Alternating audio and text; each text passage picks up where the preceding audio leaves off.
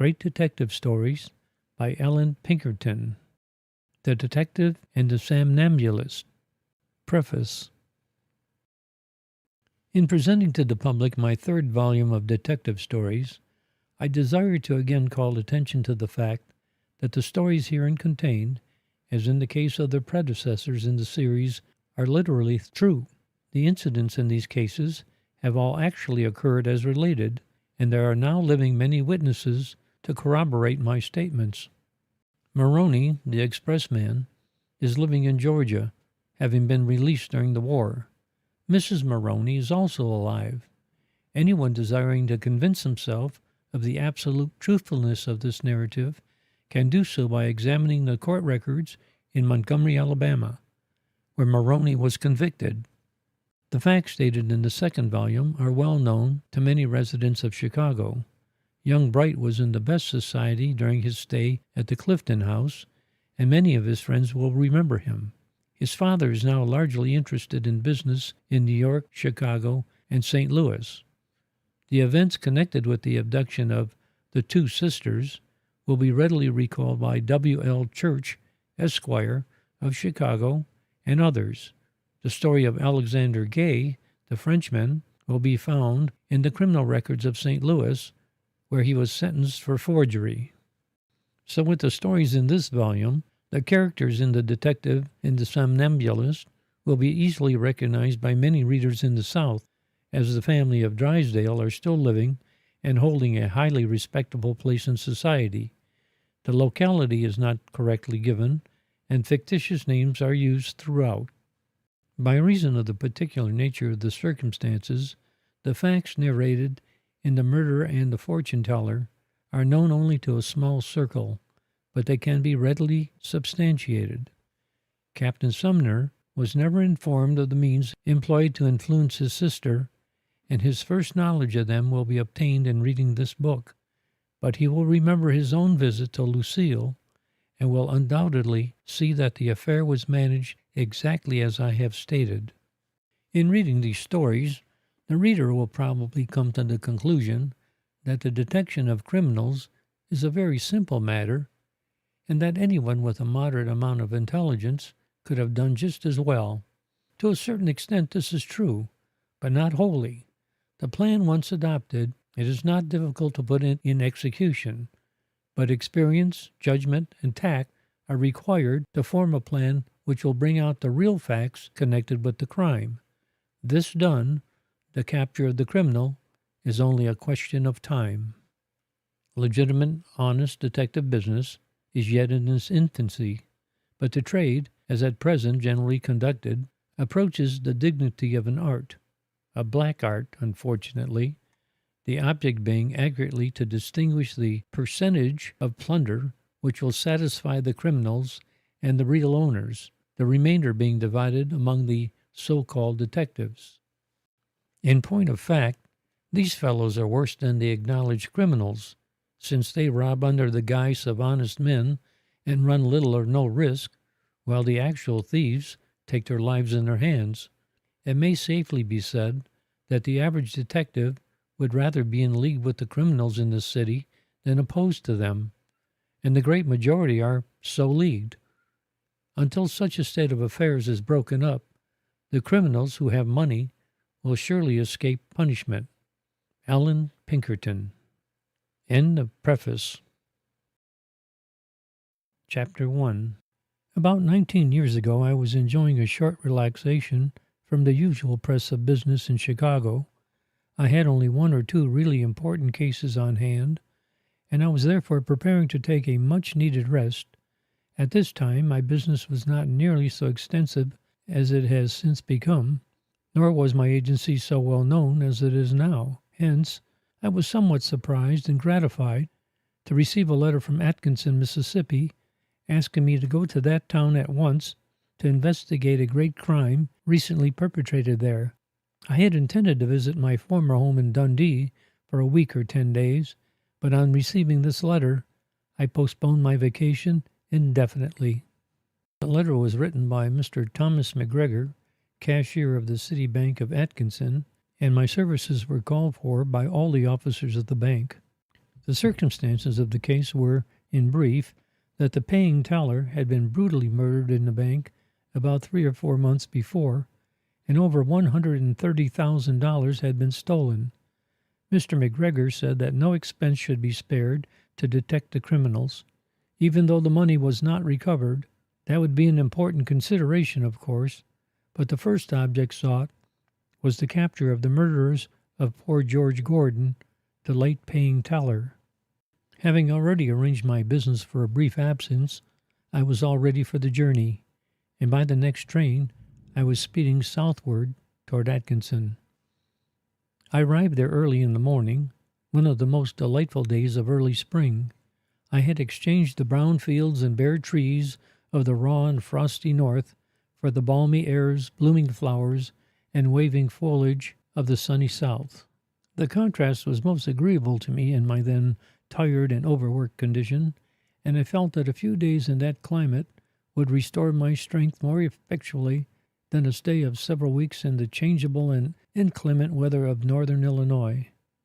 For sanitary, as well as business reasons, therefore, I had no occasion to regret my southern trip. My assumed character was that of a cotton speculator, and I was thus able to make many inquiries relative to the town and its inhabitants without exciting suspicion. Of course, I should have considerable business at the bank, and thus I could have frequent conferences with the bank officials without betraying my real object in visiting them. I sent a note to Mr. McGregor on my arrival, simply announcing myself under a fictitious name, and I soon received a reply requesting me to come to the bank at 8 o'clock that evening. I then spent the day in walking about the town and gathering a general idea of the surroundings of the place. Atkinson was then a town of medium size, pleasantly situated near the northern boundary of the state. The surrounding country was well watered and wooded, consisting of alternate arable land and rolling hills. The inhabitants of the town were divided into two general classes. The shopkeepers, mechanics, and laborers formed the bulk of the population, while the capitalists, planters, and professional men were the most influential. Most of these latter owned country residences or plantations outside of the town, though they kept up their town establishments also. A small watercourse called Rocky Creek skirted one side of the place, and many of the most handsome houses were situated on or near this beautiful rivulet. The whole appearance of Atkinson and the surrounding country indicated a thrifty, well-to-do population. Having roamed about to my satisfaction, I spent the latter part of the afternoon at the hotel, where I met a number of the professional men of the county. I found that the hotel was occupied by many of the best families during the winter and spring, and I soon formed the acquaintance of several of the gentlemen. They greeted me with characteristic Southern hospitality, and I was pleased to see that my role as a Scotch speculator was quite an easy one to play. At least, no one ever appeared to suspect my real object in visiting Atkinson. At the appointed hour, I went to the bank and was met outside by Mr. McGregor, to whom I had been introduced during the day. He took me in through the private entrance, and we were joined in a few minutes by Alexander Bannatyne, president, and Peter A. Gordon, vice president of the bank. Mr. Bannatyne was about 50 years of age, but he looked much older, owing to his continuous and exhausting labors as a lawyer during the early part of his life. Having made a large fortune by successful practice and judicious investments, he had retired from the active pursuit of his profession and had joined several old friends in the banking business. Mr. Gordon was, also, about 50 years old. He had become wealthy by inheritance and had increased his fortune by 20 years of careful attention to business. He was unmarried, and George Gordon, the murdered bank teller, had stood in the relation of a son to his uncle. Hence, there was an additional reason for the capture and conviction of the murderers. The recovery of the large sum of money stolen would, alone, have been an important consideration, but Mr. Gordon was willing to spend a very extravagant amount in the detection of the criminals, even though the money may never be discovered. We seated ourselves at a table in the cashier's room, and I prepared to take notes of all the facts then known by the gentlemen present. "Now, Mr. Bannatyne," I said, "please tell me everything connected with the case which may be of service to me." Well, Mr. Pinkerton, I have not been connected with the bank so long or so closely as Mr. McGregor, said Mr. Bannatyne, and perhaps he had better give a short sketch of young Gordon's connection with the bank first. George Gordon was taken into our employ about 5 years ago, said Mr. McGregor. He had previously acted as our agent in one of the interior towns, and when he became of age, he was offered the place of paying teller. Since then, his obliging disposition, courteous manners, and faithful performance of duty have endeared him to all his associates, and have given him the confidence of all persons with whom he came in contact. His character was spotless, and his devotion to duty was superior to all allurements. He would never sacrifice one moment to pleasure which should have been given to business. Had he any associates with the fast men and women of the place? I asked. No, sir, not one, was the prompt reply. We have not been able to learn that he had any acquaintances even among that class. Well, please proceed to state all the circumstances connected with the murder, I suggested. I was not at home at the time, said Mr. McGregor, but I can give you many facts, and Mr. Gordon can add thereto. George was in the habit of remaining in the bank after office hours for the purpose of writing up his books, as he acted as bookkeeper also. During the very busy seasons, he would sometimes be kept at work until long after dark, though this was unusual. Occasionally customers would come to the bank after the regular hours, and George would accommodate them, or I would do so when I was present. We were both very careful about admitting outsiders after the bank had closed, and we never allowed anyone to enter except well-known businessmen and old customers of the bank. We had large sums on hand at times, and George frequently said that we could not exercise too much care in managing our business. I mentioned this to show he was not careless in his habits, but that, on the contrary, he always took the greatest precautions against fraud or violence. Were there any customers who were in the habit of coming in late? I asked. Yes, there were several, replied Mr. McGregor. For instance, Mr. Flanders, the jeweler, used to bring over his more valuable jewelry every afternoon to put into our vault. He would put it into a small box and leave it there about 5 o'clock. And then our county clerk, Mr. Drysdale, used to stop frequently to make deposits in cases where other parties had paid money to him after banking hours. He was very intimate with George, and he used to stop to see him sometimes and walk out with him after his work was finished. Walter Patterson also was one of George's particular friends, and he has often stayed with George until 9 or 10 o'clock in the evening. Besides these, there were several of our leading planters who would come in as late as 8 o'clock to deposit funds or to obtain cash for use early the next day. Did young Gordon have keys to the vault? I asked. Oh, yes, replied Mr. McGregor. I was often called away on business for several days, and he used to act as cashier in my absence. He was in the habit of carrying keys with him at all times, but his uncle advised him not to do so, as they might be taken from him by a gang of desperate characters, and the bank robbed. He had therefore given up the practice of taking the keys home with him after nightfall. Just about the time of the murder, we had one of the busiest seasons ever known. The cotton crop had been enormous, and sales had been very rapid, so that our deposits were unusually large. One morning, I found that I must go to Greenville for several days on business of great importance. Before going, I gave George full instructions upon all matters which might need attention during my absence, yet I felt, while on my way to the depot, that there was something which I had forgotten. I could not define what it was, but I hurried back to ask whether he could think of anything further upon which he might wish my advice. I found him chatting with his friend, Mr. Drysdale. Calling him to one side, I said, "George, is there anything more upon which I can advise you?" "No, I guess not," he replied. "You will be back so soon that if there should be anything new turn up, it can wait until you return." "Well, be very careful," I continued, "and don't allow anyone to come in here after dark.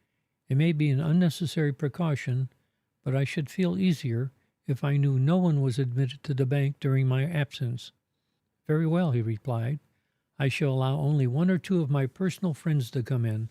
There will be no harm in admitting them, for they will be an additional protection in case any attempt on the bank." I could offer no objection, and so we parted. I was gone about a week. When, having settled my business in Greenville, I returned here. The first news I received was that George Gordon had been found murdered in the bank that morning, the crime having been committed the night before. I will now let Mr. Peter Gordon, George's uncle, tell the circumstances so far as he knows them. Mr. McGregor was a careful, methodical man about 60 years of age.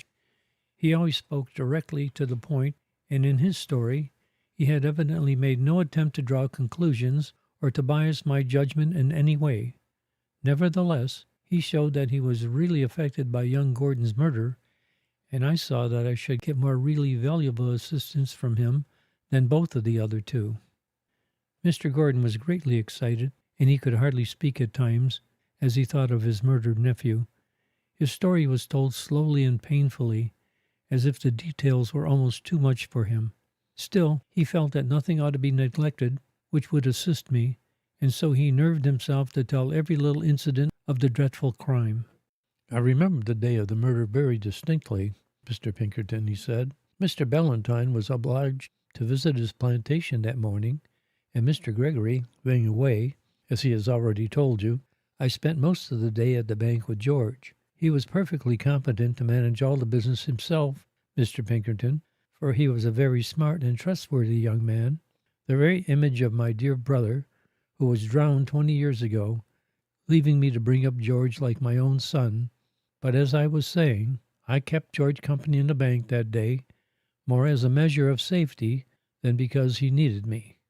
Well, we received a large amount of money that day in bank notes and specie, and I helped George put the money into the vault. When the bank closed, George said that he should work until 5 o'clock and then go home to dinner.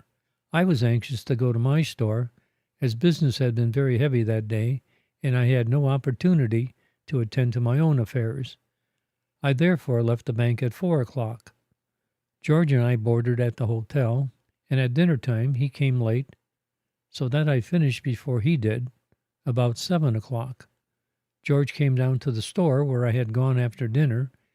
He sat a little while and smoked a cigar with me, and then said he must return to the bank, as he had a great deal of work to finish up on the books. He told me also not to sit up for him, as it might be quite late before he came home. "Were there any other persons present when he said this, Mr. Gordon?" I asked. "Yes, there was a shoemaker named Stoles, whom George had just paid for a pair of boots. Mr. Flanders, the jeweler, was there also, and he had his box of jewelry for George to lock up in the safe. There had been so many customers in his store that afternoon that he had not been able to take the box over before. There were several other persons present. I recollect now that you ask me about it, but I had not thought of the matter before, and I cannot recall their names." "Well, I guess we can find out," I replied. "Please go on. By the way, one question. Had George drank anything at all during the day?" "No, sir, nothing whatever. George used to smoke a great deal, but he never drank at a bar in his life. All his young friends will tell you the same. He sometimes drank wine at meals at his own or a friend's table, but he never drank at any other place. He left my store about 7:30 o'clock, and Flanders went with him to leave his jewelry. Flanders' store is near mine, and he soon came back and chatted with me a short time. He has since told me that he did not enter the bank, but he simply handed the case of jewelry to George on the steps of the private entrance, and George said to him, 'I won't ask you to come in, Flanders, for I have too much work to attend to, and I can't entertain you.' These are the last words that George is known to have spoken." Here Mr. Gordon's agitation was so great that he could not speak for several minutes, but at length he continued. "I went to bed about 10 o'clock that evening, and came down late to breakfast next morning. I did not see George anywhere around the hotel, but I thought nothing of that, as I supposed that he had gone to the bank. After breakfast, I got shaved, smoked a cigar, and then went to my store. In a few minutes, a man named Rollo, who has an account at the bank, came in and said, 'Mr. Gordon, what is the matter at the bank this morning? It's now after 10 o'clock, and everything is still shut up.' 'What?' I exclaimed. 'The bank not opened yet? My nephew must be sick. though he was quite well yesterday evening. I will go to the bank with you at once, Mr. Rollo. One of my clerks accompanied us, and on arriving at the bank, we found a cabinet maker named Breed trying to get in. I went and pounded on the front door several times, but no one came. I then went to the private entrance and gave the signal by rapping to let those inside know that one of the bank officers was at the door. We had a private signal, known only to the officers, so that I was sure there must be something wrong when I found it unanswered. I had a dreadful feeling in my heart that something horrible had happened, and I was about to hurry away to the hotel to see if George was there, when I casually let my hand fall upon the knob and turned it. To my surprise, the door yielded. By this time, quite a crowd had gathered outside, attracted by the unusual spectacle of the closed bank and the knocking at the doors. I therefore left Mr. Rollo and Mr. Breed to keep the crowd from entering the side entrance, while my clerk and I drew open the heavy shutters of this room where we are now sitting. We then entered the bank through yonder door, and while I went to open the outside blinds, which excluded every particle of light, my clerk walked down behind the bank counter. He suddenly stumbled over something and fell, and as he got up, he said that the floor was wet. At this instant, I flung open one of the shutters, and simultaneously I heard a cry of horror from my clerk. Running to the counter, I looked over and saw a terrible sight. My poor boy. Again, Mr. Gordon's feelings overcame him, and it was some time before he could go on. Finally, he was able to resume his story, though he was frequently obliged to pause to wipe away his tears. My nephew's body was lying midway between his desk and the vault door. He had evidently been standing at his desk when he was struck, as was shown by the direction in which the blood had spurted. He had been murdered by 3 blows on the back of the head, the instrument used being a heavy cancelling hammer, which we found close by, clotted with blood and hair. The first blow had been dealt just back of the left ear, while George was standing at his desk. He had then staggered backwards 2 or 3 steps before falling, and the second and third blows had been struck as he lay on the floor. Although it was evident that the first blow alone was sufficient to cause death, the murderer had been anxious to complete his work beyond any possibility of failure. The scene was most ghastly. George's body lay in a pool of blood, while the desks, chairs, table, and wall were spattered with large drops which had spurted out as the blows were struck. I shall never forget that terrible morning, and sometimes I awake with a horrible choking sensation and think that I have just renewed the sickening experience of that day. Well, I immediately suspected that the murder had been committed to enable the murderer to rob the bank. I knew that George had no enemies who would seek his life, and there could be no other object in killing him inside the bank. The outer door of the vault stood slightly ajar, and as soon as I had satisfied myself that my nephew was dead, as indeed was evident, the body being quite cold, I sent my clerk to call Mr. Rollo and Mr. Breed into the bank, while he remained at the door. I told him to send any person whom he might see outside for the sheriff and the coroner. As I was saying, the vault door stood slightly open, and when the other gentlemen joined me, I called their attention to the position of everything before I entered the vault. I found the keys in the lock of the inner door, and on opening the latter, we saw that everything inside was in great confusion. Without making any examination, I closed and locked both doors and sealed the keyholes with tape and sealing wax. I determined to leave everything just as it was until the inquest should be held.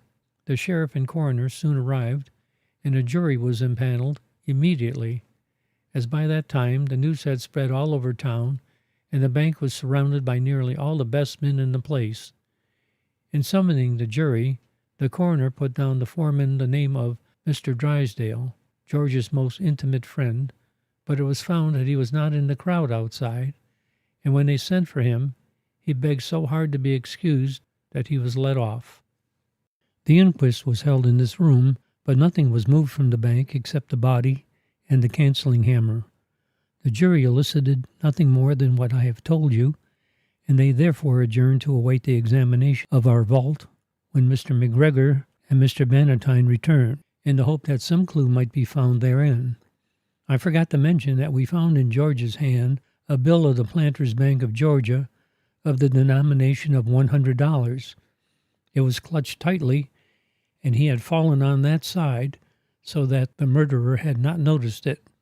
Here it is, partly stained with blood, and Mr. Gordon handed me a banknote. He then continued. A messenger had been dispatched to inform Mr. Bannatyne of the disaster, and he arrived in town almost simultaneously with Mr. McGregor, who was already on his way home when the murder occurred. As Mr. Bannatyne is well acquainted with all the subsequent events, I prefer he should give the account of our actions since that time. It was clearly very painful to Mr. Gordon to talk upon the subject of his nephew's murder, and Mr. Bannatyne willingly took up the thread of the story. He had practiced at the bar so long that his style resembled that of a witness under examination, and he was also careful to give his authority whenever he stated facts outside of his own observation. His testimony was of the greatest importance to me, and I took very full notes as he went along. End of Chapter 1. The Detective and the Somnambulist. I received the intelligence of George Gordon's murder about noon by messenger from Mr. Gordon. I immediately rode into town and went to the bank, where I arrived about 2 o'clock. The inquest was not completed, but at the sheriff's suggestion, the jury adjourned until the next morning. The cause of death, according to the testimony of Dr. Hartman and Dr. Larimore, was concussion of the brain, produced by 3 separate blows on the back of the head. The blows might have been dealt with the canceling hammer, which Mr. Gordon said had been found close to the body. The latter was removed to the hotel preparatory to the funeral. Mr. Gordon, Mr. McGregor, and myself then proceeded to open the bank, taking the sheriff to assist us in searching for clues to aid in the detection of the criminals. We first opened all the shutters to give us as much light as possible. We then examined the interior of the bank. Outside of the counter, nothing whatever was found, but inside we discovered several important traces of the murderer. The fireplace showed that something had recently been burned in it. The grate had been perfectly clean all summer, and Mr. Gordon tells me such was the case when he left the bank at 4 o'clock. The character of the ashes, as I am assured by expert chemists, denoted that clothing had been burned, and while examining them, I found several buttons. Here they are, he added, producing 4 or 5 iron buttons and the charred remains of 2 or 3 horn buttons. While feeling around in the light ashes beneath the grate, continued Mr. Bannatyne, I found a piece of paper twisted up and charred at one end. Its appearance indicated that it had been used to light the fire in the grate. On unrolling it carefully, it proved to be a fragment of a note for $927.78.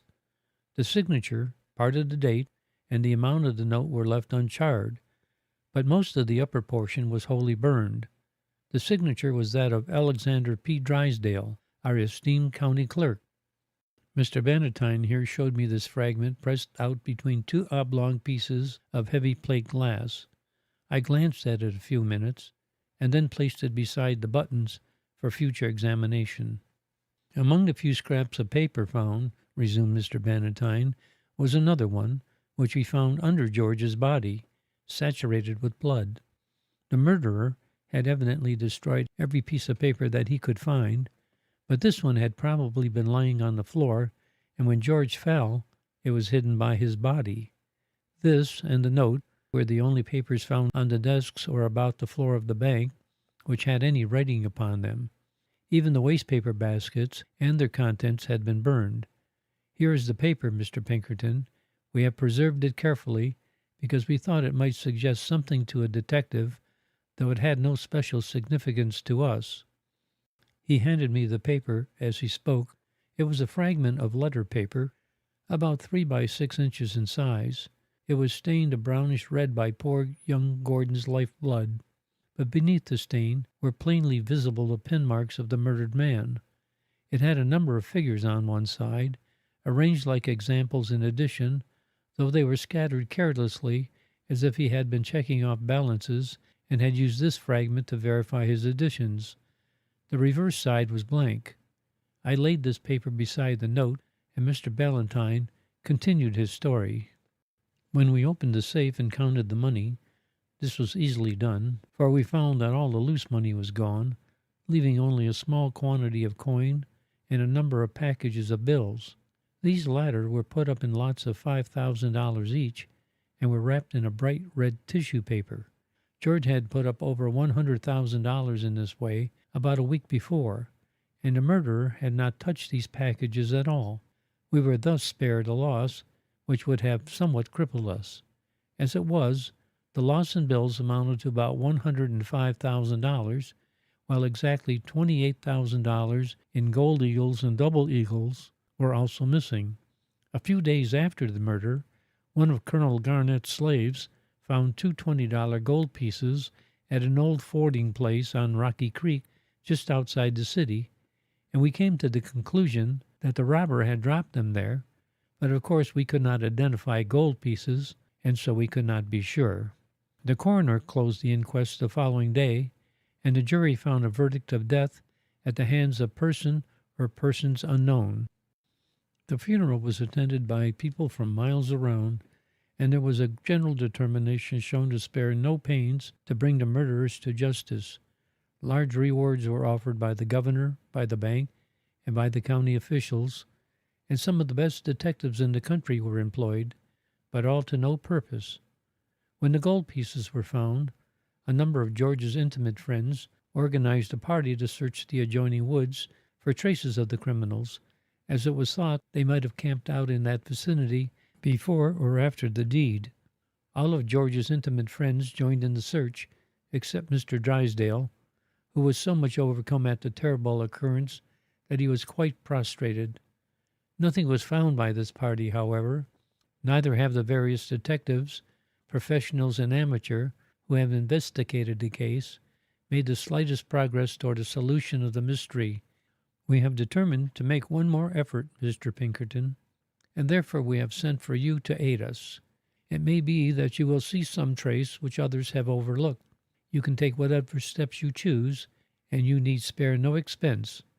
If you are successful, we will pay you liberally, besides the rewards offered. One of the rules of my agency, I replied, forbids the acceptance of rewards. Hence, I wish it understood in advance that my only charges will be according to my regular schedule of prices, and that I expect nothing more. This is my invariable custom, whether the case be one of murder, arson, burglary, or simple theft. The number of detectives and the time they are employed will determine the amount I shall charge. We then arranged the financial portion of our agreement to our mutual satisfaction, and I begin my investigations. "What detectives have you hereto employed, Mr. Bannatyne?" I asked. "I first laid the matter before two New York detectives who had been highly recommended to me," he replied, "but they could offer no satisfactory theory to work upon, and after staying here 3 or 4 weeks, they said that the murder must have been committed by some member of a gang of gamblers. They thought the murderer would probably go to New Orleans to exchange his money, and that it would be easy to learn, by going to that city, whether any gambler had had an unusual amount of money about that time. We were not very well satisfied with this theory, and so the detectives returned to New York. We next engaged 2 detectives from New Orleans, but they were equally unsuccessful. We then allowed the matter to rest until about a month ago, when we heard such a favorable account of the manner in which you had conducted a case of great difficulty, and we began to discuss the propriety of engaging you in investigating this affair. The more we heard of you, the better we were satisfied, and finally we authorized Mr. McGregor to write to you on the subject." "Well, Mr. Bannatyne, I shall do my best," I replied, "but you must not expect me to work miracles. Now I am going to ask you a number of questions, and I wish you to answer them without regard to their apparent drift. Who were George Gordon's intimate friends?" "Mr. Flanders, Mr. Drysdale, Mr. Patterson, and Mr. Henry Carruthers. I think they were the only ones he was really very intimate with. Isn't that so, Mr. Gordon?" "Yes, George had very few cronies," replied Mr. Gordon. "Who is Mr. Carruthers?" I asked. "He is the son of a wealthy planter living a few miles from town," replied Mr. Bannatyne. Where was he the afternoon previous to the murder? He came into the bank for a few minutes, said Mr. Gordon, and asked George to spend Sunday with him on the plantation. Then he rode home. Were there any strange men in and out of the bank that day? None so far as we could learn.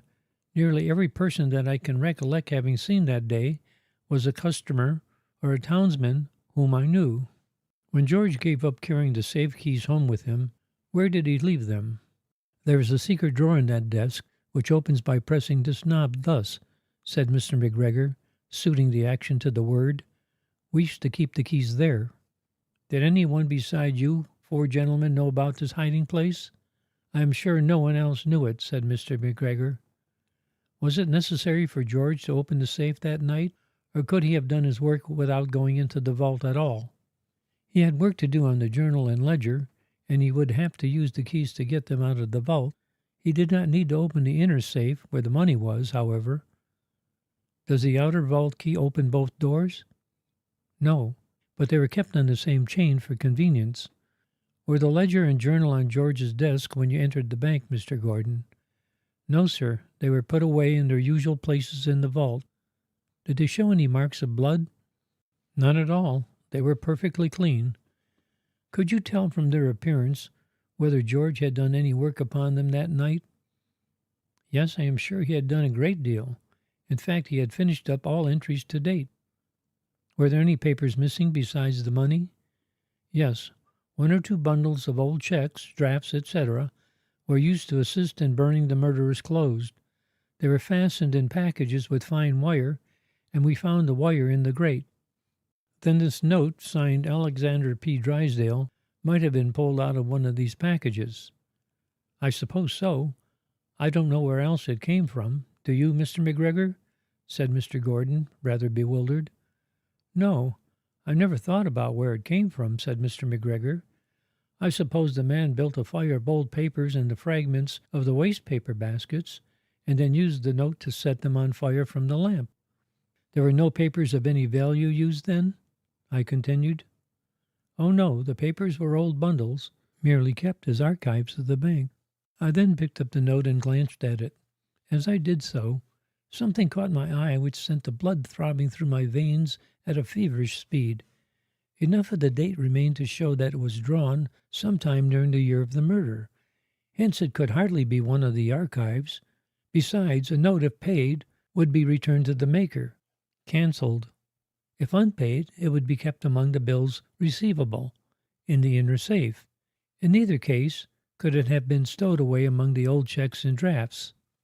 This reasoning passed through my mind quickly, and I realized that that little piece of paper might play an important part in the tragedy after all.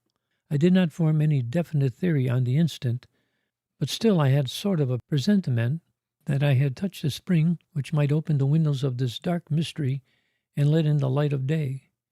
I did not show what I thought to my companions, but continued to ask questions.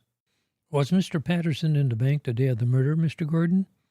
Oh, no, he was not in this part of the country at that time. He had been in Mobile for some weeks. I understood you say that Mr. Flanders went no further than the private door with George. Did he notice anyone standing about when he came away? No, he stopped only an instant, while George unlocked the door, and then gave the jewel box to him to put away. George wished him good night, with the remark that he could not ask him in, as he would be too busy to entertain him.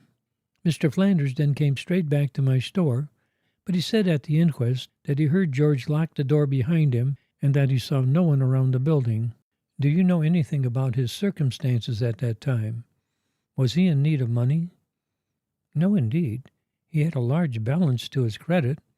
Why, surely you do not see any reason to suspect Mr. Flanders, said Mr. McGregor. I don't say that I suspect anybody, I replied, but I wish to gather all the information possible. Now please tell me how large a balance Mr. Flanders had on deposit. Mr. McGregor immediately examined the ledger for the previous year and reported that the balance due Mr. Flanders at the time of the murder was over $12,000. You see, Mr. Pinkerton, he went on to say, we balance our books up to that date, and thus we know just how each person's account stood that day. Well, did you find that any of those gentlemen who were in the habit of entering the bank after business hours were in debt to the bank, or that they were cramped for money at that time?" I asked carelessly. "None of them were in debt to the bank, I know," replied Mr. McGregor. "Whether there were any of them in need of money particularly, I cannot say." "Had any of them tried to borrow from the bank recently?" "No, in fact, none of them had drawn out the balances due them." "Please give me a list of their balances on that day," I said. "Just give me a memorandum of the amounts standing to each one's credit." "Whose account shall we give you?" asked Mr. McGregor, evidently wondering what object I had in view. "Well, let me have those of Mr. Flanders, Mr. Patterson, Mr. Drysdale, and Mr. Carruthers. Also let me know whether any of those gentlemen had made any loan from the bank during that year, and if so, the amount, date, etc., and whether a note was given, or security of any kind." Mr. McGregor and the other two gentlemen were completely mystified at my request, but they complied with my wishes, and I noted down the amounts given me in my notebook. The balances were as follows: Patterson, $2,472.27. Drysdale, $324.22. Carruthers, $817.48, and Flanders, $12,263.03. None of them had made loans from the bank except Carruthers, who had once overdrawn his account nearly $300, but he gave no note, as he was good for any amount. None of the others had given a note to the bank, or anyone else, so far as was known, for several years. "Now, gentlemen," I said, "please take me into the bank and show me exactly how the place appeared when Mr. Gordon first discovered that George had been murdered." Mr. Gordon rose with great effort and opened the door connecting the private office with the main bank. It was evidently very painful to him, but he did not shrink. Turning to me, he said, "Mr. Pinkerton, let Mr. McGregor go first and light the lamp. I will then proceed, just as I did that morning, and will point out the exact position of everything in the bank." Mr. McGregor accordingly lighted a large lamp, which threw a soft radiance over the whole interior, and the two moved the furniture into the position in which it had been found on that fatal morning. Mr. Gordon then showed me the exact position of the body, the spot where the paper lay, the cancelling hammer, and the blood marks. After I had been shown everything, I stood and thought over the matter in connection with the surroundings, and endeavored to reenact the scene of the murder in my own mind.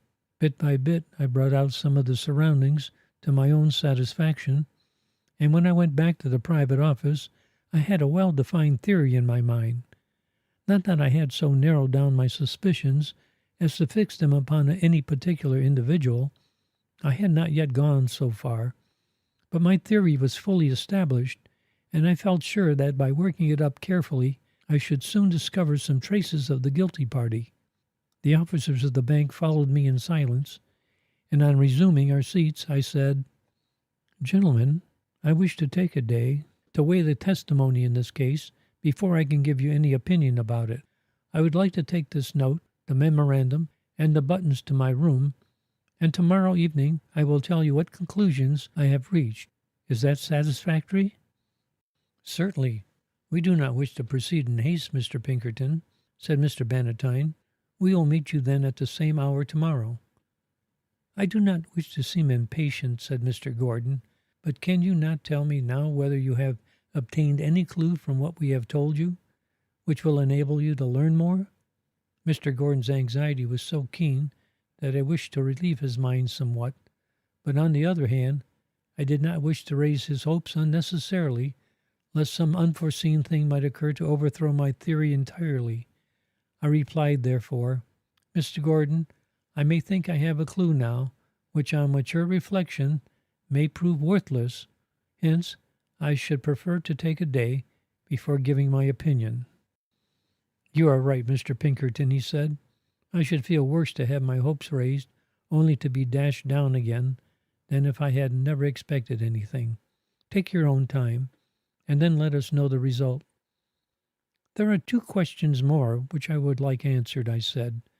"Was it possible for any persons to have entered the bank by force? That is, Were there any indications whatever to show that the murderer might have possibly gained entrance during George's absence at dinner? No, none at all. The sheriff made a very careful examination of all the windows and both doors, replied Mr. McGregor. He thought that a gang of gamblers, who stopped here a few weeks, might have used nippers on the key of the side door after George had locked it, and that they had stolen upon George at his desk and killed him. But there were no evidences that such was the case.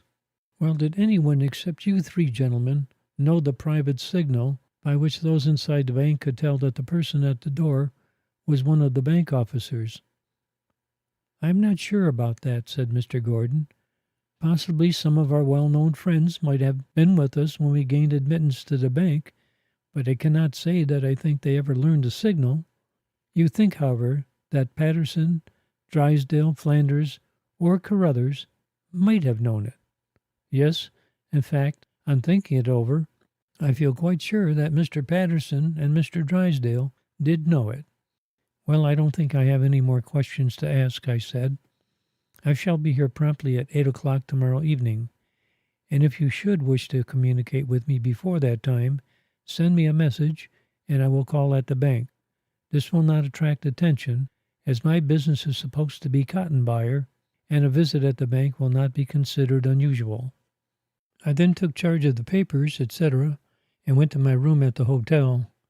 I merely glanced at the buttons and banknote hastily, as I knew they could serve only as corroboratory evidence in the event of obtaining a weak chain of proof. I then turned to the note, which I studied long and carefully. I was convinced that it was of recent date at the time of the murder, although only the last figure of the date was visible. I finally looked over the blood-stained piece of paper, which George had nearly covered with figures. I saw at a glance that there was no reading matter on it, but I began to go over his figures half mechanically, mentally following his addition, to verify it.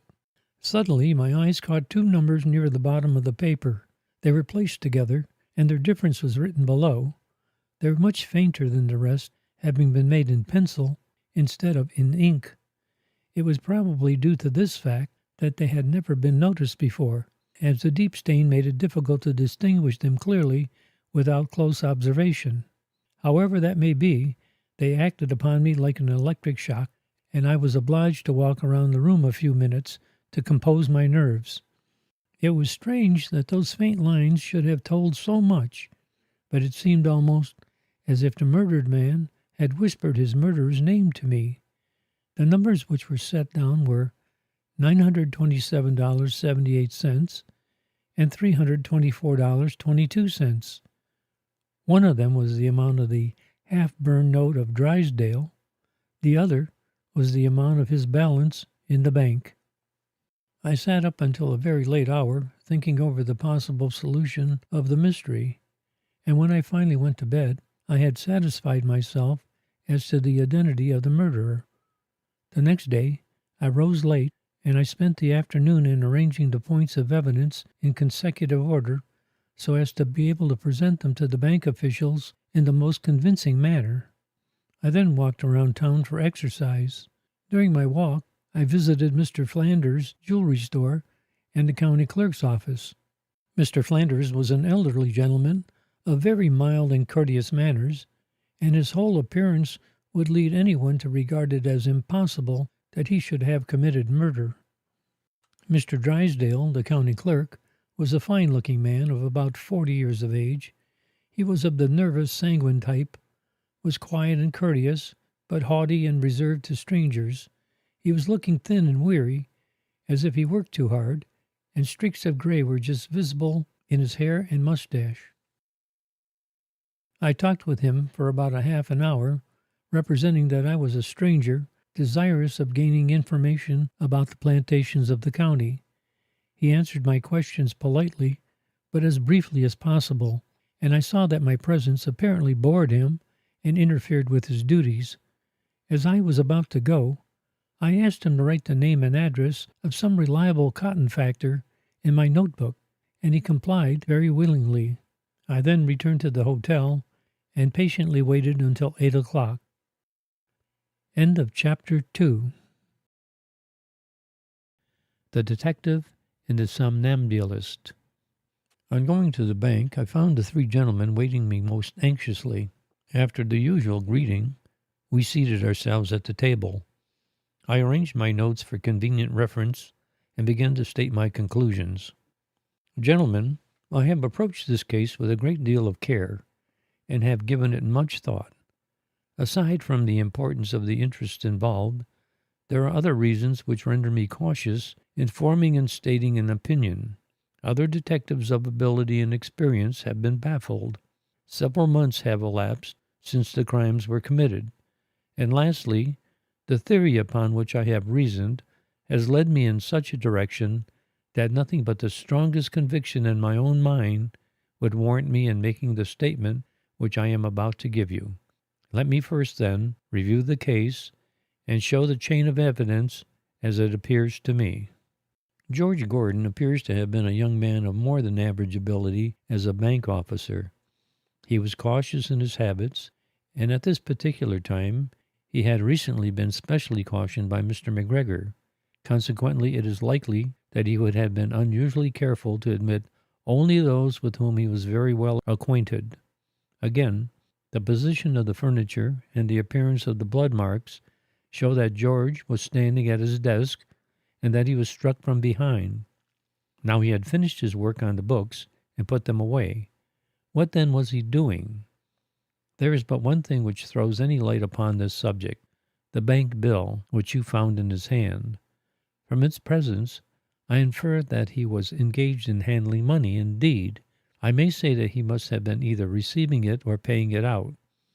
That he was receiving it is not likely, for the murderer was probably short of funds. Hence, I conclude that he was paying it out. It is also clear that the amount must have been large, as shown by the denomination of the bill, $100. These facts and inferences lead me to believe that the murderer was a personal friend of George and a customer of the bank. And I may say that I had reached this conclusion yesterday evening, while listening to the testimony of you three gentlemen, before I had discovered any corroborative evidence. I will now give some of the additional points which I have brought out since then, but I wish that you would first tell me whether this signature is genuine, I said, pointing to Alexander P. Drysdale's name on the note. Oh, yes, there's no doubt of that, said Mr. McGregor.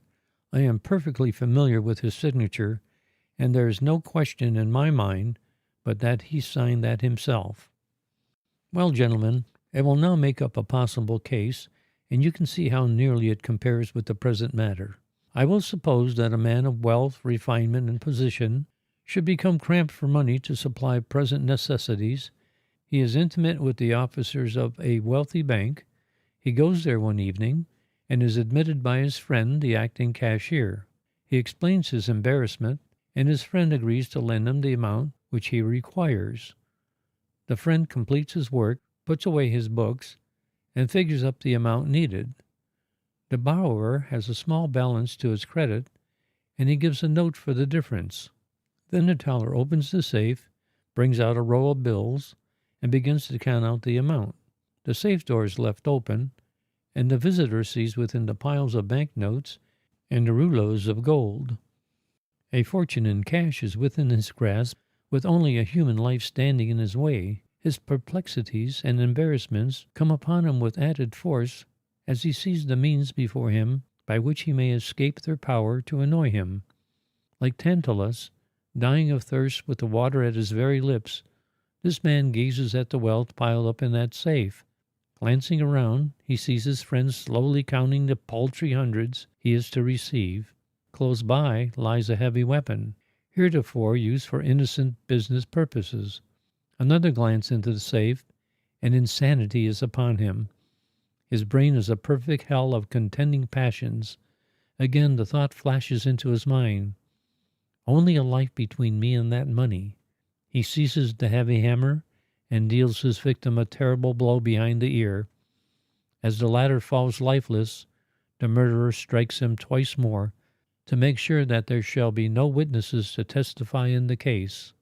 The deed is done, and there remains nothing to prevent him from seizing the contents of the safe. But first he must protect himself from the danger of discovery. To this end, he carefully removes his bloody clothing, gathers every vestige of paper within sight, and breaks up the waste paper baskets for fuel. He needs more flame, however, and he takes several packages of old paper to make the fire fiercer. Then his eyes fall on a slip of paper lying on the desk, and he twists it nervously into a lighter to convey fire from the lamp to the mass of material in the fireplace. The flame is started, and soon the clothes are reduced to ashes. Stealthily he packs the package of bills in the rolls of coin, and when he has taken as much as he can carry, he slips noiselessly away, leaving no trace of his identity. No one has seen him enter or depart. His position is far above the reach of suspicion. Every clue has been destroyed in the fireplace, and no witness to his guilt can possibly be raised up. So he thinks. And as month after month passes, as detective after detective abandons the case in despair, as the excitement dies out in the public mind, and as the friends of the deceased apparently give up the hopeless task of seeking for the murderer, his confidence becomes complete, and he no longer fears detection. But stop.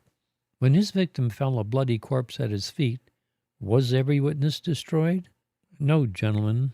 Helpless and lifeless as that body fell, it yet had the power to avenge itself.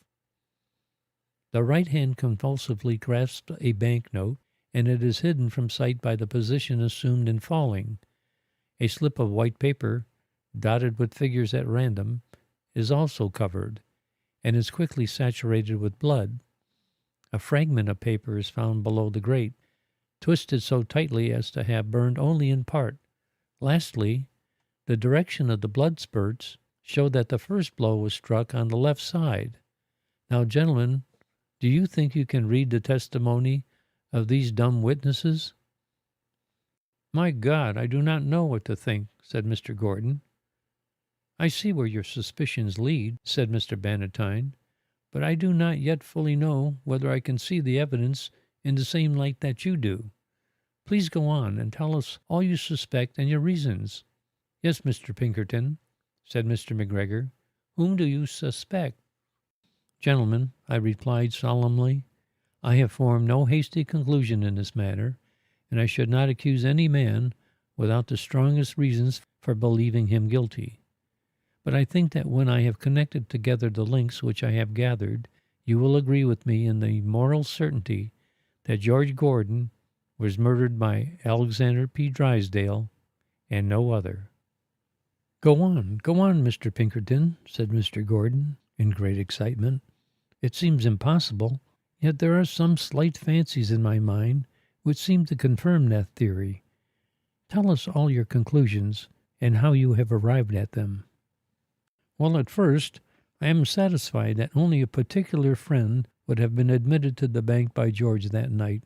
Second, the blow was struck from behind on the left side, showing that the murderer was probably left-handed. Mr. Drysdale satisfies both of these conditions. I visited him today and saw him write an address in my notebook with his left hand. Third, I have here a note for $927.78, signed Alexander P. Drysdale. The signature, you say, is genuine, and further you told me yesterday that you had not held a note of Mr. Drysdale for some years. On reflection, you will see that this note could not have been taken from the packages of bank archives which were burned, for it never could have been put there. Moreover, it is dated 1856, and must have been made some time last year. As you have no record of such a note, I inferred that it was drawn the night of the murder. Fourthly, I have conclusive evidence of that fact in this slip of blood-stained paper, and so saying, I produced the slip upon which George had done his figuring. How? Where? Exclaimed my listeners. Near the bottom of that paper you will find in light pencil marks 3 numbers arranged like an example in subtraction, while the rest are all additions in ink. The figures are, first, $1,252, then $324.22, and $927.78 below the line. Mr. Drysdale's balance was $324.22, and the amount of this note bearing his signature is $927.78. It looks to me as if he wanted to draw $1,252, and that George subtracted the amount of his balance in bank, $324.22, from the amount he wished to draw, $1,252, and that Mr. Drysdale then gave him his note for the difference, $927.78. What do you think of my witness, gentlemen? The three gentlemen put their heads together over the paper long enough to convince themselves that the figures were really there, and then they resumed their seats in silence. I had watched their faces carefully as I drew my conclusions, and had seen their expressions change from incredulity to uncertainty, then to amazement, finally turning gradually to half-belief, and when they sat down, positive conviction was evident in every face. "How is it possible that these facts were never discovered before?" ejaculated Mr. Bannatyne. "It is very simple," I replied. "The search has hitherto been conducted on a wrong basis.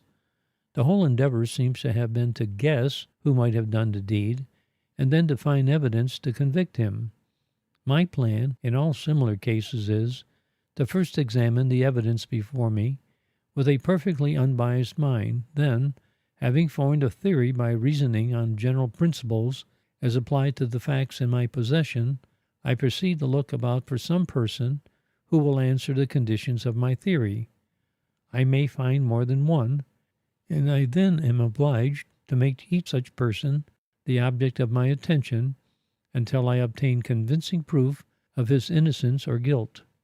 The person upon whom my theory causes suspicion to fall may have been hitherto regarded as above suspicion, but that fact does not deter me in the least degree from placing that person's circumstances, motives, and actions under the microscope, so to speak, for experience and observation have taught me that the most difficult crimes to fix upon the criminal are those which have been committed by men whose previous reputation had been unspotted. Now you have never connected Mr. Drysdale with this affair, because it has never entered your mind to suspect him. But had you gone over the ground in the same manner that I have done, you would have been led to the same conclusion. This is the real point where the services of an experienced detective are most valuable.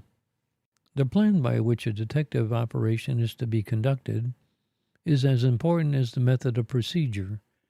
To find a man who is hiding from justice, his criminality being well known, is a task of little difficulty compared to the labor involved in mysterious cases where there is apparently nothing left to identify the criminal. I claim no special credit in this case, since the clues have proven more numerous than had been supposed, but I have given you my idea of the proper way to conduct an investigation, simply to show you how I am accustomed to work. Let me now ask whether any of you have doubts as to the propriety of putting my detectives upon the trail of Mr. Drysdale to determine the extent of his connection, if any, in the murder of George Gordon. "None whatever," said Mr. Bannatyne emphatically. "It seems almost impossible that he should be guilty. But in the face of the strong array of accusing circumstances cited by you, Mr. Pinkerton, I can only say, go on with your work in your own way. The innocent have nothing to fear, and the guilty deserve no mercy." "Amen," said both the other gentlemen. "What is your plan?" asked Mr. Gordon. "Well, gentlemen," I replied, "I have been struck with some strong points of resemblance between Drysdale and one of Bulwer's characters, Eugene Aram. You are aware that the only evidence we can bring against Drysdale is circumstantial, and that we could hardly obtain an indictment on the strength of it, still less a conviction for murder. Besides, there is a large amount of money at stake, and it is desirable to recover that money as well as to convict the murderer. We must proceed, therefore, with great caution, lest we defeat our own plans by premature action. I have arranged a scheme to obtain a direct proof of Drysdale's guilt and with your consent, I will put it in operation immediately." I then gave the details of my plan, and the gentleman, though somewhat nervous as to the result, finally acquiesced in it. The next morning I left Atkinson for Chicago, where I duly arrived, somewhat improved in health by my southern trip. I immediately sent for Timothy Webster, one of my most expert detectives, to whom I gave full charge of the case in Atkinson. I explained to him all the circumstances connected with it, and instructed him in the plan I had arranged. Mrs. Kate Warren and a young man named Green were assigned to assist Webster, and all the necessary disguises and clothing were prepared at short notice. Mrs. Warren was the first lady whom I had ever employed, and this was one of the earliest operations in which she was engaged. As a detective, she had no superior, and she was a lady of such refinement, tact, and discretion that I never hesitated to entrust to her some of my most difficult undertakings. It will be understood by the reader that each detective made daily reports to me, and that I constantly directed the operation by mail or telegraph. This has always been my invariable custom, and no important steps are ever taken without my order, unless circumstances should occur which would not admit the delay. End of Chapter 3. The Detective and the Somnambulist. About a week after my departure from Atkinson, a gentleman arrived there by the evening train and went to the hotel. He was an intelligent, shrewd, agreeable businessman, about 35 years old, and he impressed all who made his acquaintance as a gentleman of ability and energy. He signed a register as John M. Andrews, Baltimore, and the landlord soon learned from him that he had come to Atkinson to reside permanently if he could get into business there.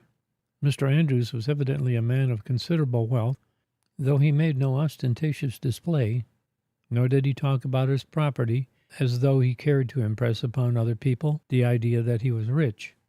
Still, it came to be generally understood in a few days that he had made quite a fortune as a cotton broker in Baltimore, and that he had a considerable sum in cash to invest when a desirable opportunity should offer. This fact, together with his agreeable manners, made his society quite an acquisition to the town, and he was soon on familiar terms with all the regular boarders in the hotel and with many prominent residents of the place. Some days after Mr. Andrews arrived, the hotel received another equally popular guest. She gave her name as Mrs. R.C. Potter, and her object in visiting Atkinson was to improve her health. She was accompanied by her father, Mr. C.B. Rowell, a fine-looking white-haired old gentleman, but he remained only long enough to see her comfortably settled and then returned to their home in Jacksonville, Florida, as his business required his immediate presence there. Mrs. Potter was a distinguished-looking brunette.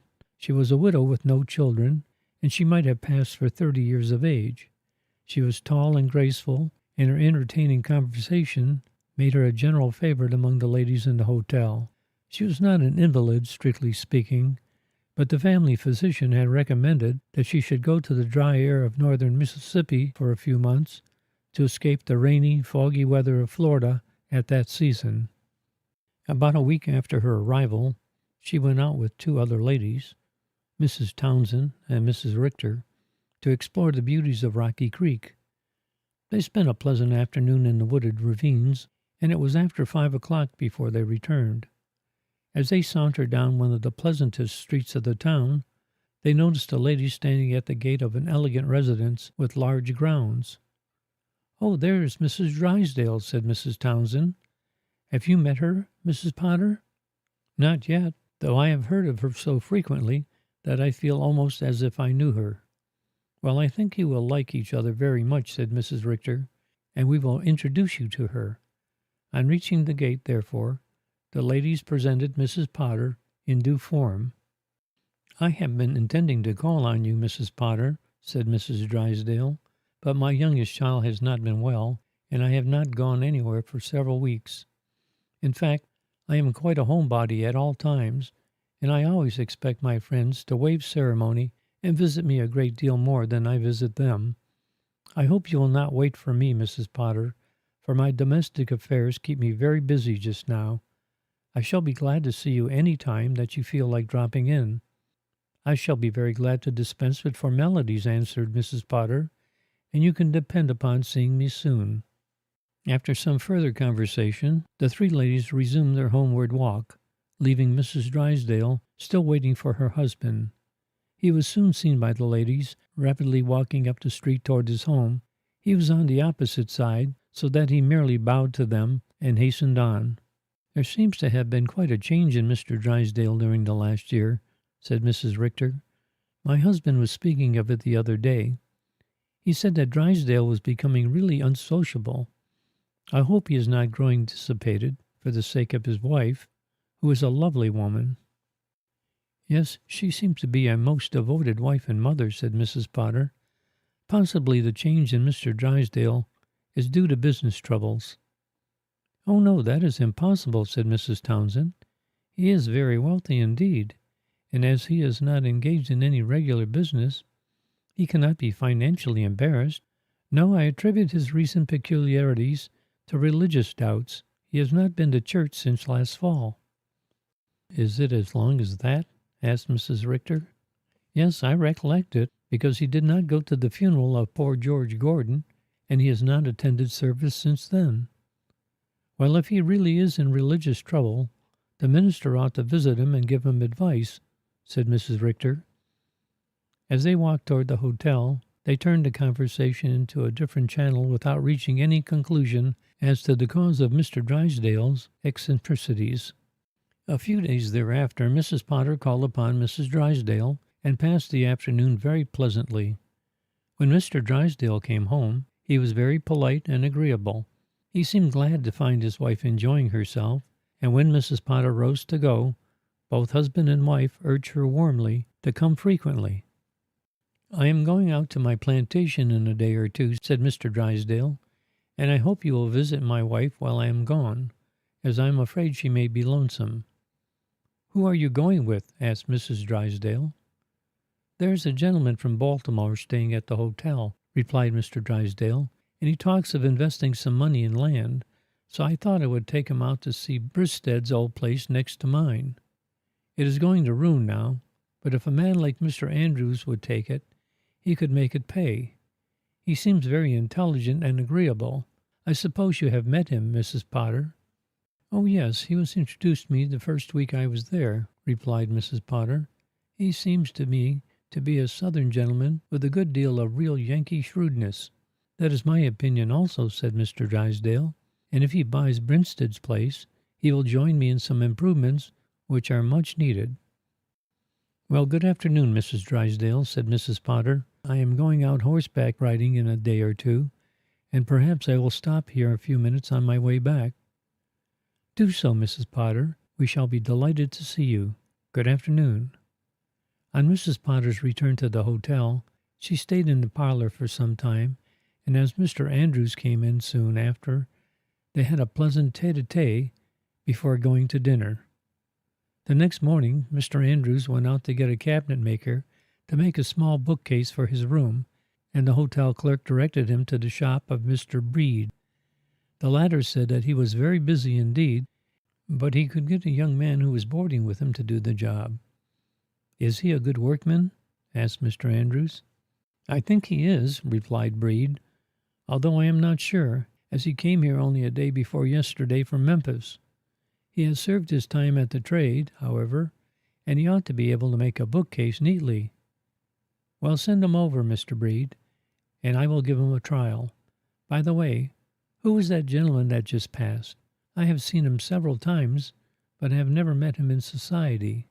"That was Mr. Peter A. Gordon," said Breed. "He boards at the hotel also, but he rarely mingles with other men except in business."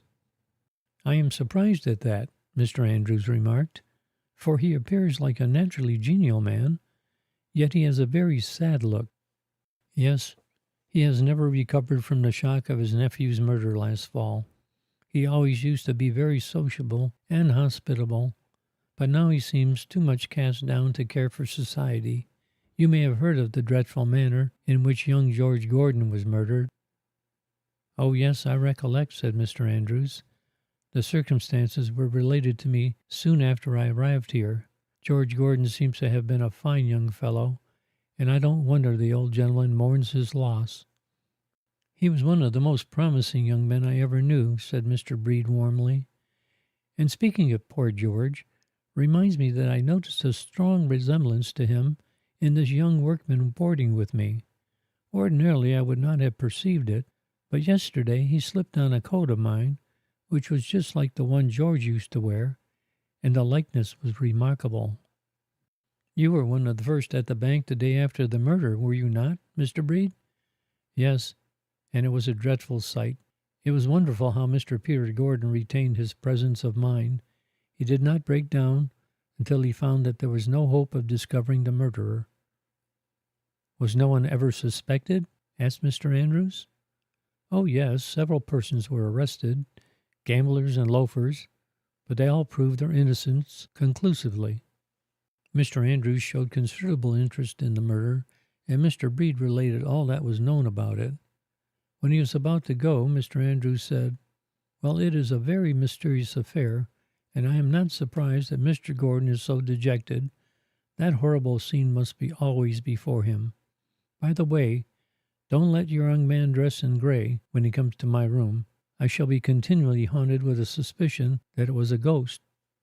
"Please don't speak of that to anyone," said Mr. Brede confidentially. "I ought not to have mentioned it myself, for young Green was frightened nearly out of his wits about it. As I said before, when he wears his everyday clothes, no one would notice any special resemblance, but in that particular style of dress, the likeness was really alarming. He was so scared that in future he will take great care not to be seen in any clothes like those of poor George." "Of course I shall not mention the matter," said Mr. Andrews. "Send him over this afternoon." End of Chapter 4. The Detective and the Somnambulist. On leaving Mr. Brede, Mr. Andrews paid a visit to Mr. Drysdale at the latter's office. "I hope I shall not interfere with your work, Mr. Drysdale," he said. "I am an idler for the present, but I try to respect the business hours of others, and so, if I disturb you, let me know it." "Oh, not at all, I assure you," said Mr. Drysdale warmly. "I am never very busy, and just now there is nothing whatever to do. Indeed, I wish I had more to do. This lack of steady work wears upon me. I need something to keep my mind constantly occupied." "That is where you and I differ," said Andrews. "I have worked pretty hard for 20 years, and now I am willing to take a rest. I don't wish to be wholly idle, but I like to give up a good part of my time to recreation." "I used to feel so too," said Drysdale, as if his thoughts were far away. Then he added hastily, as if recollecting himself, "I mean that I have felt so at times, but I always need to come back to hard work again. Will you be ready to go out to my plantation next Monday?" "Yes, Monday will suit me as well as any other day," replied Andrews. "When shall we return?" "I have not intended to remain there more than 3 or 4 days, unless you should wish to stay longer. If agreeable to you, we will return Thursday afternoon." "That will enable me to join our riding party the next day," said Andrews. "All right, I will be ready to start Monday morning. Now I must be going. I only stopped to find out when you would be ready to go." "I am sorry you cannot stay longer," said Drysdale. "I hope that you will drop in without ceremony whenever you feel like it." In the afternoon, young Green, the cabinet maker, called upon Mr. Andrews and went up to the latter's room. The work to be done must have required a great deal of explanation, as Green remained nearly an hour. As he went out, Mr. Andrews said to him, "If we fail to return Thursday, you must be there Friday at the same hour. You had better take a look at the place before then." On Monday, Mr. Drysdale called at the hotel immediately after breakfast and found Mr. Andrews all ready for the ride to the plantation. As they rode out of town, Mr. Drysdale's spirits seemed to rise rapidly, and he entertained his companion so successfully that when they reached the plantation, they had become quite well acquainted with each other. Drysdale was a man of fine education and fascinating manners. He really had great eloquence, and his abilities were far above the average, but the circumstances of his life had not been such as to develop his powers and give play to his ambition. Hence, he was apparently becoming disappointed, sour, and morose. At least, this was the impression which many of his friends had gained, and they accounted for the gradual change in his manners on the above theory, namely, that he was the victim of disappointed ambition. During their stay at the plantation, the gentlemen usually spent their evenings together, while their mornings were given up to business by Drysdale and to hunting by Andrews. The plantation required a great deal of attention just in the spring, and Drysdale's time was pretty well occupied. Andrews easily formed the acquaintance of the neighboring planters, and he spent much of his time in paying visits around the country. He thought quite favorably of buying the Bristed plantation, as Drysdale had hoped, but the owner wished to sell another place with it, and Andrews did not care to buy both. Drysdale suggested that by autumn the owner would be willing to sell it separately, and he advised Andrews to hold off until then. On Thursday, Andrews started out shooting early, agreeing to be back at noon to make an early start for Atkinson, as the time required to ride there was about 4 hours. He stayed so far away, however, that it was 2 o'clock before he returned, and they did not mount their horses until 3 o'clock. By this time, they had become much more intimate than one would have expected on so short acquaintance, and Drysdale showed a marked pleasure in the company of his new friend. During the first part of the ride, he was as brilliant and entertaining as possible, but as they approached the town, he began to lose his cheerfulness and to become almost gloomy. Both gentlemen were rather tired, and they soon allowed the conversation to drop almost wholly. It was early dusk when they reached the banks of Rocky Creek, about a mile from Drysdale's house. From this point, the scenery was bold and picturesque. The road passed through heavy masses of timber at times, and crossed many ravines and rocky gorges, as it followed the general direction of the winding stream. Daylight was rapidly fading into the night, though objects could still be distinguished quite well at a distance of 100 yards. As they arrived at one of the wooded hillocks over which the road passed, they were shut out from any very extended view, except in one direction. Here, Andrews reined in his horse a moment to take a last look at the beauty of the scene, while Drysdale passed on a few yards in advance. The spot was rather wild and perhaps a little weird. On the right was a dense forest, rising some distance above the road, which curved around the hillside about midway to the crest. On the left, the hill descended rapidly to the creek, along which ran a heavy belt of timber, which permitted only an occasional gleam of water to be seen. The abrupt hillside between the road and the timber was nearly cleared out of undergrowth, but it was filled with large boulders and creeping vines. Over the tops of the timber, the country stretched away in dissolving views as the mist of night began to form and spread over the landscape. Having paused an instant, Andrews spurred his horse forward, just as Drysdale uttered an exclamation of horror. As he came up, he saw that Drysdale had stopped and was holding his reins in a convulsive grasp. All color was gone from his face, and he was trembling violently. "What is the matter, Drysdale?" said Andrews, drawing up beside him. "My God, look there!" broke from Drysdale's ashy lips, as he pointed down the hillside. At the distance of about 50 yards, the figure of a young man was moving down the slope toward the timber. He walked slowly on with a measured pace, turning his eyes neither to the right or left. He was apparently about 25 or 26 years of age, and his face was indicative of intelligence, ability, and energy. His course was nearly parallel to the direction of the road at that point, and only his profile could be seen. He wore a business suit of light gray clothes, but he had no hat on his head, and his curly hair was tossed lightly by the evening breeze. As he moved forward from the road, the back of his head was more directly exposed, presently a most ghastly sight. The thick brown locks were matted together in a mass of gore, and large drops of blood slowly trickled down upon his coat. The whole back of the skull seemed to be crushed in, while the deadly pallor of his face gave him the appearance of a corpse. Drysdale seemed to rally his faculties a moment, and shouted in powerful but hoarse tones, "Say, you, sir, who are you, and where are you going?" Although his voice might have been heard at a long distance, the figure continued its course without indicating, even by a sign, that he had heard the hail.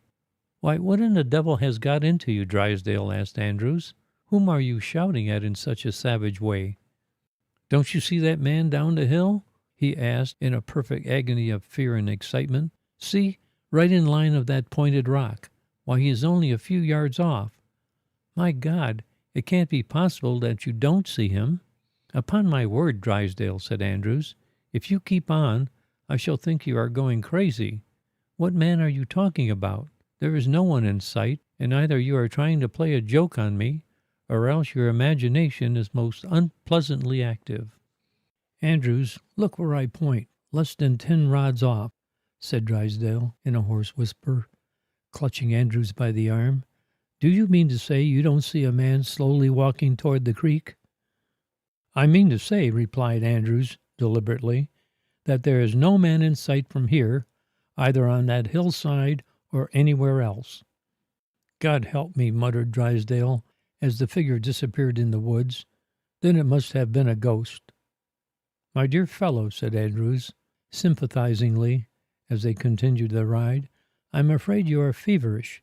You probably imagined you saw something, and you are superstitious about the matter because I did not see it. Tell me what it was." By this time they had passed some distance beyond the spot where Drysdale had seen the apparition, and he began to recover his strength somewhat. It was evident that he was still very much distressed, but he endeavored to pass the matter over. "Oh, it was nothing of any consequence," he said, "but I thought I saw a man crossing that clearing." "Well, what of it?" asked Andrews.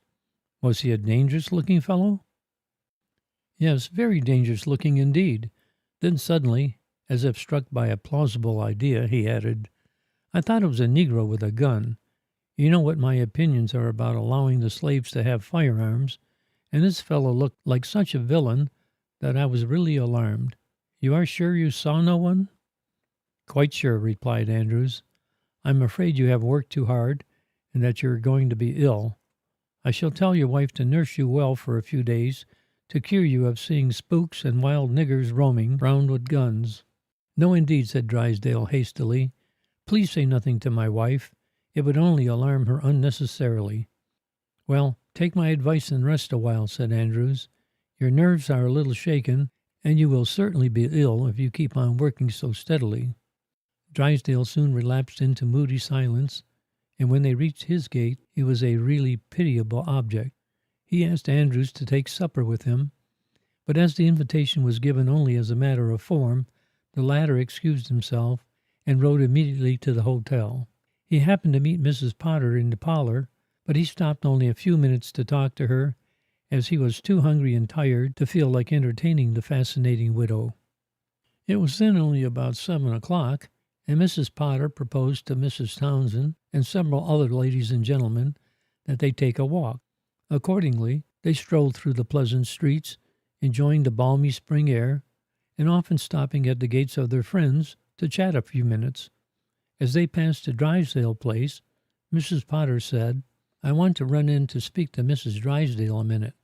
I promised to stop here on our riding excursion tomorrow, but as it is postponed, I want to tell her not to expect me." The rest of the party stayed at the gate while Mrs. Potter went in.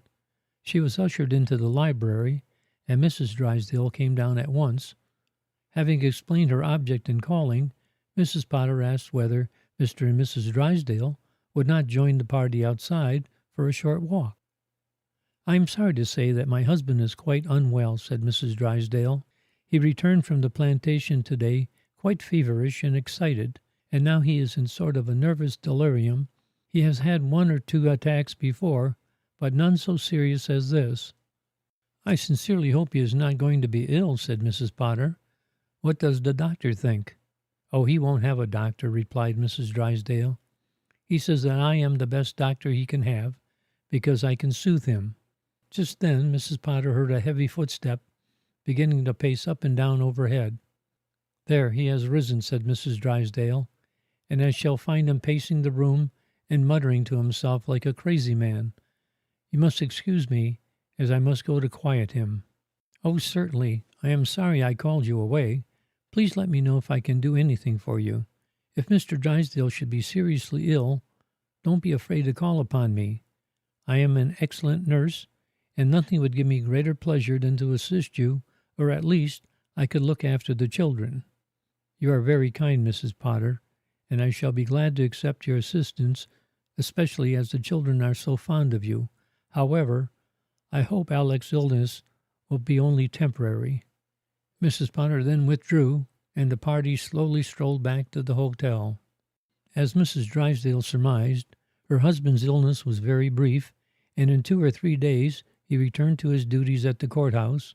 He was somewhat changed in looks, however, his face being haggard, his figure slightly bowed, and his hand tremulous.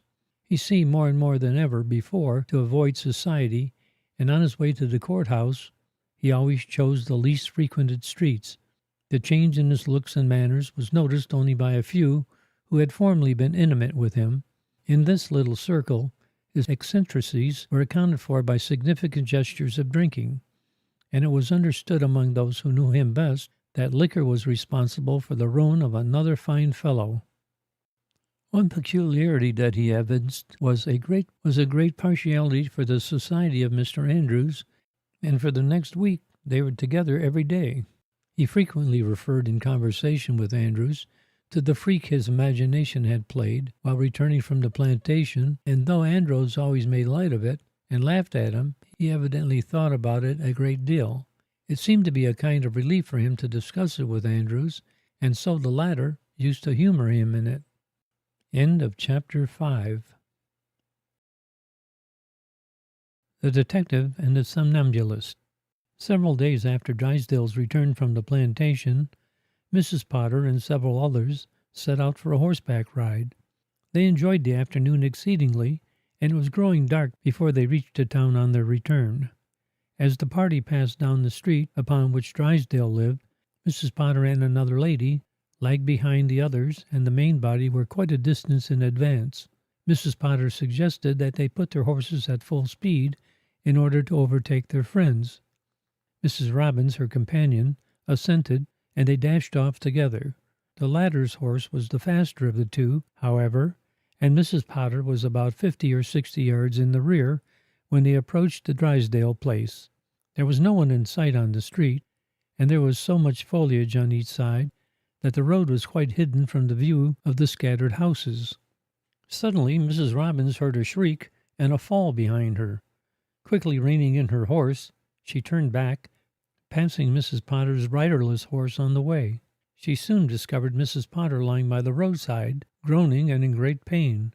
Mrs. Robbins did not stop to ask any questions.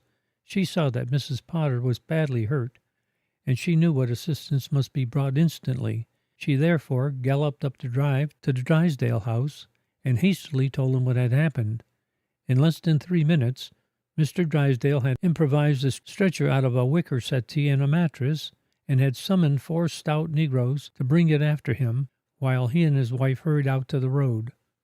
There they found Mrs. Potter and Mrs. Robbins supporting her. She said she was in great pain from severe contusion and possible dislocation of the knee joint, and that she had also sustained some internal injuries. In a very few minutes they had tenderly placed her on the settee and carried her up to the house. She was carefully put to bed, and Mrs. Robbins remounted her horse to go for a physician. The latter, on his arrival, said that he could hardly tell the extent of Mrs. Potter's injury at once, but he thought they would not confine her to her bed for more than a week or 2. She asked if she might be removed to the hotel, as she did not wish to trespass on Mrs. Drysdale's hospitality. Mrs. Drysdale, however, refused to hear of such a thing as the removal of a sick person from her house, and she said that she should enjoy Mrs. Potter's society enough to compensate for the slight trouble. It was decided, therefore, that Mrs. Potter should remain until she was able to go without assistance. She improved very rapidly, but her knee seemed to pain her considerably, and she spent most of her time in her room or on a sofa under the veranda, whither her stout negro nurse used to carry her. A few days afterwards, Mrs. Potter was lying awake in her room about 7 o'clock in the morning. Mr. and Mrs. Drysdale's room was next to hers, and the transom over the connecting door was open, so that whatever was said in one room could be easily heard in the other. Mrs. Potter heard Drysdale get up and open the blinds to let in the morning sun. He had hardly done so ere he gave a sharp cry and sank into a chair. "What is the matter?" asked Mrs. Drysdale, in great alarm. "Oh, nothing," he replied. "I don't feel well." "I should think you wouldn't," said Mrs. Drysdale, "for you have had the nosebleed terribly. Why, it is all over the pillow and floor and leads out of the door. You must have gone downstairs." Yes," he exclaimed hastily. "I did get up in the night. I don't feel very well. I guess I will lie down again." "Is there anything I can do for you?" asked his wife anxiously. "No, nothing at present. Just go right along with your household affairs as usual. I shall be all right in a short time." Mrs. Drysdale saw that her husband was nervous and irritable, and so she dressed quickly and went down to superintend her domestic duties. When Mrs. Potter's breakfast was ready, she brought it up herself and stopped a few minutes to talk. "Do you know of any remedy for bleeding at the nose, Mrs. Potter?" she asked. "My husband had quite a severe attack last night, and he went down on the front veranda and then down the gravel walk, thinking, I suppose, that exercise would stop it.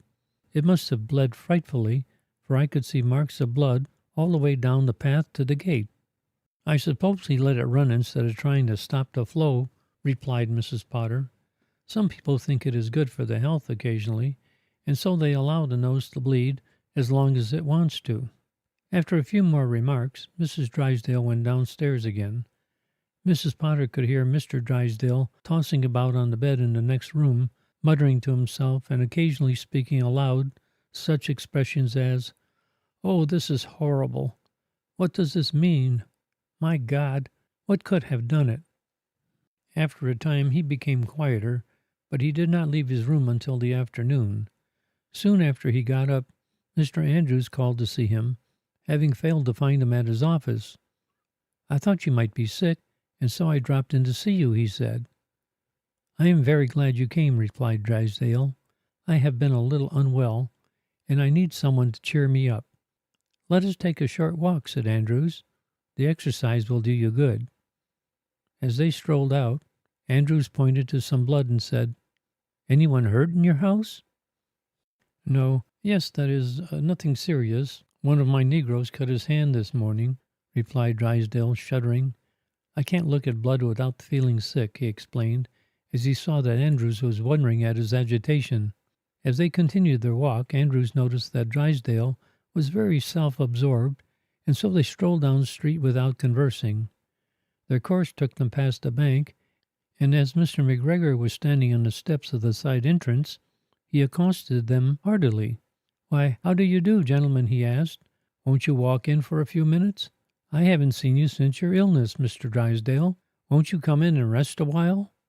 On hearing McGregor's salutation, Drysdale started as if stung and trembled violently. He had been walking along with his eyes down, so that he had not seen Mr. McGregor until spoken to. "No, thank you," he replied. "I think I won't have time, that is. I promised my wife to come back soon. You must excuse me this time." He hurried on with a nervous gesture of courtesy, and he did not recover his calmness until some minutes afterward. Andrews accompanied him to his home, and on the way they agreed to go to Drysdale's plantation for a short visit on the following Monday. Having settled upon the time for starting and returning, Andrews declined an invitation to dine with Drysdale that evening, and they separated. Andrews dropped into the breed shop on his way back to the hotel, and there he found young Green, the man who made his bookcase. They talked together only a few minutes, and Andrews then went to his room, where he stayed the remainder of the day. On Monday, Andrews and Drysdale rode off to the plantation at daylight, and the latter's spirits seemed to lighten rapidly after leaving the immediate vicinity of Atkinson. In the afternoon, Andrews took his gun and wandered off into the woods, but he did not seem very desirous of shooting anything, for he soon took a position whence he commanded a full view of the house. In about half an hour, Drysdale came out and walked slowly toward a small cluster of trees about 500 yards from the house. Here, he leaned against a tree and paused to look around in every direction. Then he began to stride with a measured step in a straight line. When he stopped, he began to examine the ground carefully for some minutes, and finally he seemed satisfied with his inspection and returned to the house. During the remainder of their stay at the plantation, Andrews and Drysdale were constantly together, and the latter seemed to find the greatest pleasure in the former's society. He frequently recurred to the subject of ghosts and spooks, and always closed by discussing the character of the apparition he had seen on the roadside. There was no doubt that it had made a deep impression upon him, for he never tired of talking about it. Andrews laughed at him, ridiculed his vivid imagination, cross-questioned him, and reasoned with him upon the absurdity of his hallucination, but all to no effect. Drysdale maintained in the most dogged manner that he had seen a ghost. On Friday they were to return to Atkinson, and in the morning Andrews rode over to make a short visit to a neighbor. He was so hospitably entertained, however, that he did not get away until after 2 o'clock, and it was nearly 3 before they started on their homeward ride. As before, it was growing dusky when they reached the banks of Rocky Creek, and Drysdale was in a state of high nervous excitement. On reaching the spot where Drysdale had seen the ghost before, he kept close at Andrews' side and endeavored to appear unconcerned. Suddenly he grasped Andrews by the arm with a faint groan and said, "Andrews, look! Look, for God's sake! Tell me you don't see it!" As he spoke, he pointed toward the same ghastly object which he had seen before. There, right under his eyes, passed the image of the murdered George Gordon. "There, I was afraid you would have the same folly again," said Andrews soothingly, as if anxious to attract his attention away from his ghostly friend. "What the devil is the matter with you?" Tell me, Andrews," gasped Drysdale, in such terror that his parched throat and quivering lips could hardly pronounce the words. "Can't you see that horrible man close to the fence, walking toward the creek?" "I tell you, my dear fellow," replied Andrews earnestly, "that you are laboring under a most unpleasant hallucination. There is absolutely no person or any moving object in sight except you and me." At this moment the sound of approaching hoof-beats could be plainly heard, and Drysdale turned his head to look back in the direction whence they came. On looking for the ghost again, it was nowhere to be seen. "Andrews, it is gone. The earth has swallowed it up," he said. He would have fallen from his horse if Andrews had not caught him around the waist, and just as he did so, Mr. Breed and Mr. O'Fallon, the station agent, rode up, one on each side of them. "What is the matter with Mr. Drysdale?" asked O'Fallon. "Didn't you see it? Tell me, did the ghost pass you?" Drysdale queried eagerly, turning toward the newcomers. "What are you talking about? What do you mean by the ghost?" asked Mr. Breed in great wonderment. "The ghost, I say. Did neither of you see a horrible figure pass out of sight suddenly toward the creek yonder?" "I saw nothing, Mr. Drysdale," said O'Fallon. "Did you, Breed?" "Well, I don't know what Mr. Drysdale means by a ghost," said Breed deliberately, "but I think I did see something down there. I couldn't say what it looked like. Why do you call it a ghost, Mr. Drysdale?" "Because I have seen it twice close to me, and Mr. Andrews had not been able to see it at all," replied Drysdale with great difficulty. "I began to think it must have been imagination on my part, but now that you have seen it, I know that it was a ghost." Drysdale was so helpless that it was necessary for one gentleman to ride on each side of him to hold him in his saddle. On arriving at his place, they helped him into the house and left him in charge of his wife. He immediately went to bed, and during the night he suffered a great deal. Mrs. Potter heard him groaning, tossing, and muttering until nearly daylight. The story of the ghost was soon freely circulated by O'Fallon and Breed, though they could not describe the apparition at all. Still, it created quite an excitement, and the results were not very beneficial to the neighborhood, for the reason that no Negro could be induced to pass along that part of the road after dark. Indeed, there were a great many educated white people who would not ride past the spot alone on a dark night. Drysdale was confined to his room for several days, during which time he received no visitors except Andrews. It was curious to observe what a strong preference he showed for his newfound friend. Just at this time, I decided to revisit Atkinson myself, and on my arrival there, I had a long interview with Messrs. Ballantyne, McGregor, and Gordon. I explained to them all the steps I had taken, and they learned to their great astonishment that Mr. Andrews, Mrs. Potter, and Mr. Green were my detectives. The ghost was Green, whose resemblance to young Gordon was a great aid in carrying out the scheme. Mrs. Potter had voluntarily fallen from her horse in order to get herself carried into Drysdale's house, and it was she who sprinkled the blood over Drysdale's clothing and down the walk. After settling all our plans, I returned to the hotel, where I was easily able to obtain a private interview with Mr. Andrews and Mr. Green. I gave full instructions to Andrews, and he informed Mrs. Potter of my wishes, at the same time conveying to her another large bottle of blood. End of Chapter 6. The Detective and the Somnambulist. About 1 o'clock that night, Mrs. Potter rose, quietly dressed herself, and stealthily left the house. She walked to the nearest point on the creek and began to drop blood from her bottle. She spilled small portions of it all the way back to the house, up to the front walk, in the hall, and finally, slipping into Drysdale's room, she scattered the crimson drops on his pillow. She then retired to bed. When she awoke in the morning, she found Mrs. Drysdale in a very uneasy state of mind. She said that her husband had again been attacked by bleeding at the nose, and that he was quite weak from the loss of blood. Mrs. Potter deeply sympathized with Mrs. Drysdale, but she could assist her only by kind and consoling words. The family had hardly finished their breakfast when a number of the neighbors came in a high state of excitement. They said that blood had been discovered on the grass near where the ghost had been seen, and that quite a crowd had gathered around it. They had found other blood marks at intervals along the road, and on following the direction in which they traveled, it was found that they led straight to Drysdale's house. The question now arose, did the wounded person go from the house to the creek, or vice versa? Drysdale was terribly excited on learning of the discovery, and he was soon in a species of delirium. It was known that he was quite sick, and that the neighbors soon withdrew. Many thought that the blood was that of a burglar or a Negro sneak thief, who might have gone to Drysdale's house to steal, but who had been frightened off before he had secured any plunder. The blood might have been from an old hurt. Others, more superstitiously inclined, believed that the ghost was in some way responsible for the blood. No one was able to solve the mystery, however, and it added to the terror with which the ghost story had inspired the Negroes. Drysdale was now confined to his bed, and he would see no one except his wife and Andrews. He insisted that he was not sick, but only run down by overwork, and so refused to have a doctor. Andrews' influence over him was greater than that of anyone else, and it was plain that the latter had completely secured his confidence.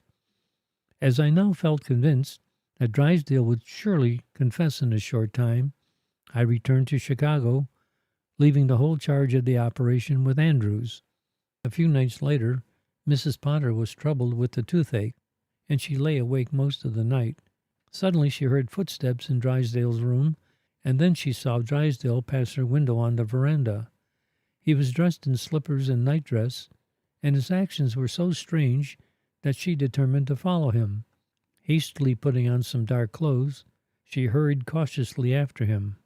He walked rapidly to the creek and followed its windings a short distance, and then he paused a few minutes as if reflecting.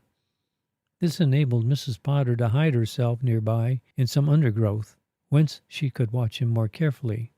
To her great astonishment, she saw him walk into the creek at a shallow spot and begin wading up against the current.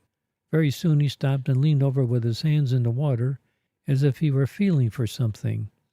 In a few minutes he came out of the stream on the opposite side from that on which he had entered, and took a path to a footbridge leading across the creek toward his house.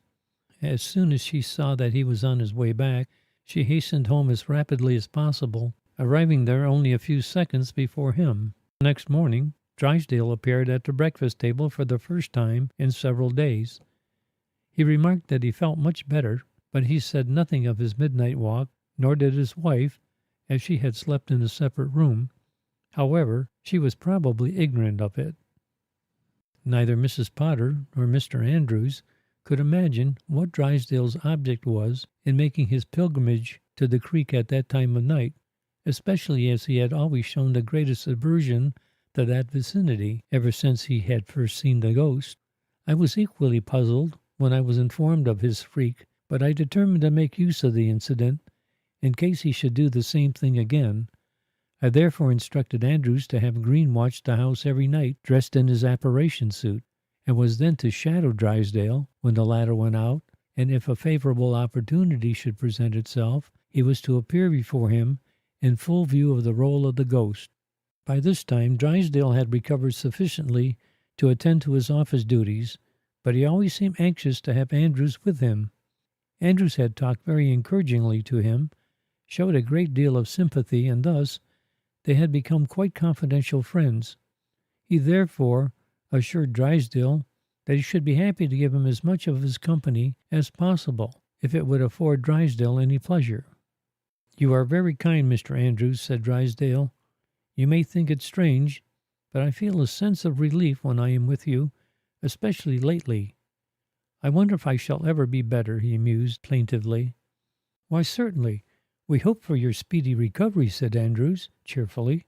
"You let trivial matters prey on your mind, and you must stop it, for your health will not stand it."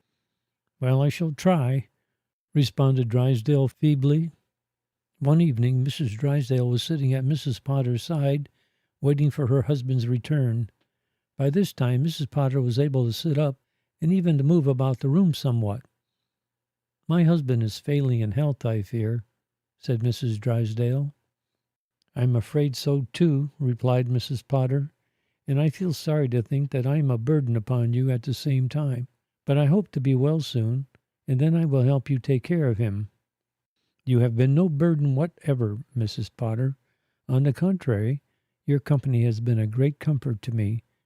But I was thinking that if my husband would try a change of air and life, it would be a great help to him. I should miss him sadly, but I would make any sacrifice to see him restored to health." At the tea-table, Mrs. Drysdale said, "I was just speaking to Mrs. Potter about your health, Alec, and I think that if you would go away for a time, the change of scenery and habits of life would be very advantageous. Why don't you go down to New Orleans with Mr. Andrews? He is always talking of going there, but he is too lazy to start. You could both enjoy yourselves very much, and I know it would do you good. You would return as healthy and happy as you always used to be." "I have been thinking of going there, or to some other place," said Drysdale, "but I can't leave just now. I think a trip would do me good, and as soon as I feel able to do so, I will get Andrews to go with me." Nothing of interest occurred for several days.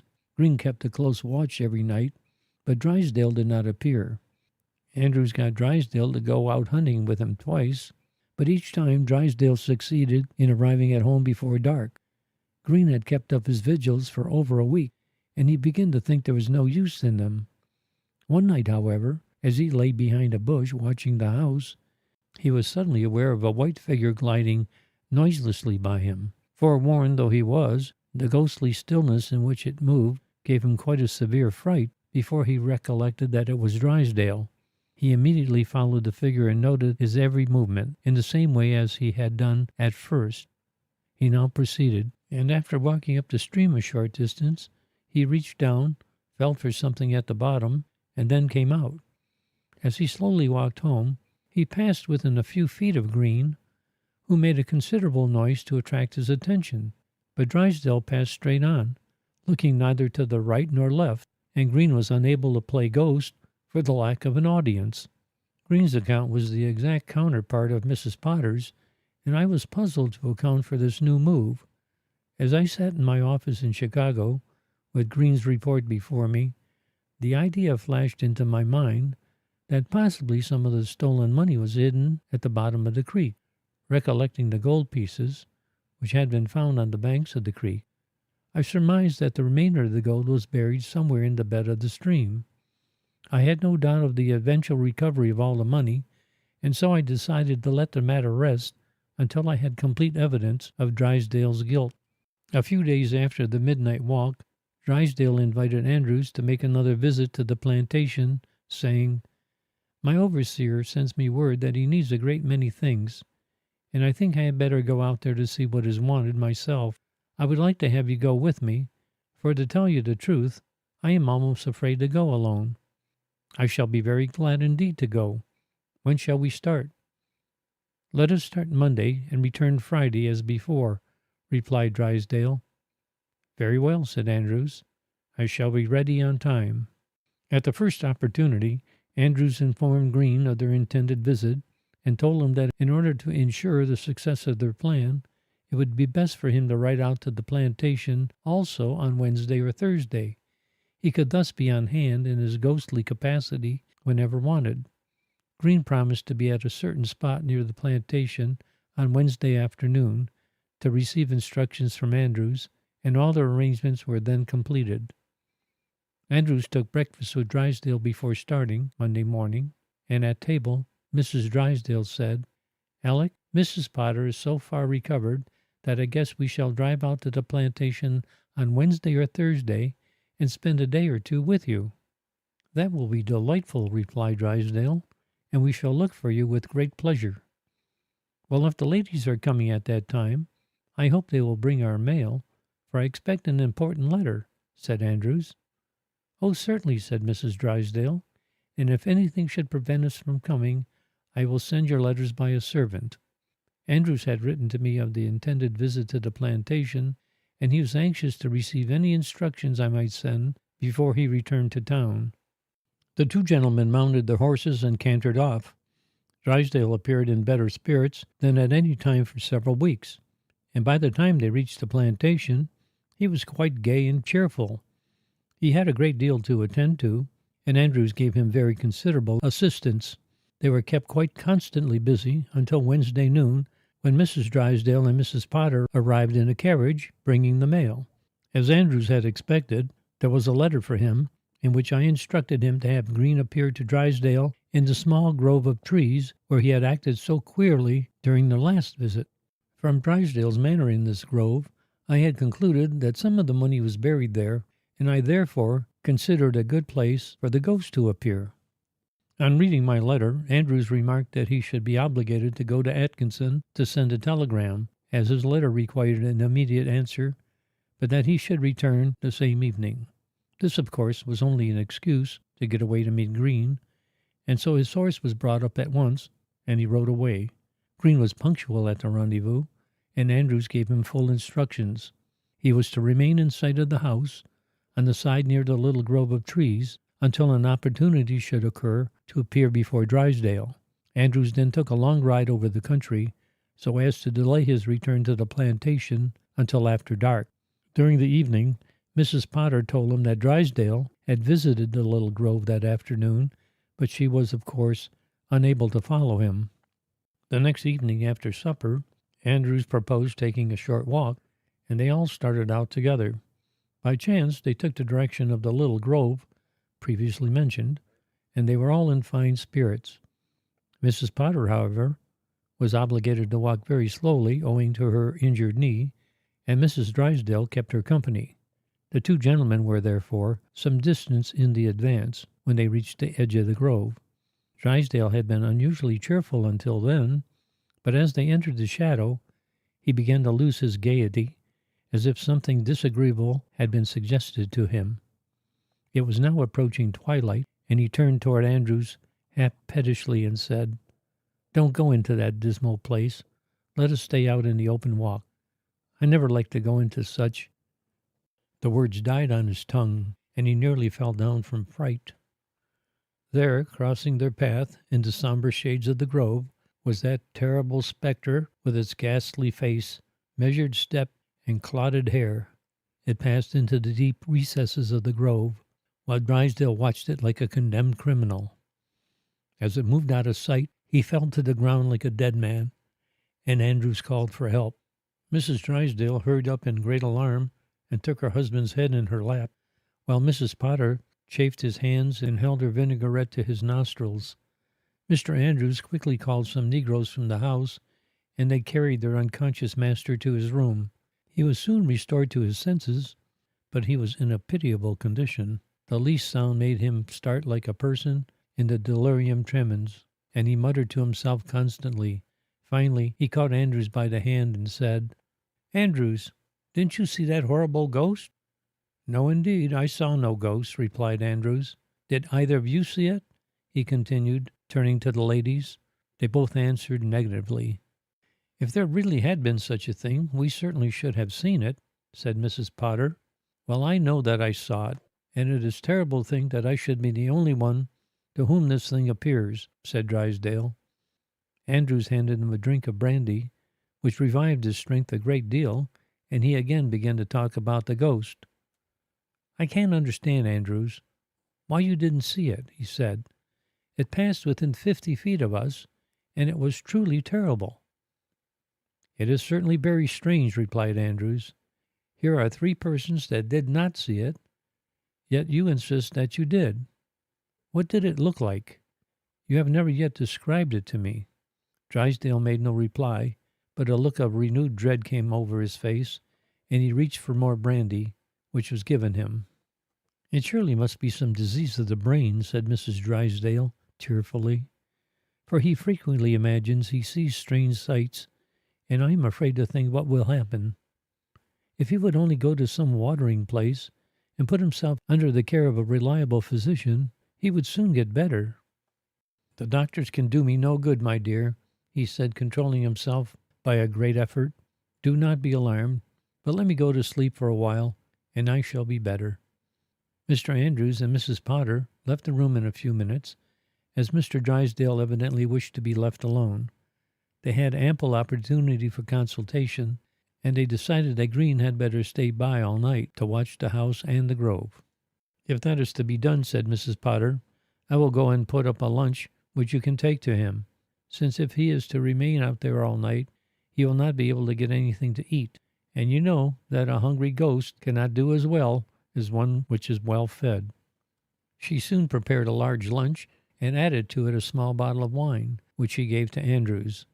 He immediately hastened out to the grove and found Green at a point where they had agreed to meet. He gave the food to Green and told him to keep a close watch on the house all night.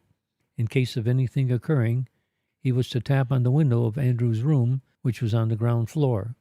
Andrews then returned to the house, leaving Green to eat his lunch, drink his wine, and keep watch. The night was damp and warm, and the insects were particularly active, so that Green's duty was none of the pleasantest. The hours slipped wearily by until after midnight, when he saw a white figure emerge from the house and approach the little grove. He hastily gained an open spot where, in the bright starlight, he could be plainly seen, and as Drysdale advanced, he slowly paced toward him. To Green's astonishment, Drysdale passed within 2 feet of him without noticing his presence in any way.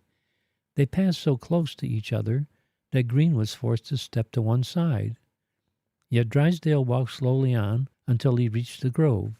Here he walked around a moment or two, and then returned to the house. Green immediately tapped on Andrew's window and related what had occurred. There being no new developments, Green returned to the wood where he had picketed his horse, and then rode back to Atkinson. End of section 7. The Detective and the Somnambulist. Friday morning, Drysdale appeared at breakfast and tried to appear natural and at ease. He spoke of his particular hallucination, but his remarks were simply repetitions of those he had frequently made before. Andrews again requested him to describe the appearance of the spectre, but Drysdale seemed averse to continuing the conversation on that subject, and so it was dropped. Immediately after dinner they started for Atkinson, the gentlemen on horseback and the ladies in the carriage. As Andrews could offer no plausible excuse for detaining them, Mrs. Potter was obliged to try what she could do. By making 2 calls on acquaintances living along the road, she was enabled to keep back their arrival much later than Drysdale liked, though not late enough for her purpose. It was too early to have Green appear, and there were so many people traveling on a road that he might be seen by others, and the trick exposed. It was quite evident that Drysdale was in a miserable condition.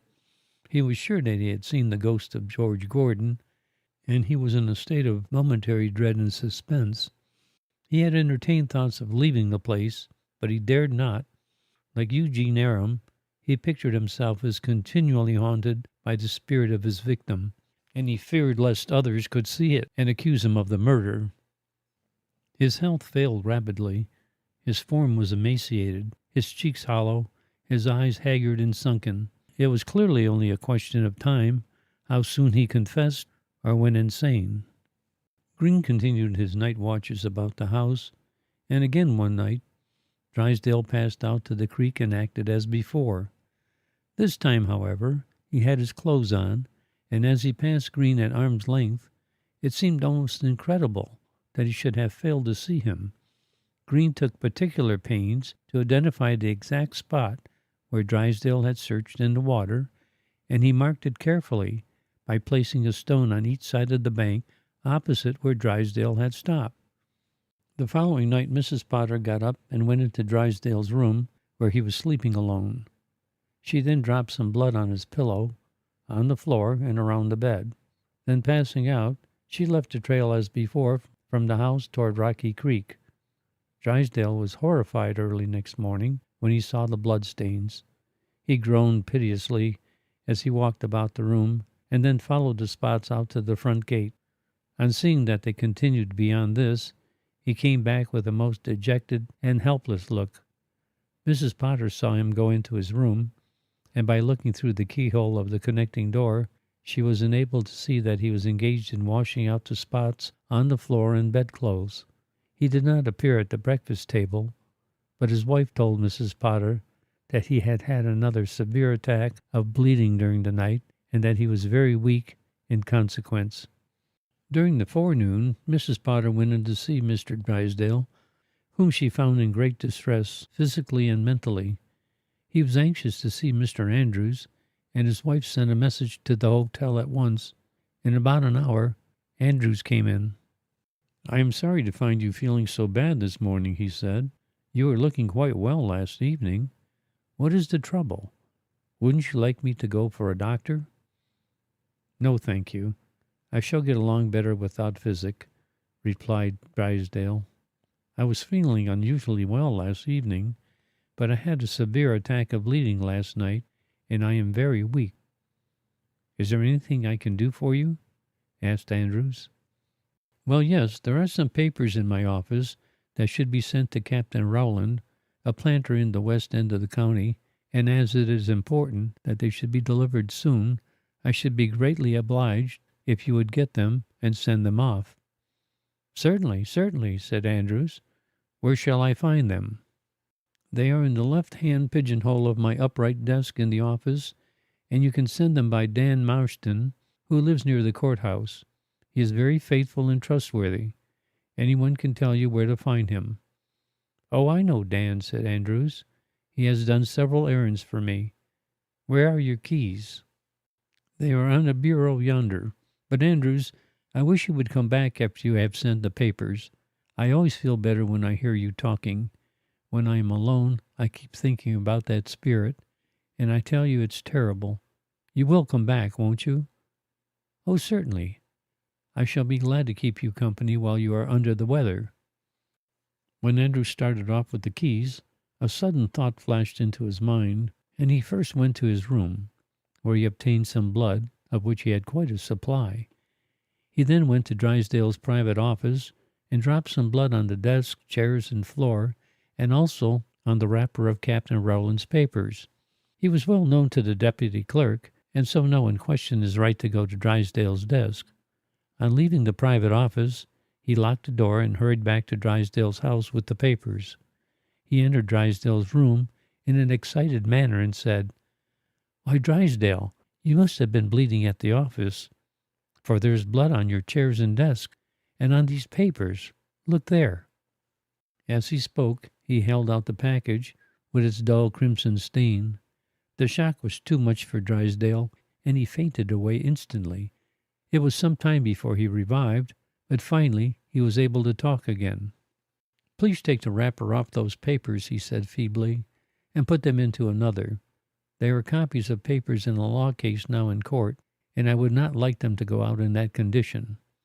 Andrews agreed to fix them all neat and clean before sending them, and then he went out to attend to it. On his way downtown, he met Mr. McGregor, to whom he related what he had done and its effect. "Mr. McGregor," he continued, "I think it would be a good idea to sprinkle some blood in the bank, on the floor and on the desk where young Gordon used to stand. Also, to put some blood and hair on the canceling hammer. Do this in the evening, and arrange to have someone enter the bank with you in the morning. Then the story will be circulated until Drysdale will hear it, and it may have a powerful effect upon him. I think Mr. Pinkerton would approve the plan, if he were here." Mr. McGregor thought favorably of the suggestion, and he agreed to act upon it as soon as possible. Andrews then went back to Drysdale's office, wiped up the blood spots, and put Captain Rowland's papers into a new wrapper. Having sent them off, he returned and passed the afternoon with Drysdale. The latter was in terrible condition. He seemed like a man suffering from hydrophobia, so sensitive were his nerves, and so depressed was his mind. His thoughts could turn only in one direction, and that was toward remorse and fear. "'Tis guilt alone, like brain-sick frenzy in its feverish mood, fills the light air with visionary terrors and shapeless forms of fear." Through advices from Andrews, I was aware that things were approaching a crisis, and I therefore went immediately to Atkinson in order to be ready for any emergency. I arrived there the very morning chosen by Mr. McGregor to carry out his project of sprinkling blood at the bank. He had arranged by apparent accident to have 2 planters enter the bank with him, and in fact, it happened that 4 gentlemen were present at 10 o'clock when he opened the bank. They all entered together, and when Mr. McGregor had taken down the blinds, he went inside the bank railing. As he did so, he uttered a sudden exclamation which caused the others to follow. "What can this mean?" he said, in an excited tone. The other gentlemen gathered around the ghastly scene and examined the blood, which lay in a pool on the floor and in spots on the furniture and wall. The canceling hammer, stained with blood and clotted with hair, lay close by, and everyone was reminded of the appearance of the place the morning after George Gordon's murder. "What can have happened?" asked old Mr. Gordon, who had just entered. "Surely no one was murdered here last night." "Ah, I fear it is done by poor George's spirit," exclaimed O'Fallon, who was a very suspicious man. "This looks just as it did that fatal morning, except that the body is not here. His spirit must be uneasy at the failure to discover his murderer." By this time, Flanders and several others had entered the bank, and the appearance of things there was soon circulated throughout the town. The excitement about the murder was revived in all its original importance, and many were the speculations about the mysterious affair. Drysdale felt rather strong that morning, and about noon he walked down to his gate. While there, some of the neighbors passed on their way to their homes, and they were all anxious to tell him about the new sensation at the bank. On hearing the news, Drysdale dragged himself into the house and went to bed. There he lay, groaning and sobbing piteously, and when Andrews called in the afternoon, he was so helpless that Andrews insisted on calling a physician. In a short time he returned with Dr. Sprague, who examined the patient and prescribed for him. Dr. Sprague said that Drysdale would speedily recover with a proper amount of rest and sleep. Wakefulness and nervous irritation seemed to be the trouble with him, and the doctor told Andrews that he had prescribed morphine. He said that there was nothing serious to fear unless fever should set in, and if any symptoms should show themselves, it would be necessary to call him immediately. Upon leaving Drysdale, Andrews came to me to report. I had arranged with Mr. McGregor to pay a visit to the creek that night, to search the spot which had been visited so often by Drysdale. I therefore sent Andrews back to offer to remain with Drysdale during the night. This arrangement pleased Drysdale very much, and he was quite touched by Andrews's kindness. I also instructed Green to watch Drysdale's house, so as to be ready to appear before Drysdale in case the latter left his house. He was to cross and recross Drysdale's path until Drysdale should take notice of him, while Andrews was to be at hand immediately, pretending that he had fallen asleep during his watch, and on waking up suddenly and finding Drysdale gone, had come out in search of him. I told Mr. Bannatyne and Mr. McGregor to bring a wheelbarrow, pickaxe, and large shovel with them, since we should probably need the two latter to dig up the gold, while the wheelbarrow would be handy to carry it home. Everything was provided for in advance, and I felt confident of the success of our expedition. End of section 8. The Detective and the Somnambulist. The night was clear and bright, and everything was favorable for our work. At 12 o'clock we met as previously agreed, and hastened to the banks of Rocky Creek at the spot which Green had pointed out to me that day. On reaching the designated place, I threw off my coat and waded into the creek. I soon found a large flat stone, which I removed to one side. I was just beginning to dig under it, when Green hurried up and told me that Drysdale had left the house, and that he was only a short distance behind. We quickly hid ourselves in the underbrush, and in a few moments Drysdale appeared. Green passed him back and forth several times, but Drysdale paid no attention to him whatever. Suddenly the thought flashed upon me that he was walking in his sleep, and I soon saw that such was the case. All of his midnight promenades were now accounted for, and it was not strange that he had not noticed Green. So great was the man's anxiety and nervous dread of discovery that he could not rest in quiet, and he was forced to visit the spot where his blood-stained treasure was concealed, even in his hours of repose. He now waded into the creek as before, but he remained a much longer time than usual, as he was unable to find the large flat stone in its accustomed spot. Finally he discovered where I had thrown it, and he immediately replaced it in the very hole whence I had taken it. He then returned to the house and went to bed. I again removed the stone, and while Mr. McGregor handled the pickaxe, I plied the shovel vigorously. In a very few minutes we struck a piece of wood which gave back a hollow sound. This encouraged us to renewed activity, and we were richly rewarded by unearthing a large cheese box whose weight gave ample proof of the value of its contents. Having replaced the flat stone where we first found it, we put the box on the wheelbarrow and took turns in wheeling it to the bank, where we soon broke it open and discovered, as we had expected, that it was full of gold coin in rouleaux. The counting of this large sum of money was rather tedious, but it was finally accomplished satisfactorily, and the result showed that only $80 were missing. The officers of the bank were in high glee, and they asked me whether I had any hope of recovering the paper money. If I am not mistaken, I replied, I shall find the paper money also within 24 hours. I shall go to Drysdale's plantation tomorrow night, and I shall search the ground in that group of trees of which you have already heard so much. I think we shall find there all the paper money. The next day Drysdale and Andrews remained together constantly. Indeed, Drysdale did not seem willing to let Andrews leave his sight for a moment. He was perfectly helpless and inert.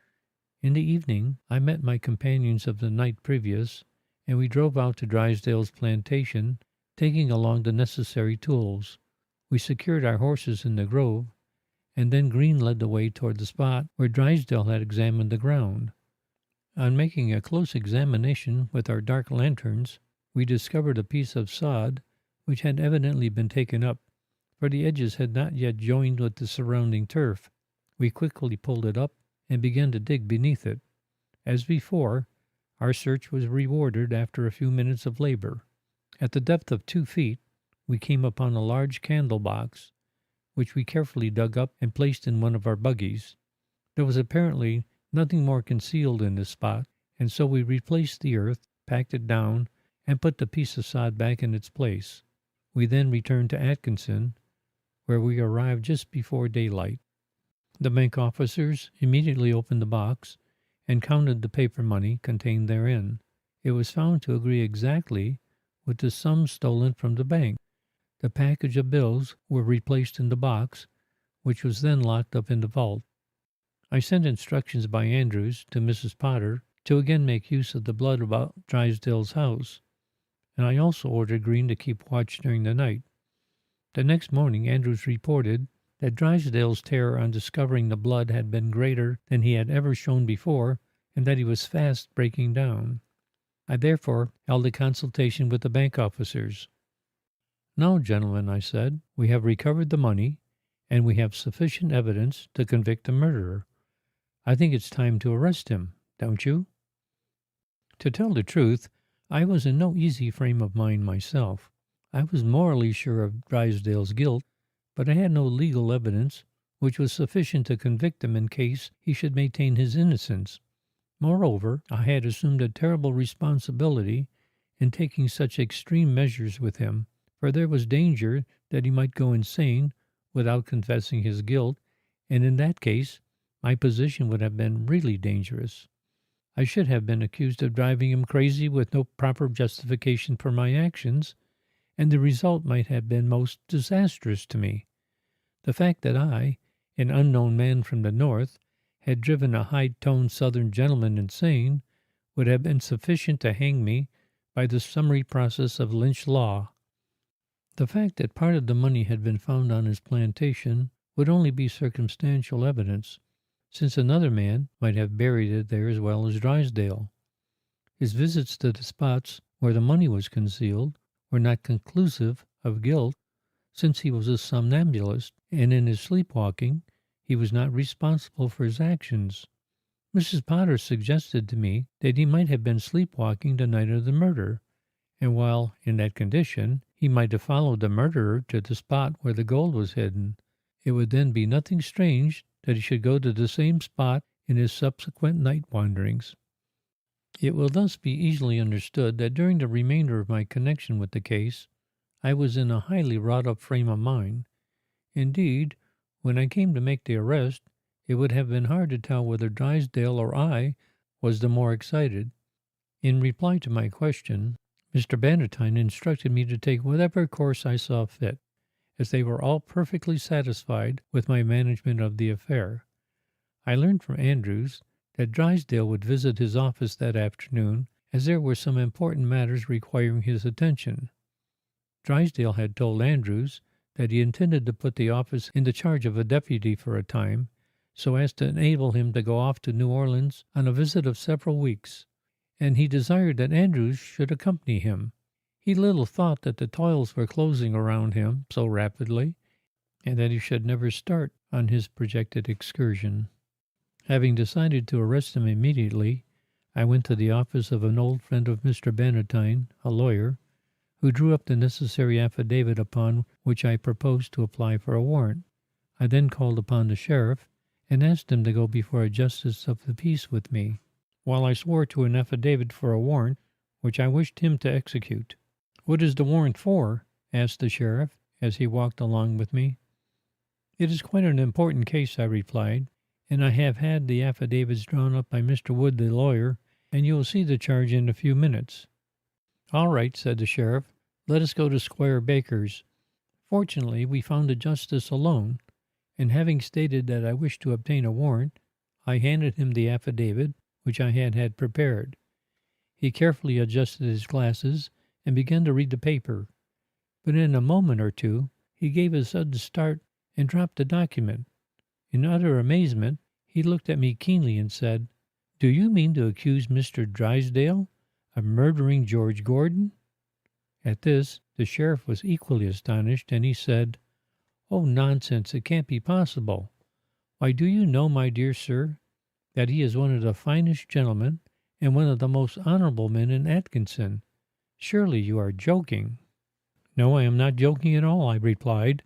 "I knew, of course, that you would be greatly surprised and shocked, but the proofs are too clear to admit of any doubt.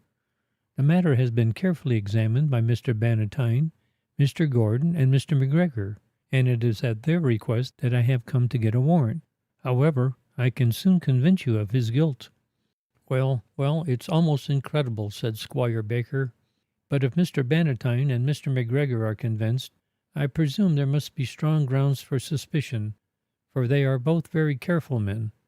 I certainly hope, however, that it may prove to have been a mistake, and that Mr. Drysdale will be able to show his innocence. I then made oath to the facts, and the warrant was issued. The sheriff asked me when he should make the arrest, and I told him that Drysdale was then in his office, and he must be taken at once. We accordingly went straight to his office, where we found him with Andrews. As the sheriff entered, Drysdale said, "How do you do, Mr. Ringwood? Take a chair."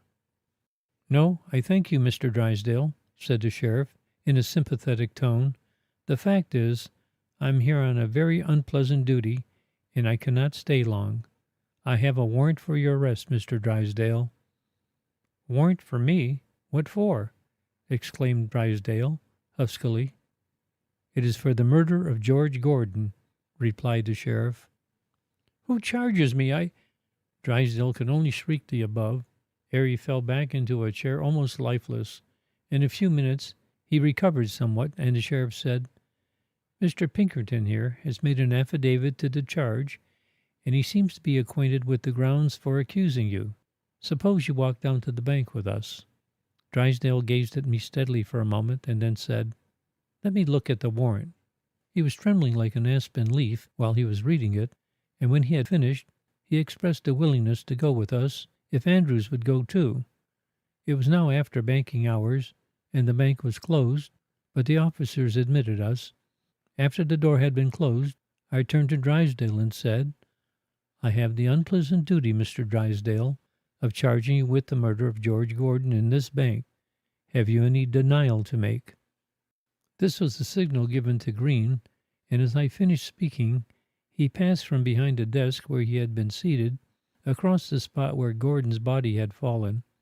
He was made up exactly like Gordon, as on previous occasions, and though he was in sight only a second, it was enough. Drysdale gave a shriek and fell lifeless as the apparent ghost disappeared in the vault. It was done so quickly that even the sheriff was puzzled to determine what the apparition was. Restoratives were applied, and Drysdale soon revived. "Great God!" he exclaimed. "Where is George Gordon? I am sure he was here. Did you see him, Andrews?" No one answered, and seeing that we were all looking at him in amazement, he sprang to his feet, exclaiming, "I deny the charge you have made against me. It is false in every particular." "Then, Mr. Drysdale," said I, "you will probably deny that you buried the gold, which was taken from this bank, in the bed of Rocky Creek. Here it is," I added, uncovering the box, which had been placed nearby. He said nothing, but hung his head and drew a long breath. "Will you also deny that you buried the paper money in a grove near your house, on your plantation?" I continued, showing him the candle box. He still said nothing, and I made a motion to Andrews to have Green ready for reappearance, and then I went on speaking. "This money has all been identified as that which was stolen from the bank. It was found as I have stated. I also have here a partly burned note of yours, which you used to light the fire in the grate.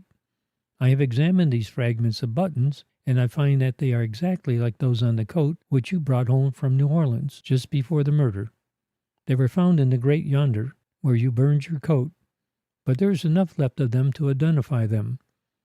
But if you are not satisfied with this evidence, that we can prove you are guilty, I will even call upon the murdered man himself to testify against you." As I spoke, Green slowly glided out toward us, with his white set face and bloody hair. Drysdale covered his face with his hands, dropped into a chair and shrieked, "Oh, my God, I am guilty, I am guilty," and he sank back, but did not faint. Green instantly retired, whence he came, and Drysdale continued speaking as if he obtained relief by confessing his crime. "Yes, I am guilty, and I have suffered the tortures of the damned since that frightful night. I do not know what made me do it, but I have never known a moment's peace since then. My mind has been occupied with that money constantly, and even in my sleep I would dream about it. Oh, it is terrible." "Have you ever gone to look for it at night, Mr. Drysdale?" I asked, as I wished to know whether he was aware of his somnambulism. "Oh, no, I would not dare go near it, but it has haunted me always." "How did you come to murder George?" I asked. "I can't tell," he replied in a choking voice. "It all occurred like a dream." "What motive did you have? You surely could have got money without resorting to robbery, much less murder." "No, I could not. People think I am wealthy. But the fact is I lost a great deal of money in speculating when I went to New Orleans a few months before the murder, and although I have a good deal of property, I had no ready money, and I could not work my plantation properly for want of it. I had purchased 7 slaves from a man in New Orleans, and I could not pay for them. He was pressing me for the money, about $1,200, and I came down to the bank to get the money from George. I had only $300 in bank, and so I gave my note for the remainder. While George was counting out the money, I was taken with a sort of insanity, and I struck him with a large hammer which happened to be at hand. Then I carried off the money and buried it, since which time I have never touched it. It has been a curse to me. This is all I have to say now." I turned to Mr. Bannatyne and said, "I have now done all that I can do in this matter, I think." "Yes, you have completed your task, and the law must now take its course," he replied. "Mr. Ringwood, you had better take charge of Mr. Drysdale." Drysdale rose from his chair wearily and said, "I am glad the end has come at last. This affair has been killing me by inches, and I am glad I have confessed." The sheriff then touched him on the shoulder and said he must go. "Yes, I am ready," he replied. "But please let me speak a few words privately to Mr. Andrews. I want to send a message to my wife," he added, with a sob. He and Andrews then stepped into the small private office, and Andrews closed the door behind him. "Andrews, my friend," said Drysdale, convulsively, "I beg you to break this news to my poor wife. God help her and the children. Tell her that I feel better for having confessed, and whatever happens, she must keep up her courage. Now, my dear friend, goodbye. Tell the sheriff to come here and take me to jail." He wrung Andrew's hand warmly as the latter stepped to the door, but before the latter had reached us, we heard the ringing report of a pistol shot. We made a simultaneous rush for the little room, but we were too late. There, quivering on the floor with a bullet in his brain, lay the murderer of George Gordon. The crime and the avengement had occurred in the same building, only a few feet separating the spot where the 2 bodies had fallen. The somnambulist had walked on earth for the last time. End of section 9. The Murderer and the Fortune Teller. Chapter 1. One sultry day in the summer of 1850, I arrived in Chicago from a tour I had been making through the southern states. I had attended to a portion of the accumulated business which I found awaiting me when a gentleman entered the outer office and asked one of my clerks whether he could see me immediately on some very important business. Mr. Howard saw by the gentleman's appearance that the matter must be one of great consequence, and therefore ushered the visitor into my private office without asking any questions. "Mr. Pinkerton, I believe," said the gentleman as he advanced toward me. "Yes, sir," I replied. "What can I do for you?" He took a letter from his pocket and handed it to me. I motioned him to be seated while I read the letter. I found it to be from my old friend Chapman, a lawyer in New Haven, Connecticut, introducing the bearer, Captain J. N. Sumner. The letter stated that Captain Sumner was a resident of Springfield, Massachusetts, near which place he owned a farm. He had a moderate fortune, and he was a most estimable man. Mr. Chapman had known him for many years, during which time he had always borne himself in an upright, straightforward manner, free from all reproach.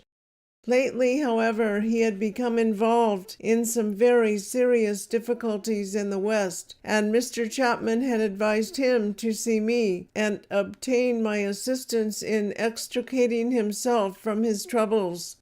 Mr. Chapman concluded by saying that he was confident that if anyone could aid the captain, I was the best person to consult. I had not seen Mr. Chapman for some years, the last time having been while I was attending to some business in which he was interested. He was especially noted as a criminal lawyer, being employed quite as often for the prosecution as for the defense. We were the best of friends and had cracked many a joke at each other's expense. He did not mention the nature of the captain's troubles in his letters, leaving that for the captain to do himself. While I was reading the letter, I was aware that the captain was observing me closely, as if desirous of reading my very thoughts. When I had finished, I said, "Captain Sumner, I am glad to meet you. Anyone bearing a letter from my old friend Chapman is welcome." As I spoke, I looked straight at him and took in his whole appearance. He was apparently about 50 years of age, but was very well preserved, not a streak of gray being visible in his dark curly hair. He was slightly above the middle height, and his frame was proportionally powerful, his limbs being well knit and muscular. His clear hazel eyes looked frankly out beneath heavy, straight eyebrows, while his large Roman nose and massive chin gave his face great firmness and determination. His teeth were white and regular, and his smile was unusually sweet and expressive. His face was much tanned from long exposure to the weather, and his hands were large and hard. He was dressed in a quiet, neat suit of gray cloth, well-fitting but easy, and there was nothing loud or in bad taste about him. His only articles of jewelry were a gold watch and chain, and a seal ring with a peculiar plain stone worn on the little finger of his left hand. I gazed steadily at him for about 2 minutes, which is about as long a time as I need to obtain a correct opinion of a man's character. I was very favorably impressed by his appearance, and I prepared to hear his story with more interest than I should have had if he had been a less honest, reliable-looking man. He opened the conversation while I was still looking straight into his face. "Mr. Pinkerton," he said, "I have heard a great deal about you from various sources, and I little thought that I should ever require your services. But lately, while consulting Mr. Chapman relative to a possible flaw in the title to my farm, I also laid before him some other troubles which he acknowledged were so serious as to require the advice and assistance of someone with a training and experience somewhat different from his. He urged me so strongly to state my case to you and obtain your aid that I have finally decided to follow his advice, and here I am." "When did you arrive?" I inquired. "About a week ago. I looked around for a time to see if my difficulties had diminished," and he passed his hand nervously through his hair, drawing a long breath, "but I found they had increased, if anything. Mr. Pinkerton, when I retired from the sea and settled down on my farm, I thought my cares and vexations were over, and that I could find in the peace and tranquility of country life a rich reward for the hardships I had endured, while earning enough to retire on. My father also was a sailor many years, and after passing the best part of his life at sea in like manner, he was able to live his last 20 years in peace and content upon his farm. There I was reared, until I was old enough to go to sea. I have followed his example, but instead of enjoying the peace he did, I find that my serious troubles are only just beginning. If I were at sea, I should have no fears, for there I am perfectly at home. No matter how the wind might blow or the seas roll, I always brought my ship through in safety. I could read the signs of the weather and could detect the approach of danger from the elements. I knew my enemies were there, and that was half the battle. Here on land, I find it so different. My worst enemies come to me with the smiles and greetings of friends. They express the tenderest wishes for my welfare and shower upon me the tokens of their affection. Then, having fairly won my confidence, they turn upon me when I least expect it and stab me cruelly. I am a plain, blunt man, often irritable and unjust, I know. Still, I never flinch from danger when I can see it, but the very nature of my bringing up has rendered me unfit to cope with the wiles and subtleties of my fellow man. You, Mr. Pinkerton, it is said, have the power to see direct to the hearts of men through the shams and artifices by which they seek to hide their true characters, and you are the only man who can assist me. Oh, I wish I were back on the sea, far away from all my troubles. I should care but little if I never returned. He spoke in a low voice, but the tone was clear until the last, when his words were very pathetic.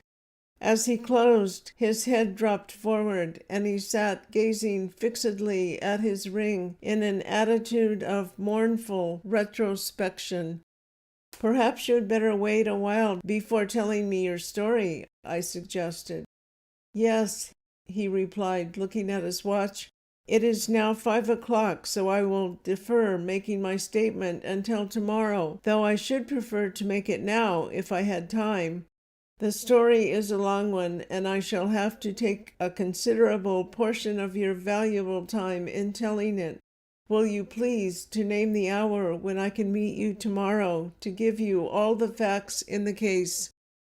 I had already become interested in the captain, and after thinking for a moment how I could best arrange my other business so as to grant him the necessary time, I told him to come at 9 o'clock next morning.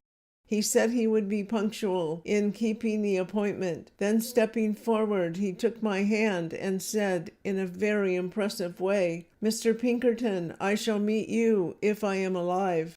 I am not afraid of death. I have met it scores of times face to face and have never flinched from it, but now I must take care of myself.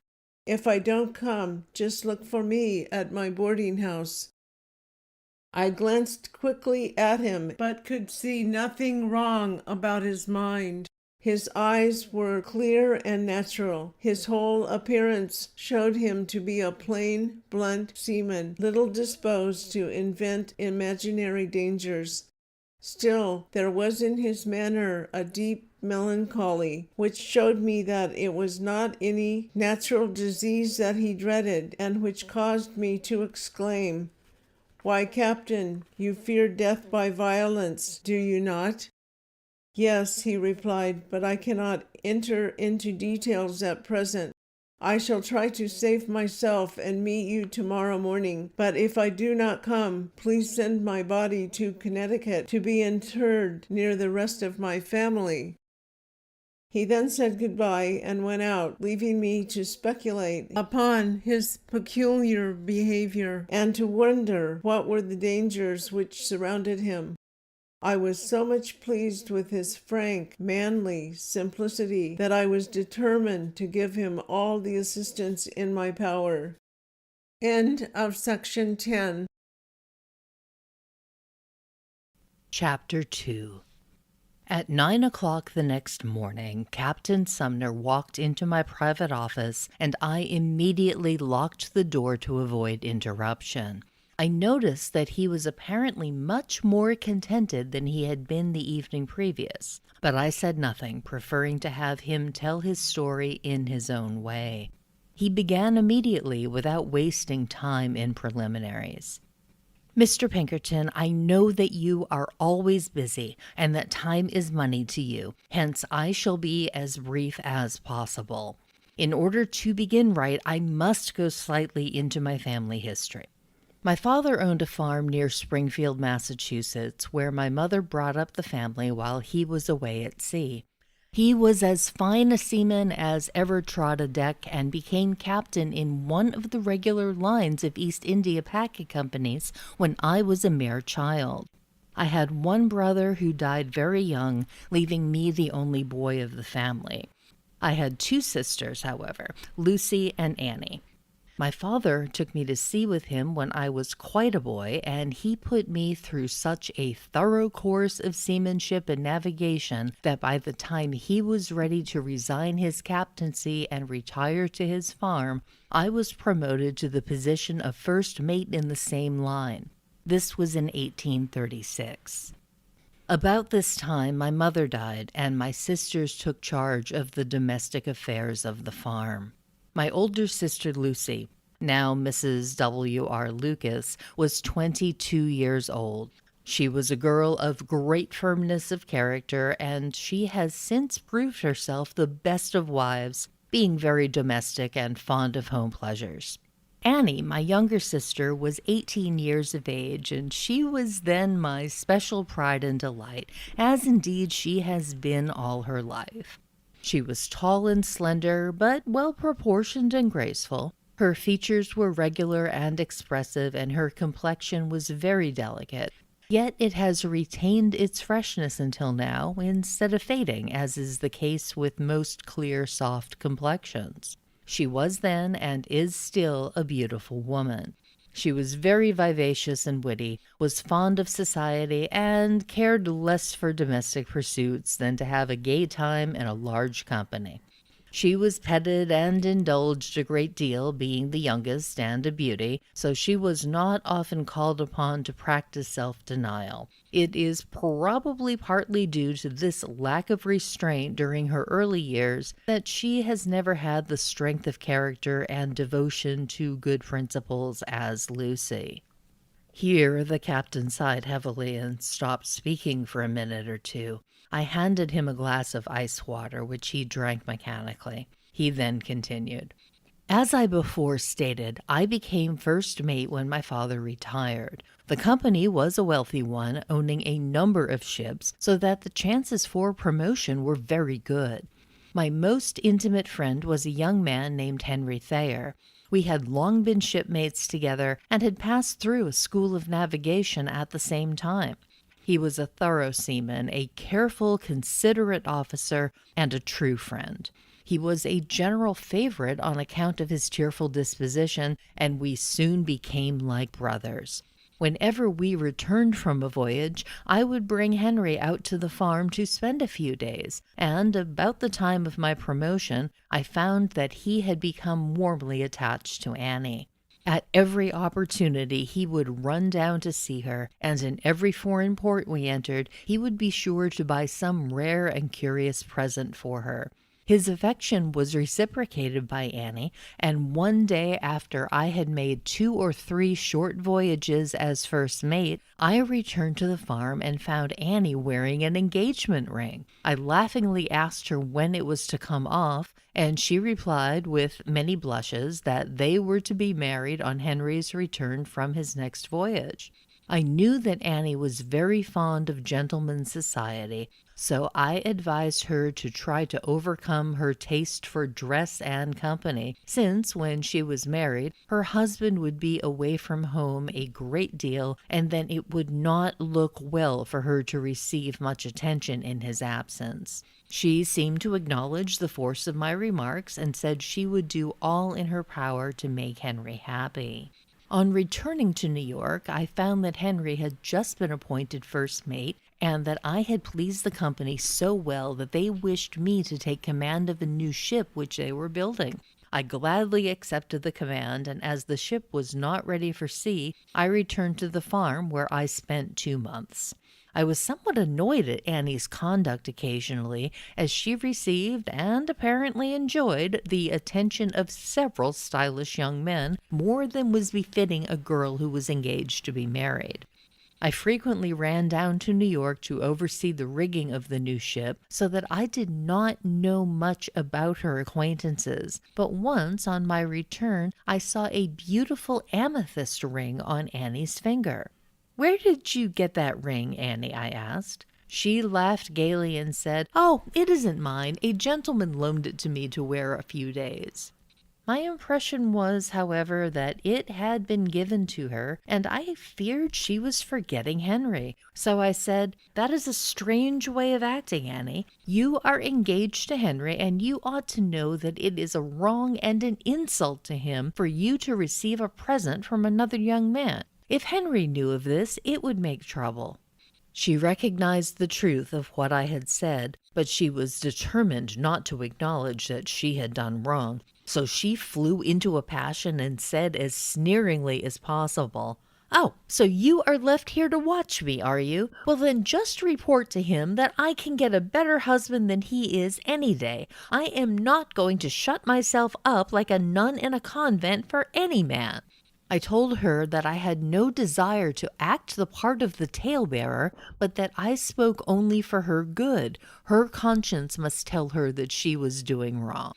I concluded by asking her to stay more at home and thus prepare for a more domestic life. I did not see the ring after this, but Annie was very distant in her manner toward me. Her actions showed as plainly as if she had spoken that she considered me in the light of an unreasonable guardian who wished to deprive her of all enjoyment. Her giddiness and perverseness caused me much trouble, and I greatly feared that she would become reckless after my departure. She was my favorite sister, however, and no matter how she might treat me, I could never lose my love for her.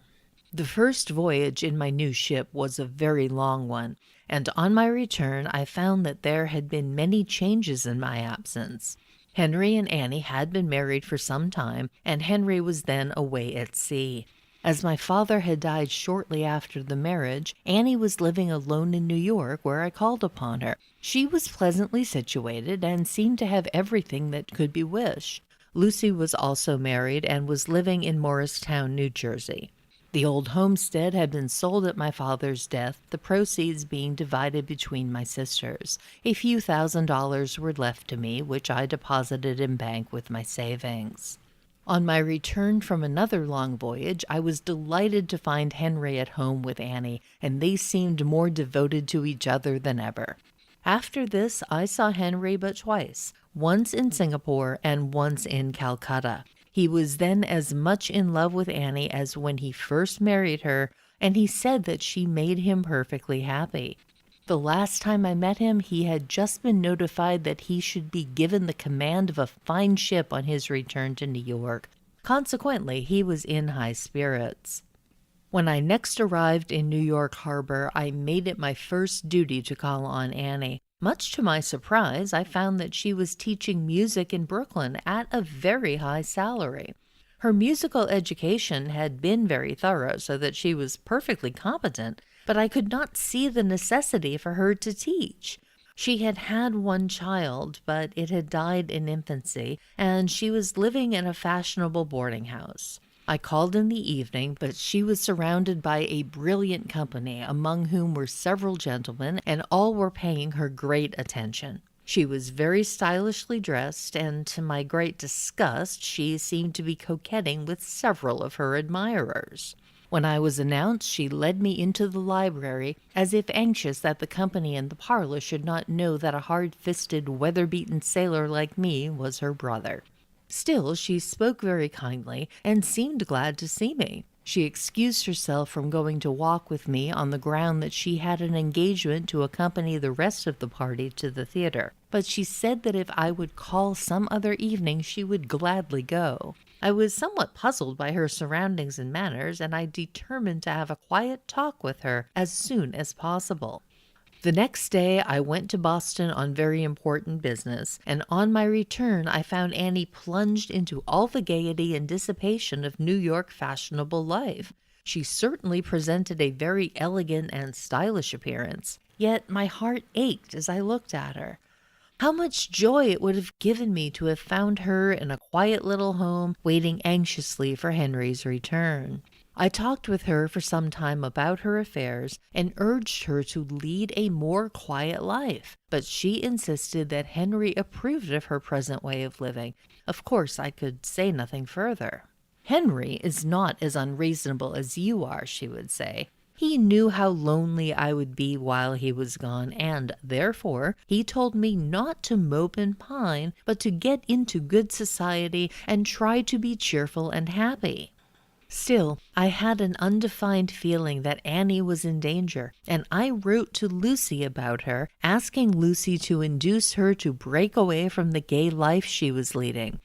Soon afterward, I went to sea again, and during my absence, Henry was given command of one of the finest ships of the line. 2 years passed quickly away, but as I was engaged during that time in making short voyages to the West Indies and back, I frequently saw Annie in New York. She seemed to grow more and more estranged from me, however, and her conduct caused me great anxiety. I had seen some things in her deportment which, though not absolutely wrong, were, to my mind, far from proper. Besides, she showed a carelessness of appearances not at all becoming a married woman. My next series of voyages were very long, and I was able to see Annie only once or twice in several years. She was now 32 years old and was unusually and strikingly handsome. About this time, I returned from a long cruise and found Annie still teaching music in Brooklyn. She dressed as elegantly as ever and seemed very complacent and contented. I invited her to take a walk with me, and we went out toward one of the small city parks. As she swept along beside me, her features all animation and her eyes sparkling with health and pleasure, I thought I had never before seen anyone so beautiful. I did not wonder that Henry was so proud of her, or that he should indulge her so much. We strolled about in the park for a time, and then seated ourselves in a quiet spot. "How long has it been since you have heard from Henry?" I asked. "Why, don't you know that we had a quarrel several months ago?" she answered with an effort, her face turning very red. "Annie, do you mean that you and Henry have separated?" I asked, very much shocked at such news. "Yes, that is what I mean. Henry became so strict and unjust with me that I complained to him of his treatment. One word brought on another, until at last he flew into a violent passion and left me. On hearing Annie relate in such a cool, offhand manner how she had driven away one of the best husbands that ever lived, I was perfectly thunderstruck. I had feared that something of this kind might happen, but now that it had really come to pass, I hardly knew what to do or say. "Is it possible, Annie?" I said. "Where did he go?" "I don't know," she replied. "He left his ship and went off." "But they know at the office where he went, don't they?" I asked. "No, he left his ship at short notice. The company tried to keep him, but he would not stay. And finally he went off without telling anyone where he was going," answered Annie, beginning to cry. It seemed to me that she was crying more to avert my displeasure than because she missed Henry. But she was my favorite sister, and I still loved her. Hence, though I deeply regretted and condemned her actions, I could not find it in my heart to characterize her conduct as it deserved. "Annie, are you not entirely to blame for this? Remember how many times I have cautioned you against the course you were pursuing. Tell me what led to your separation," I asked finally. At first, she refused to say anything, but at length I drew out that reports had reached Henry's ears that she was in the habit of accepting a great deal of attention from a certain gentleman, and that he accompanied her to the theater very frequently. But, she said, there was nothing wrong in that. Then, on several occasions, Henry asked her to attend the theater with him, but it so happened that she had a severe headache each time. This made Henry jealous, and he asked her tauntingly why she never had a headache when a certain gentleman called. This sneer led to mutual recriminations and bitter language on both sides until Henry went away in a towering rage. I could see the whole trouble. Henry loved her passionately, and her conduct had driven him away in despair. I determined to search for him everywhere in the hope of bringing them again together and effecting a reconciliation. The day before I sailed on my next voyage, I saw a beautiful diamond ring on Annie's finger. "Annie," I asked sorrowfully, "whose ring is that?" "Why, mine, of course," she replied. Have you never seen it before?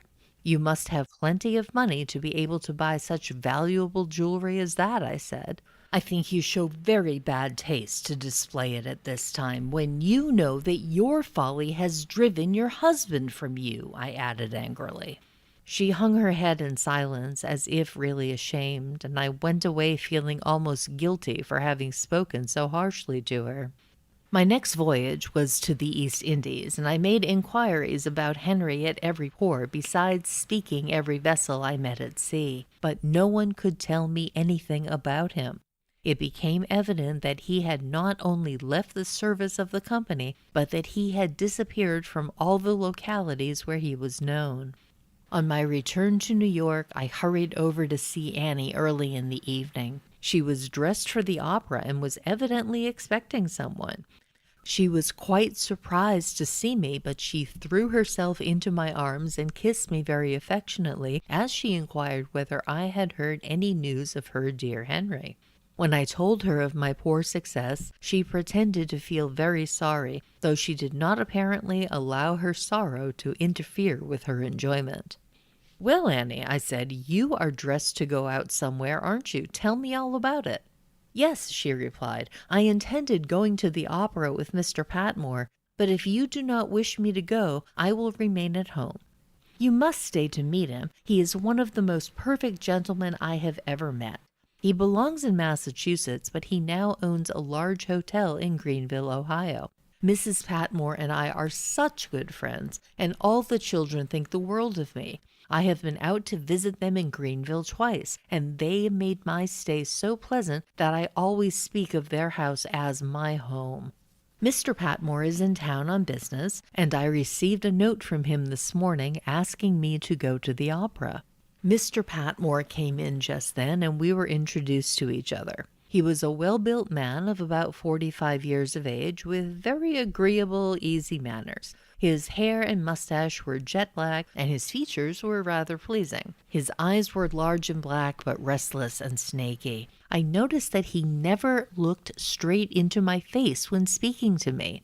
He was dressed in the height of the prevailing fashion, and he showed a great deal of jewelry. They both pressed me to accompany them to the opera, but as I was not appropriately dressed, I declined politely, and they went without me. I had previously learned at the office of the company that they had not heard anything of Henry, so I sorrowfully returned aboard my ship, almost decided to give up a seafaring life. I was then 50 years of age, and I thought of buying a farm where I could settle down at my ease. I knew that Annie was in a dangerous position for a handsome woman, left alone with no one to advise or restrain her, and I wished to take her with me so as to remove her from temptation. I therefore wrote to Lucy, asking her opinion and requesting her to advise Annie to give up her present mode of life. Lucy wrote a long letter in reply. She said that she very much feared there was something wrong between Annie and Patmore. When Annie was staying at Greenville, Lucy had written twice, asking her to come to Morristown where Lucy lived. Annie had promised to do so, but she had never come.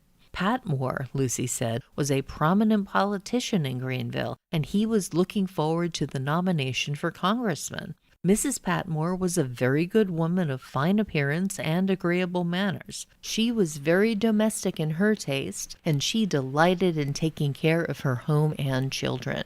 There were 3 children living, the eldest son being about 21 years old, and the other 2 being quite young. Mr. Patmore's hotel was very well kept and popular, and he was supposed to be very wealthy. Lucy's letter added greatly to the anxiety which I felt about Annie, and I was very desirous of resigning my command immediately in order to settle down on a farm with her, and thus remove her from the temptations of a gay city. I felt sure that nothing more would be necessary than a retired, quiet life for a few months, to prepare her to give Henry a joyful and affectionate welcome on his return. Circumstances, however, made it impossible for me to give up my ship at that time, and at the earnest request of the directors of the company, in which I had invested a considerable portion of my savings, I consented to make 1 or 2 more cruises. Accordingly, I sailed for the East Indies for the last time and made a very speedy and prosperous voyage. I continued my inquiries for Henry Thayer, but was unable to obtain any tidings of him. On my return, I called to see Annie and found her occupying her old position as music teacher in Brooklyn. She said that Mrs. Patmore had urged her so strongly to visit them that she had accepted the invitation twice during my absence. I had hardly reached New York before I was hurried away again. My ship was hastily loaded with a cargo for Rio Janeiro, and I again sailed in command. The trip was a speculative venture which resulted very profitably, and on my return I asked to be relieved from further service. I was then 53 years of age, and I needed rest.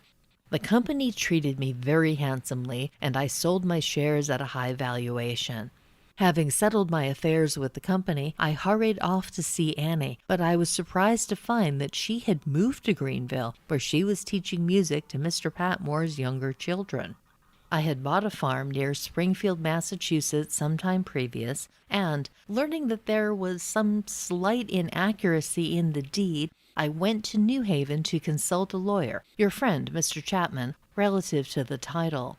While there, I wrote to Annie, asking her to come and live on the farm with me. She immediately replied that she was under an engagement as teacher for 6 months, and that she could not leave Greenville until the end of that time. She said that Lucy had asked her to pay a visit to Morristown, but that she had been obliged to decline the invitation for the same reason. In conclusion, Annie begged me to visit her in Greenville. As soon, therefore, as I had settled my business affairs, I went to Greenville to stay a few days. Annie seemed very glad to see me and appeared to be in excellent health. I repeated my proposal that she should come to keep house for me on my farm, and she seemed favorably disposed toward the arrangement, though she asked time to think about it. I told her that at my death I should leave her all my property, and that, meantime, she should have everything she wished. I also tried to talk to her about Henry, but she refused to say much, and seemed desirous to believe that he was dead. I found that she had very little to do as a teacher, the children being too young to study, but she was much attached to Greenville as, to use her own words, there were so many fashionable people there. She used to go out driving with Mr. and Mrs. Patmore, and sometimes with Mr. Patmore alone, often going as far as 15 or 20 miles into the country. I did not at all like the way she was acting, and I determined to use every effort to induce her to return to Massachusetts with me. This visit, Mr. Pinkerton, took place about 2 months ago. After remaining in Greenville a few days, I went to visit Lucy in Morristown. We had a long talk together about Annie, and finally Lucy confided to me that she feared Annie was insane. "Good heavens, Lucy, that is impossible!" I exclaimed. "Our family has never had such a disgrace cast upon it before. It has always maintained its purity. No, it can't be possible." "I am not sure of it," said Lucy, "but I know there is something wrong with her, and I greatly fear that she is a ruined woman." I hardly knew what to say or do. The mere suspicion was such a terrible blow. Here the captain became greatly affected. The perspiration started on his forehead in large beads, and he often made long pauses as he continued. His emotion would sometimes entirely overcome him so that he could not speak. "Well," he went on, "Lucy wrote to Annie, and back came the answer fully confirming the horrid suspicion. Annie freely confessed that she was enceinte and that Patmore was the father of her unborn child. She said that she and Patmore dearly loved each other and that she could not bear the thought of separating from him. My first impulse was to curse her and never see her again. But my old love for her could not be set aside, and pity soon took the place of anger. I could see that Patmore had thrown a spell around her by his fascinating manners, and she was completely under his influence.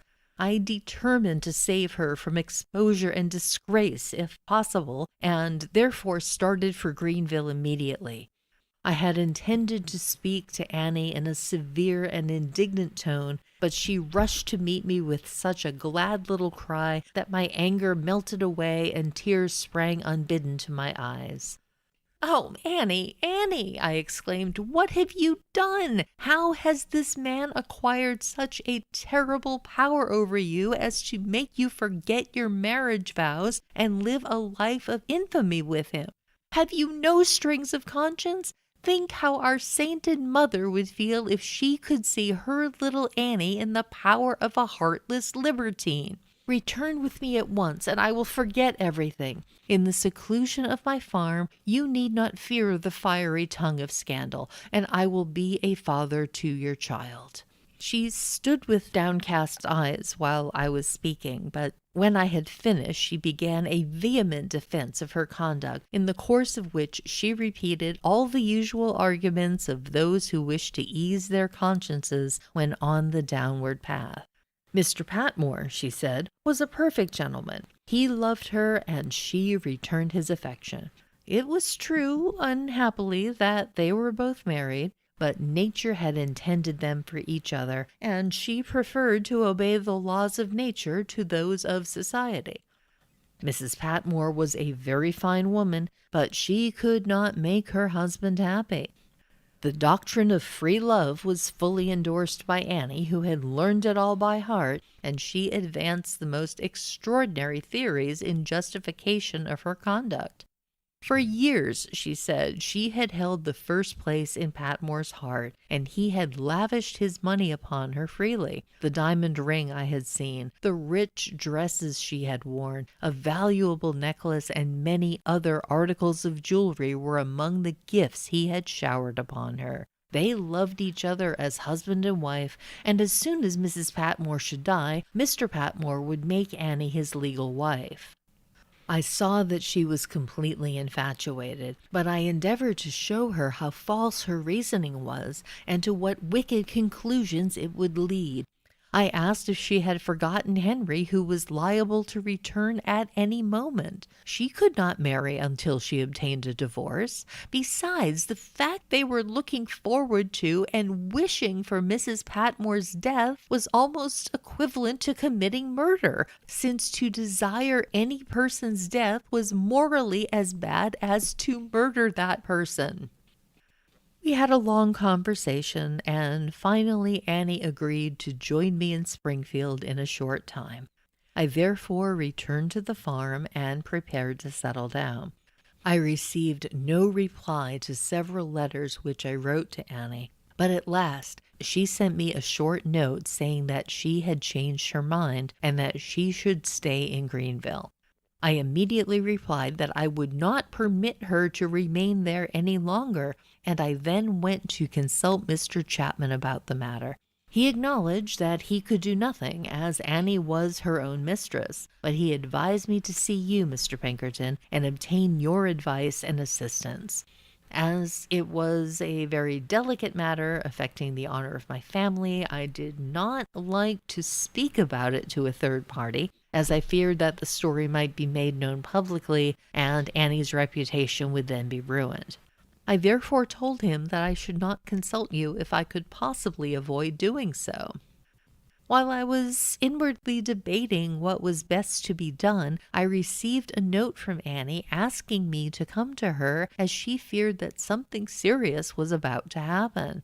I went at once to Greenville and found that she had decided to remove the evidence of her guilt by performing an abortion. I tried hard to dissuade her from a step which might result in her own death, but she was resolute in her determination not to wait for the child's natural birth. She said that if I would stay with her until she recovered, she would return to Springfield with me and never see Patmore again. She spoke very feelingly about Henry, and she seemed so deeply and truly penitent that I was finally won over to her wishes, and I agreed to stay with her until she had an operation performed. I determined to take her to stay with Lucy at Morristown at first, and she accordingly prepared to leave Greenville. She had a long private interview with Patmore before leaving, and when she came out, I saw that she had been shedding bitter tears. As I stepped to the office desk to pay my bill, I saw Patmore in the clerk's room back of the office, and he, too, seemed very much dejected. I could hardly keep my hands off his throat when I recollected his villainy, but I curbed my temper by a great effort, as I knew that a personal encounter between us would only publish my sister's shame to the world. On our arrival in Morristown, Lucy and I had a long talk with Annie, which was far from satisfactory to me, as I saw that she was still infatuated with Patmore. I thought best to go some distance away from the places where we were known during Annie's trial, and I therefore brought her to Chicago. Here I obtained board in a very respectable family, where there were only a few other boarders. Annie did not show her condition in her appearance at all, and no one could possibly have suspected her. I found a physician named Enfield, who was a noted operator in such cases, and Annie at once placed herself under his treatment. I knew that I was about to assist in committing a great crime, yet I felt that I must shield Annie at all hazards, and so I yielded to her wishes in the matter. Enfield was an expert in such matters, and in a short time he brought Annie through in safety. She was recovering fast when one day, on entering her room, I found Patmore there. I went out instantly, as I was afraid to trust myself in the same room with him, but when he had gone away, I besought Annie never again to admit him to her presence. She would make no promises, and finally she fell back in a swoon.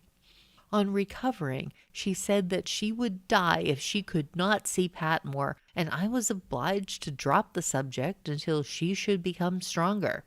Patmore remained in town 2 days, and she insisted on having him with her a great deal of the time. I fear that you will consider me very weak and foolish for permitting this, but I have never been able to refuse Annie anything. I knew, moreover, that in such a case harsh measures would only add fuel to the flame, and so I continued to humor her, trusting that in time she would gradually recover her normal condition and see the folly of her conduct. Patmore told her during his visit that he was in great hopes of receiving the Democratic nomination to Congress, and as the Democratic Party had a large majority in that district, the nomination would be equivalent to an election. He also said that his wife was in failing health, and that she seemed to grow weaker every day. I could see by Annie's manner, when she told me this, that she hoped to be Patmore's partner in enjoying the gay life of the national capital, though she did not say so directly. One day she brought up the subject of wills and said that she thought everyone owning property ought to make a will. She said that otherwise a man's property, in the case of sudden death, might be eaten up by the lawyers and court officials. I admitted the justness of her remarks and told her that I should follow her suggestion. I was obliged to go east on business for a few days at this time, and on the way I left a letter and package with Patmore, which Annie had asked me to deliver. While in New Haven, I employed Mr. Chapman to draw up my will. Lucy had asked me to leave all my property to Annie, as she had enough for herself and children, while Annie had no one to look to for an honest support except myself. Accordingly, I made my will in that way. On my return to Chicago, I hurried to our boarding house to see Annie, and to my intense disgust I found Patmore with her. The sight of him fondling my poor sister was too much for me, and although I succeeded in restraining myself from doing him any personal violence, I used the most severe language possible in characterizing his villainy and in expressing my contempt for him. I concluded by telling him that the affair must end then and there, that he must never address my sister again or attempt to see her, and that if he dared to disregard my demand, he must take the consequences. They both hung their heads guiltily while I was speaking, and when I closed, Patmore quitted the room without a word. I found that he'd left town the same day. I also went out of the house immediately, being too excited to talk calmly to Annie. But I returned after supper and reasoned with her as gently as possible on the impropriety and wickedness of her conduct. She seemed to feel very sorry and was so penitent that my hopes of saving her rose considerably. She promised, with tears in her eyes, to overcome her unholy love for Patmore and never to see him again. I noticed, however, that when I spoke of my efforts to obtain tidings of Henry, she was very indifferent, but she promised to return to Springfield with me as soon as she was able to travel, and matters began to look more cheerful for the future. A day or two after, she received a letter from Patmore saying that his wife was seriously ill and that the physicians considered her life in danger. "What is the matter with her?" I asked. "I don't know," she replied. "Mr. Patmore does not state what is her disease." I then spoke very harshly about Patmore and said that he, above all other men, was hateful to me because he had ruined her. She replied in his defense, and as our conversation seemed likely to become bitter, I walked out to allow time for both our tempers to cool off. On my return, I found that Annie had gone out for the first time since her illness, but she soon came in, saying she had taken a short walk for exercise. She had regained her good humor and seemed more like herself than she had for some time. She again brought up the subject of wills, and I told her that I had made my will while I was in New Haven. She asked me about it, and I told her that I had made her my sole legatee and that she would be in comfortable circumstances when I died. She seemed very much pleased at this, and said I was a dear good brother, but she hoped it might be a long time before she should become heiress to my property. "Who knows?" she said, laughing. "Perhaps I may die first." "That is possible," I said, "but not probable. In the course of nature I ought to die many years before you, and sailors are proverbially short-lived." "Oh, nonsense," she replied. "You are so salted and tanned that you will last 50 years yet." She then skipped gaily into the next room and brought out a bottle of ale to reward me, as she said, for being good. She poured out a glass for each of us, and we drank to each other's good health. In about half an hour I became very sick. I vomited and retched terribly, while my bowels seemed to be on fire. The weather was very warm, and I attributed my illness to some fruit I had eaten, which the ale had disagreed with. I suffered agony all night, but toward morning I became quieter, and the pain gradually left me. At daylight I casually glanced at my ring, and I was surprised to see that the stone had turned to a creamy white, a sure sign that my life was in danger. You will call me foolish and superstitious, I know, but I cannot help it. A belief in the virtues of this ring is a part of my very nature, and it has always been an unerring guide to me. This ring invariably predicts my good or bad fortune. And so speaking, the captain held the ring out for me to see it. I looked him straight in the face, expecting to see some signs of insanity or at least monomania in his eyes, but there were none. He was evidently perfectly rational, and this belief was apparently as natural to him as a belief in the hereafter or any other religious doctrine is to some people. After a short pause, as I glanced at the ring, he continued, "Now you can see nothing strange in that stone, Mr. Pinkerton, but I can. From its appearance I can obtain warning of approaching good or bad fortune. Away out at sea, when a storm is coming, the stone turns black.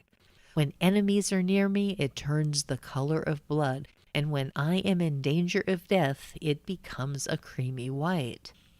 My father once saved the life of a sepoy soldier, and as a mark of gratitude, the latter presented my father with 3 rings of wonderful powers. The sepoy said that he had obtained them from a Hindu hermit far out in the jungle. I have long tried to find other rings possessing the same qualities, but have never succeeded. One of these rings was buried with my mother, one with my father, and I have the 3rd. I looked at the ring carefully, but could see nothing remarkable about it. The stone was an opal set in a heavy gold band, peculiarly chased, but aside from the popular superstition with regard to opals, there was nothing which would lead me to suppose that it possessed any exceptional powers. "When I saw you last," continued the captain, "I meant to have asked you to have this ring buried with me in case I died, but I was afraid you would consider the request too foolish. I wished it buried with me because I do not wish Annie to have it." "But why do you think Annie would take it?" I asked. "Because I know she wants it," replied Captain Sumner. "She thinks that it would enable her to make Patmore love her always, and so she wishes to own it. Now, I think Patmore is a villain, and I wish to separate her from him and destroy his influence over her. Therefore, I do not wish her to get the ring, since its possession will induce her to continue her connection with that man." I confess that I did not know what to make of the captain. If he was insane, he certainly had the most impenetrable mask over his insanity that I had ever seen. His eyes were so bright, clear, and honest that the most experienced physiognomist in the world would have failed to observe the slightest trace of cunning or want of a balanced mind in their expression. During the progress of his story, he had continually held his ring where he could see it, and several times had raised it to the light in a contemplative sort of way, as if he drew some satisfaction from its appearance. He bowed his head in his hands as he ceased speaking, and some moments elapsed before he looked up, though when he did so, he was perfectly calm. "Captain, did you find the ring of any practical value at sea?" I asked. "Yes, often it has apprised me of a coming storm in time to prepare for it. I have thus passed in safety through many sudden gales of the approach of which I had been warned only just in time to save my ship. My men always had perfect confidence in my ability to weather the heaviest gale." "Well, Captain, if you should give that ring to me, would it be equally prophetic in my hands?" I asked. "But I will not give it to you nor anyone else, nor will I part with it even in death if I can help it," replied the captain. "The sepoy told my father that he must never allow the rings to go out of his family, as they would then lose their powers. I know that the fancy seems strange to you, and no doubt you think I am not exactly sane, but I have proved the power of the ring so often that I know its virtues and believe in them. I may be able to satisfy you of its value by a practical demonstration yet."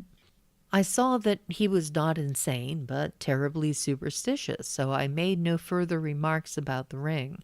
He drew his chair closer toward me and said in a low, painful whisper, "Mr. Pinkerton, I have positive knowledge that Annie has attempted to poison me 3 times. She put poison in that ale. She afterwards gave me some in a cup of coffee, and the 3rd time it was administered so secretly that I do not know when I took it.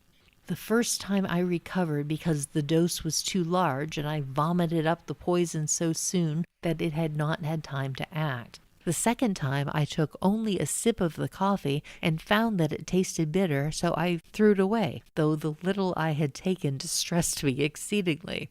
The 3rd time I nearly died, and it was only by the prompt attendance of a physician that I was saved. He said it was a metal poison which probably came off from a copper kettle in which some fruit had been cooked. Neither he nor anyone else ever suspected that I had been poisoned intentionally. When I recovered, I accused Annie of trying to poison me. She denied it vehemently at first, but I said to her, "Annie, the ring tells me that I have an enemy near me, and you must be that enemy." I spoke as if positive of her guilt, and as she is a firm believer in the ring, she finally burst into tears and confessed having given me poison at 3 different times. On her knees she begged my forgiveness and thanked God that my life had been spared. She was so broken down by the thought of her unnatural and wicked purpose that I feared that she would have a relapse into sickness. She seemed so wholly contrite that I thought she would never undertake such a terrible crime again, and I freely forgave her. I looked at the captain in perfect amazement, hardly able to credit my own senses. "Can it be possible," I asked, "that your sister admitted that she tried to poison you?" "Yes," replied the captain, "and she said that Patmore had encouraged her to put me out of the way. He had told her that he would marry her when his wife, who was now dying, was dead, that I was bitterly opposed to him and would never consent to the marriage, that if she would poison me, they would be married and go to California to live, and therefore that it would be well for her to poison me before Mrs. Patmore died." "What?" I exclaimed. "Is Mrs. Patmore dying? What is her disease?" "I do not know," replied the captain, "but I fear that she also has been poisoned." "How long is it since you had this talk with Annie?" I inquired. "About 3 days ago, and she has been sick abed with excitement and remorse ever since. She says that she expects to hear of Mrs. Patmore's death at any time, and she is sure that Patmore has poisoned her. Mr. Chapman told me when I last saw him, Mr. Pinkerton, that you were the only person who could help me, and so I have come to you to save Mrs. Patmore and my sister. I feel that Mr. Chapman was right, Mr. Pinkerton, and I beg you to give me your assistance. I will pay you liberally." End of section 11. Murder and the Fortune Teller, Chapter 3. When the captain had finished his almost incredible story, I hardly knew what to make of it. It was impossible to doubt his word, yet it seemed almost equally hard to believe that his sister could have tried to murder him. Patmore's intention of killing his wife in order to marry Annie was another piece of cold-blooded villainy which was almost past belief. The question frequently came into my mind, are all the parties in their right minds? After I had thought about the matter in silence a few minutes, I said, "Well, Captain Sumner, yours is certainly a strange case, and I cannot give you any answer until I've had time for reflection. Return in 3 hours, and I will then tell you my decision. I will help you if I possibly can do so." He rose to go, but stopped a moment as he reached the door, and said, with the utmost simplicity and confidence, "I know you can help me if you will do so, and no one else can." After he had gone, I sent a man to the captain's boarding-house with instructions to learn all he could about the boarders. He reported that, among others, there was a Captain Sumner boarding there with his sister, Mrs. Annie Thayer. My detective also learned many things about the captain and his sister, which corroborated the account given by the captain. Having satisfied myself that the captain's story was true, in part at least, I sat down to reflect upon the strange medley which he had told me. Mrs. Thayer had undoubtedly committed a serious crime against her husband, besides making the attempt on her brother's life. But I could not have her punished, for her brother's object was to save her from the ruin in which her downward course would probably end. Patmore, however, was a dangerous man, and it would be necessary to proceed with caution in handling him. He seemed to be a villain at heart, and it was probable that he only sought Mrs. Thayer's society in order to gratify his sensual passions. Perhaps the captain's suspicion that Mrs. Patmore's illness was caused by poison administered by her husband was correct. If so, it would be necessary to act at once before she should become his victim. It was barely possible that he might intend to get a divorce from his wife and then marry Annie, but I did not consider this supposition a very probable one. He wished to be elected to Congress, and he would not dare to give such an opportunity for scandal as would ensue if he attempted that course. No, poison had been his reliance in one case, and he would not scruple to make use of it again. Mrs. Thayer was probably well informed as to all his plans, but evidently she would not willingly divulge anything prejudicial to her lover. Her brother was clearly unable to compel her to confess anything, or he would not have applied to me.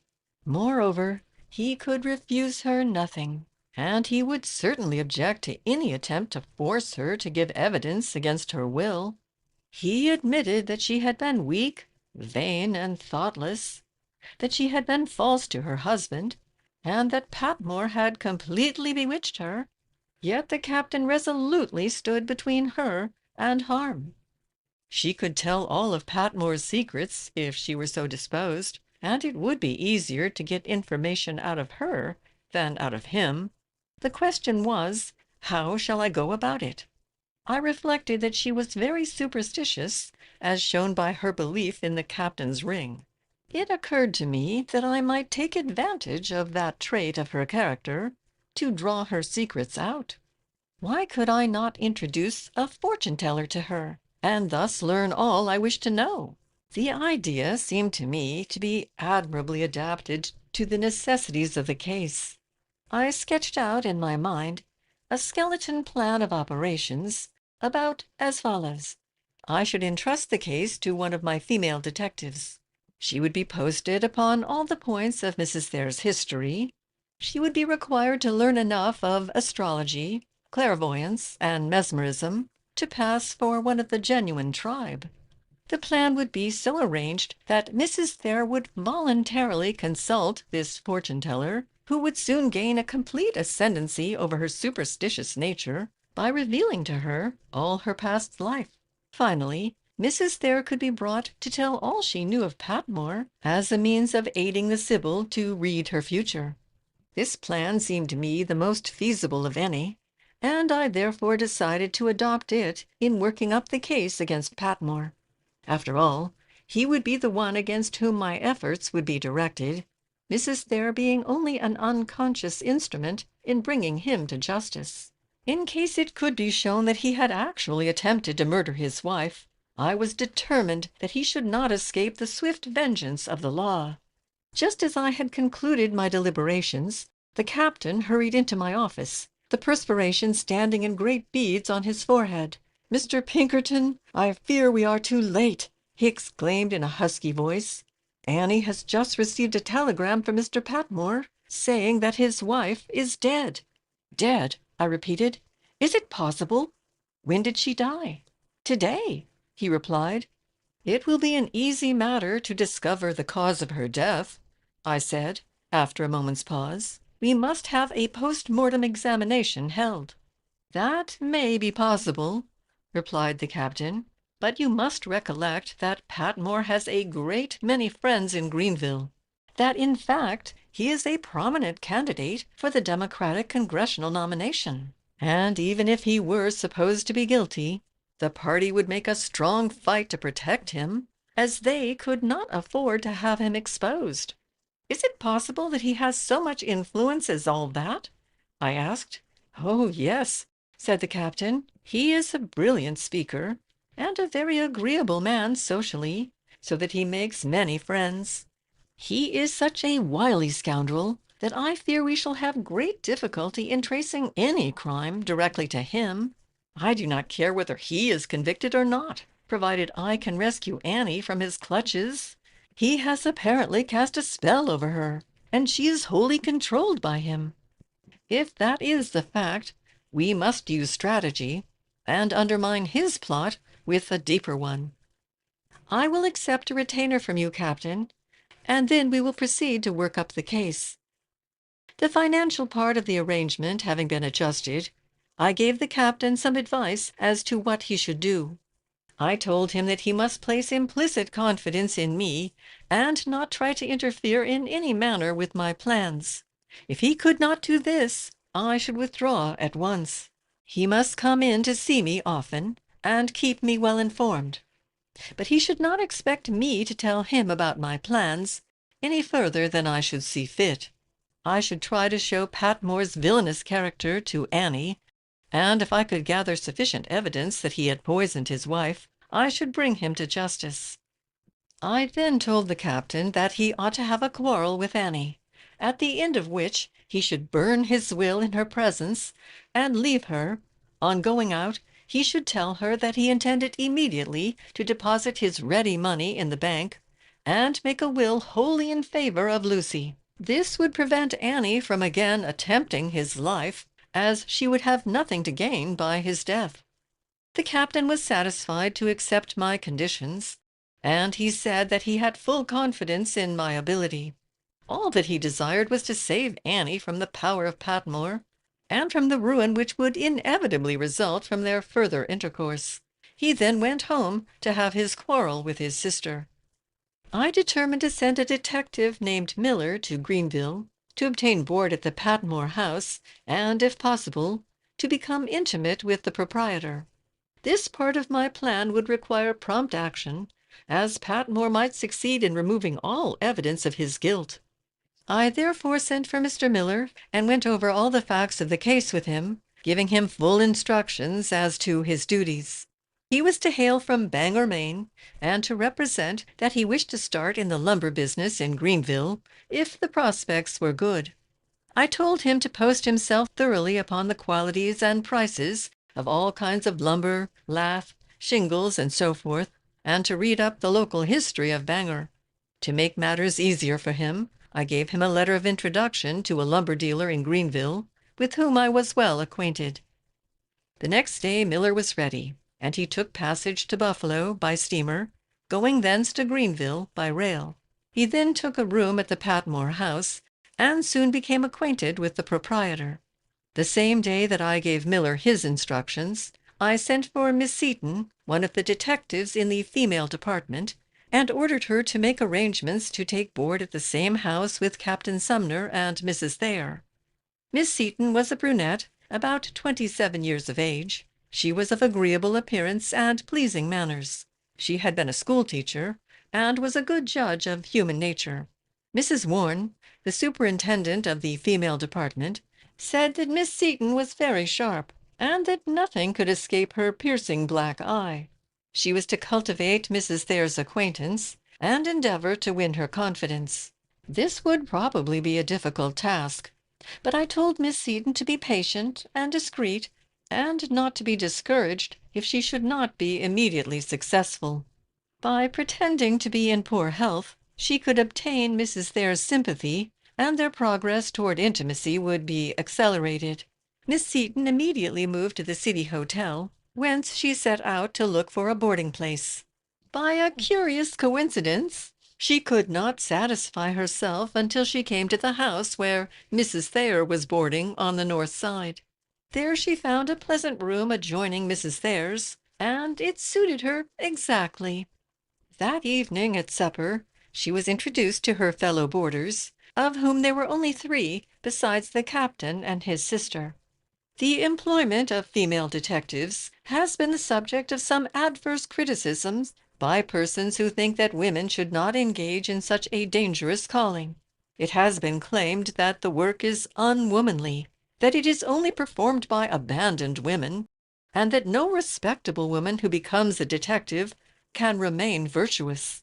To these theories, which I regret to say are quite prevalent, I enter a positive denial. My experience of 20 years with lady operatives is worth something, and I have no hesitation in saying that the profession of a detective for a lady possessing the requisite characteristics is as useful and honorable employment as can be found in any walk of life. Previous to the early part of 1855, I had never regularly employed any female detectives, nor were women engaged in that capacity in any part of the Union. My first experience with them was due to Mrs. Kate Warne, an intelligent, brilliant, and accomplished lady. She offered her services to me in the early spring of that year, and in spite of the novelty of her proposition, I determined to give her a trial. She soon showed such tact, readiness of resource, ability to read character, intuitive perception of motives, and rare discretion, that I created a female department in the agency, and made Mrs. Warne the superintendent thereof. The work of my female detectives is generally light.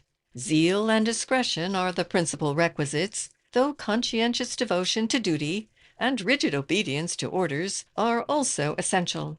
They are expected to win the confidence of those from whom information is desired, and to lose no opportunity of encouraging them to talk about themselves. With regard to the moral influence of their duties, I say boldly that it is in no respect different from that of any other position where women are thrown upon their own resources. It is an unfortunate fact in our social system that no single woman or widow, dependent upon herself for support, can escape a loss of caste and position by working in the great field of business where she comes into competition and contact with men. But aside from this general prejudice, there is nothing in the detective's duties to make her profession less respectable and honorable than there is in the duties of a lady cashier, bookkeeper, copyist, or clerk.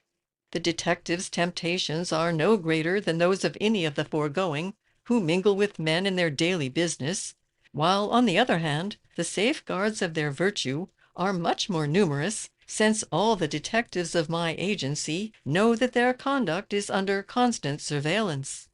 There are instances of frequent occurrence where great criminals are successful in hiding all traces of their guilt so effectually as to make their conviction impossible without the aid of the female detective. Most of these men have wives or mistresses in whom they confide to a great extent.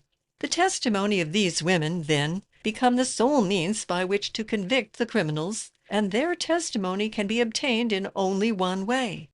A female detective makes their acquaintance, wins their confidence, and draws out the story of the crime. Such an instance is given in the Expressman and the Detective, hitherto published. I have in my employ several ladies of unquestionable purity of life, who are also among the most successful operators on my whole force. I take pleasure in offering this tribute to their ability and their spotless characters. The next day the captain called to see me, and said that, according to my advice, he had quarrelled with Annie about Patmore, and had worked himself into a great rage.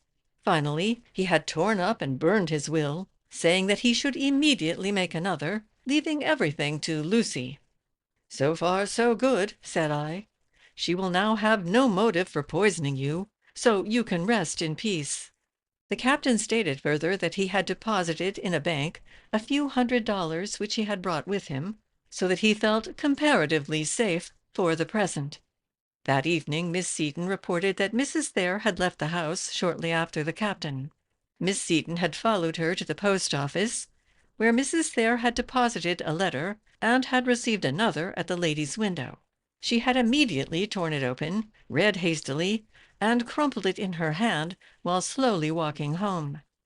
I was very anxious to know to whom she had written, and also who had written to her. I immediately wrote to Miller to watch Patmore's mail, and to learn whether there were any letters in it from Chicago.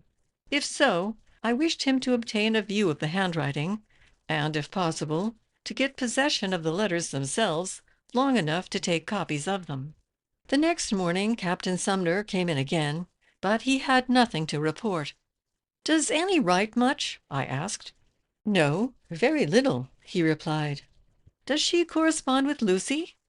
"Sometimes, but not regularly." "Did she not write a letter 2 days ago?" I inquired. "No," answered the captain. "But why do you ask?" "Oh, for no particular reason. However, I wish you would write to Lucy and inquire whether she has received a letter from Annie lately, also whether she has written to Annie." "Certainly, I will do so now," said the captain, and he straightway sat down to write to Lucy. In a few days the captain received a letter from Lucy, stating that no letters had passed between her and Annie for over a month. This made it certain that Lucy was not Annie's correspondent. Miller sent in a report about the same time, saying that he had become slightly acquainted with Patmore, who was deeply mourning the death of his wife. Even the mere mention of her name was sufficient to draw tears to his eyes, and her loss so severely affected him that his friends were afraid he would never be the same man that he had been during her life. Miller had expressed an intention of opening an office in Greenville, and Patmore had given him some valuable advice and information relative to the lumber market in the interior. Since getting my letter, Miller had noticed that Patmore had received 4 letters from Chicago. Miller said that he had not been able to obtain possession of these letters, but he should make a great effort to capture those which might come in the future. He had taken pains to cultivate the friendship of the clerk of the hotel, and he was on such good terms with him as to find it convenient to pass a great deal of time in the office. He had noticed that when the clerk received the mail, all of Patmore's letters were put into a particular box behind the desk, and he hoped to be able to secure some of them. I had devoted a large amount of thought to this singular case, and I finally decided that I would go to Greenville in person. I determined to see the coroner and find out what kind of man he was. If possible, I should induce him to have Mrs. Patmore's body exhumed and an inquest held upon it. I had previously written to Mr. Chapman to obtain further information about the captain and his family, and had mentioned his superstitious belief in the ring. I said that I was not afraid of losing money, as the captain offered me more than my usual scale of prices. But the captain's story and his great superstition led me to think that he was a wee bit daft, and that there was insanity in the family. Mr. Chapman replied that he had known the captain's father and mother intimately, but there had been no sign of insanity in any of their actions. They had been, however, firm believers in their rings, and had had the rings which they had worn buried with them. They had been clear-headed, religious people, and it was surprising that they should have had such a superstitious belief in the power of those opal rings.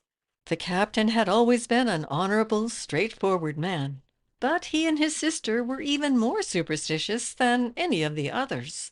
Well, I thought, on reading Mr. Chapman's letter, the whole family are a strange medley, but I think I can turn their superstitious credulity to a good account in any efforts to learn whether Patmore poisoned his wife. End of Chapter 3. The Murderer and the Fortune Teller. As soon as possible, I started for Greenville to see the coroner. On my arrival, I was so fortunate as to meet Mr. Wells, an old friend who had formerly been sheriff of the county. He offered to introduce me to his successor, Mr. Tomlinson, who had once been his deputy. Mr. Wells was quite wealthy and had retired from business. Mr. Tomlinson was an honest, hard-working carpenter who was thoroughly reliable and zealous. Neither of these gentlemen, however, had the shrewdness nor the experience necessary to detect criminals of the character and ability of Patmore. They were perfectly competent to attend the small thieves and swindlers of the district, but they were wholly ignorant and unsuspicious of the means by which daring and skillful villains carry out their plans and hide the evidences of their crimes. They knew Mr. Patmore well, as he had resided in Greenville for 7 years. They stated he was a scheming politician who could not be depended upon, and that he was trying to get the Democratic nomination for congressman. Probably he would not succeed, but he was spending money freely, and he would therefore be apt to get some good office. He was not wealthy, but he kept his hotel well and did a large business. Mr. Wells thought that he used all his money as fast as he made it, either in trying to get votes or in some other way outside of his business. His wife had been generally esteemed by a large circle of acquaintances. I told Mr. Tomlinson that I should like to see the coroner and have him investigate the causes of Mrs. Patmore's death. "Oh, that will be easy," he replied, "as I know Van Valkenburg, the coroner, very well, and we are on good terms. He is a warm friend of Patmore. In fact, they are boon companions. He spends most of his time in idling about the Patmore house, and only yesterday they went driving together." "I am sorry to hear that," said I, "for he will not wish to do anything to injure his friend. How can I get an inquest called?" "I don't know," said Mr. Tomlinson. "Suppose that I should make an affidavit under an assumed name and hand it to you? Could you not serve it on the coroner as a complaint which required his attention?" I asked. "No, that would not do, as it would involve me in difficulty," replied the sheriff. "But if I should hear people talking about the death of Mrs. Patmore and hinting at foul play, it would be my duty to lay the matter before the coroner. Then he, as a friend of Patmore, could not do otherwise than order an inquest. I determined to act on this suggestion, and I therefore telegraphed to Mr. Bangs, my general superintendent, directing him to send 2 of my detectives, Mr. Green and Mr. Knox, to meet me at the Clarendon House in Greenville. They left Chicago by the next train, and when they arrived in Greenville, I instructed them to go into the office of the hotel and begin a conversation about Mrs. Patmore's death. Having told them what I wished them to say, I sent them in. I had previously arranged that Mr. Tomlinson should be present. Accordingly, they took seats in the main hall in front of the clerk's desk, near which there was a large group of guests and citizens, and began to talk in loud tones. "Well," said Knox, "there are more cases of death by poisoning than you would suppose. Now, there was a case in this town, only a short time ago, in which I think that poison was used." "Oh, you mean Mrs. Patmore," said Green. "Yes, that was a very suspicious affair. Was anything done about it?" "No," replied Knox, "but everyone who knows anything about the circumstances of her death believes that she was poisoned." My men were soon surrounded by an excited crowd, all of whom were anxious to know the grounds upon which their suspicions were based.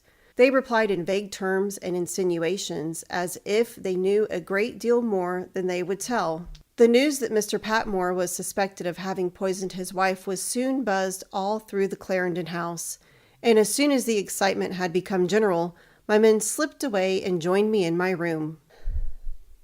My men were soon surrounded by an excited crowd, all of whom were anxious to know the grounds upon which their suspicions were based. They replied in vague terms and insinuations, as if they knew a great deal more than they would tell. The news that Mr. Patmore was suspected of having poisoned his wife was soon buzzed all through the Clarendon house, and as soon as the excitement had become general, my men slipped away and joined me in my room. Sheriff Tomlinson was immediately appealed to by many citizens to require the coroner to investigate the matter, and he finally went to the coroner's office, accompanied by quite a crowd. When the coroner was informed of the reports in circulation, he became quite indignant. "What? Patmore poisoned his wife?" he exclaimed. "Why, he fairly doted on her, and since her death, he can hardly assuage his grief. He is a gentleman in every sense of the word, and his character ought to be a sufficient protection against so gross a slander. This is a contemptible invention of his political opponents. I will soon vindicate him, however. I shall have Mrs. Patmore's body exhumed, and shall call an inquest. Then, if any one of his charges to make, there will be an opportunity for them to come forward. I will not consent to see a friend of mine so vilely slandered." Coroner Van Valkenburg immediately wrote an order to have Mrs. Patmore's body disinterred, and also a call for an inquest the following day. He had become very indignant at the idea of connecting his friend Patmore with such a hideous crime. He therefore hurried over to tell Patmore of the rumors, and of the prompt measures he had taken to prove their falsity. He drew Patmore into a private room and told him all that he had heard and done. He expected that Patmore would thank him heartily for his friendly action, but instead, Patmore's face turned very white, and he asked who it was that had spread the rumors. The coroner said that the sheriff and several prominent citizens had called upon him to investigate the rumors that were circulating at the hotels and on the street. Patmore became very much excited when he heard this and paced up and down in a nervous, irritable manner. "Well," said Van Valkenburg, "I will have the body exhumed tomorrow, and when we have disproved the calumny, this scheme of your enemies will do you more good than harm." "Yes," said Patmore, "but my love for my wife is far above all other considerations. It is shocking to think her body must be torn from the grave to refute the vile slanders of my political opponents. I do not know what course you usually pursue in such cases, but I would not for the world have her remains exposed to the gaze of a cruel, heartless crowd of strangers." Mr. Patmore's feelings quite overcame him at the thought of such desecration, and he wept. "I'll take care of that," said the sympathizing coroner. "I will have Dr. Forsythe make the examination, and his testimony will be sufficient for the jury." "Well, I shall be satisfied with any arrangements you may make," said Patmore. I hope a good jury will be summoned. I do not wish my wife's body to be examined by a lot of curiosity seekers." "Your wishes shall be attended to," replied the coroner. "I know who are your friends, and I will summon no one else to sit on the jury." "Van Valkenburg," exclaimed Patmore, seizing the coroner's hand, "I am your friend for life." He then led the way to the bar room and invited the coroner to drink. Miller was standing in the bar room as the coroner and Patmore passed, and noticing a haggard, pallid expression on the latter's face, he stepped up and said, "Why, what's the matter, Patmore? Has anything gone wrong with you?" "No, Mr. Miller, nothing very serious. Some of my enemies have started a story that I am responsible for my wife's death. But of course, there is not a word of truth in it. The coroner has taken the matter in charge, and his verdict will soon set at rest these scandalous lies. There is nothing too sacred for these political harpies and ghouls. They literally have dragged the loved dead from the grave in the hope of injuring my reputation. Well, time will show my innocence." So saying, Patmore pressed Miller's hand warmly, as if overcome with emotion, and passed into the office. Mr. Green and Mr. Knox were watching him, and when he went upstairs, he was followed by Knox, who saw him go into his room. Knox immediately came downstairs and passed across the street to a corner where I had agreed to wait for him. Having heard his report, I said, "Mr. Knox, you are a stranger here, so you had better go back to see what Patmore is doing. You can stumble into his room as if you had mistaken it for your own. Be quick," I added, as he started, "for we must keep watch of him every minute until the inquest has been held." Knox rushed into the hotel, ran up the stairs, and hastily entered Patmore's room, where he found Patmore writing a letter. "Oh, I beg pardon," said Knox. "I have mistaken the room," and so saying, he withdrew and returned to me. "So he is writing a letter, is he?" said I. "We must learn the contents of that letter, and I have not a minute to lose. Knox, find Green and Miller, and bring them over here at once. Thank goodness it is getting so dark that we shall not be noticed." Knox was off like a shot, and in a very few minutes all my men were with me. "Green," I said, "go to your hotel, pay your bill, and proceed to the Patmore house. When you register your name, you must hail the clerk as an old acquaintance. This will be an easy matter, as hotel clerks are known by hundreds of people. Miller, you must be in the office at the same time, and you must both remain there until Patmore puts his letter in the mailbox. Then, Green, you must ask the clerk out to take a drink, and while you are gone, Miller must get possession of the letter. When you have secured it, come over to the Globe Hotel, where I am stopping." Green hurried off to the Clarendon house to get his carpet bag, and Miller returned to the Patmore house. I also sent Knox to watch Patmore, and to follow him wherever he might go until he retired for the night. Soon after Miller reached the office, Patmore came downstairs with a letter, which Miller carefully scrutinized so as to be able to recognize it among a group of others. "Has the mail for the West closed yet?" asked Patmore. "No," replied the clerk. "There is still about an hour to spare." Patmore then dropped his letter into the mailbox and went out. At this time, Green stepped up to the desk, registered his name, and asked for a room. As the clerk was attending to his room and baggage, Green looked intently at him as if trying to recall his name. Then stepping forward, he said cordially, "Why, how are you? When did you come here? Let me see. The last time I saw you was at a hotel in Buffalo, wasn't it?"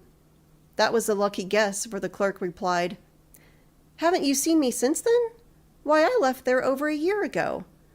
"Well, I'm right glad to see you again," said Green. "Step into the bar room and take a smile with me." "I can't very well leave the office just now," said the clerk. "Oh, yes, you can," said Green. "Your friend there will look after the office for a few minutes. Come along." "Wait here until I come back, will you?" the clerk asked Miller as he went off with Green. As soon as the clerk had left the office, Miller quietly extracted Patmore's letter from the box. He had marked its appearance so well that he only needed one glance to identify it, and he secured it so quickly that none of the crowd outside the desk noticed any movement on his part. In a few minutes, the clerk returned to the desk, and Miller lounged out into the bar room, whence he hurried over to meet me at the Globe Hotel. He then gave me the letter, which was addressed, "Mrs. Annie Thayer, Chicago, Illinois." I carefully opened it by a simple process which did not leave any evidence that the envelope had been tampered with. The letter began, "My own dear Annie," and the writer went on to caution Mrs. Thayer that she must not be alarmed at the news he was about to tell her. He said that some of his enemies had started a report that he had poisoned his late wife. He had no doubt that the Whig newspapers would spread and magnify these reports. Still, he had no fears that they would be of any permanent injury to him, since his friend, Coroner Van Valkenburg, had agreed to hold an inquest, and there would be no difficulty in proving his innocence. He begged her to excuse the haste and brevity of the note, as he only had time to dash off a few lines to assure her that all was well, and to warn her not to become alarmed at anything she might see in the newspapers. The letter was signed, "Ever your loving and devoted husband, Alonzo Patmore." Well, this is certainly strange, I meditated. Her devoted husband, eh? How can that be? He has had no opportunity to marry her since his wife died. Hence, unless he committed bigamy, this title of husband is only assumed in anticipation.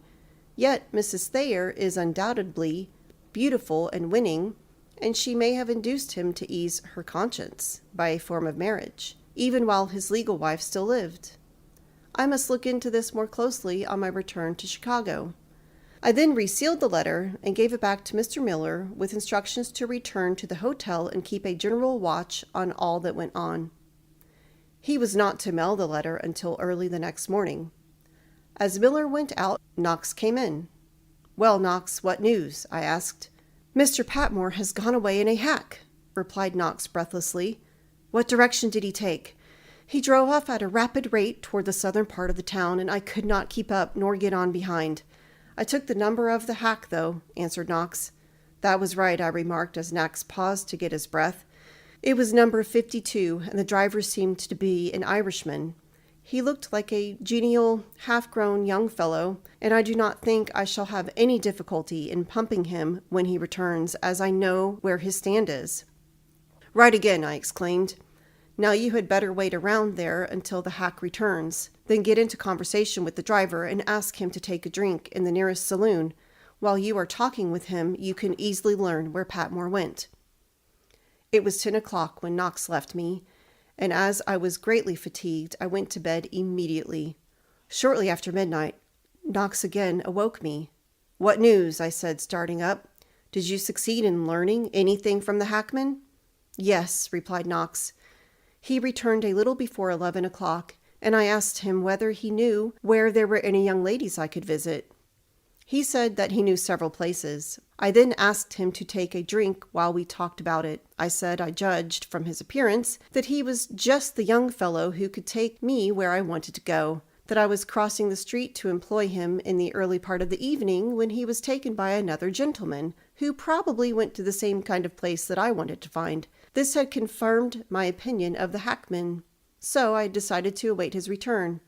By the way," I added, "was I right about that gentleman?" The driver laughed loudly and said that that was Mr. Patmore, and that he did not go to such places. He went on to say that Mr. Patmore's wife had been dead only a few days, and he supposed that Mr. Patmore had gone out to pay the gravedigger, since his visit had been made to that individual at the graveyard gate. "Did the boy say whether Patmore was the gravedigger?" I asked. "Yes," continued Knox. "I pumped out all that the young fellow knew. The gravedigger lives in a little shanty close by the graveyard, and on arriving there, Patmore called the fellow to one side and conversed with him in a low tone for some time. He then paid him some money, entered the hack, and told the boy to drive straight back to the Patmore house, where Patmore discharged the hackman. I drew this information out of the boy very easily, without appearing to take any special interest in the story. I then told him to drive me to some quiet house where I could meet some young ladies. He took me to a place near here, and I paid him off immediately, saying that I should spend the night there. As soon as he was out of sight, I came straight here, without going into the house at all." "By Jove!" I exclaimed. "We shall have some rough work tonight, and we must be quick, too. Go over to the Patmore house, find out from the register what room Green is in, and wake him up as soon as possible. Tell him to come here, being careful that no one notices him, and to be sure to bring his pistols. You have yours, have you not, Mr. Knox? Yes. Do you expect to need them? It is quite possible, as we shall have some risky work tonight. I will meet you outside, and you must tell Green to prepare for a march. Luckily, we are all good walkers. Knox hurried away, and in a short time, both of my detectives joined me in the street. We then hired a hack and drove to within half a mile of the graveyard, where I paid off the hackman, and we entered the grounds of a residence, standing some distance back from the road. My object in entering these grounds was to make the hackman believe we were stopping there. Otherwise, his curiosity would have been excited as to my reasons for going into the country at that hour of the night. As soon as the hack was out of sight, we returned to the highway, and, after a brisk walk, we reached the graveyard. End of Section 13, Chapter 4. Section 14. The resting places of the dead are localities which I do not much care to visit in the night. In the daytime it is different. There is a holy calm about a cemetery then which impresses me with a feeling of rest, and I can really enjoy an hour or two in quiet contemplation of the monuments and humble headstones of a large burial ground. But in the night, even the least superstitious person in the world will be awed by the solemnity pervading our cities of the dead, and will quicken his pace as the wind rustles mournfully through the shrubbery. I never should care to go into a graveyard at night, as a matter of choice, but business is business, and must be transacted no matter how unpleasant the surroundings may be. The first difficulty I encountered on entering the Greenville Cemetery was that I did not know where Mrs. Patmore's grave was located. We therefore separated to the distance of about 100 yards and advanced through the underbrush across the grounds.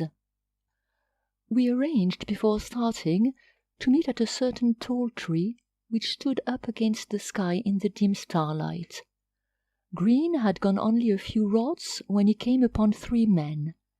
Their smoky lantern threw a ghastly light upon their work, and they were so busily engaged in digging that they did not notice him.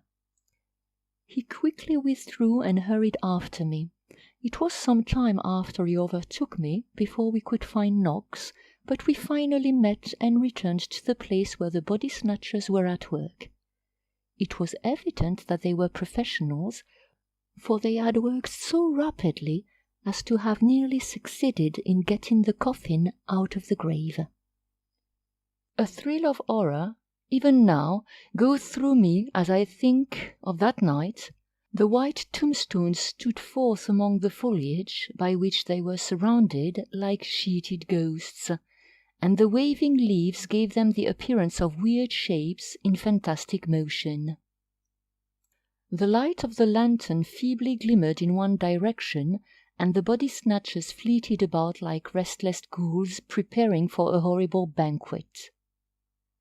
We approached as quietly as possible, and on emerging from the cover of a copse of hazel bushes, we made a general rush forward.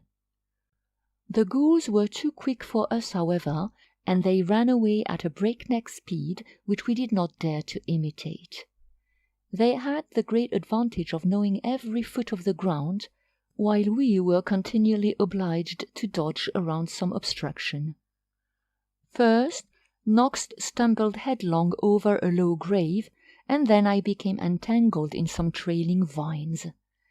As I regained my feet, I saw Green rising from an encounter with a chain which had tripped him, and we simultaneously abandoned the chase. It was clearly useless to follow them further, but we fired at them with our revolvers in the hope of frightening them into a surrender. One of them instantly stopped, returned our fire, and then continued his flight. This satisfied me that they were old hands at the business of grave robbing, and that they were not to be scared by long-range pistol practice. After watching for a couple of hours, I returned with my men to the city, being convinced that the body snatchers would not make another attempt to rob the grave. As I walked back, I tried to account in my own mind for this new move of Patmore. I could not see the advantage to be gained by the removal of Mrs. Patmore's body, and I retired to rest with that problem still unsolved. Being greatly fatigued, it was 8 o'clock next morning before I awoke. While I was at breakfast, Mr. Miller came in, but he had nothing to report except that Patmore seemed greatly troubled and looked very haggard. I ordered Miller to watch Patmore closely and to engage him in conversation as much as possible.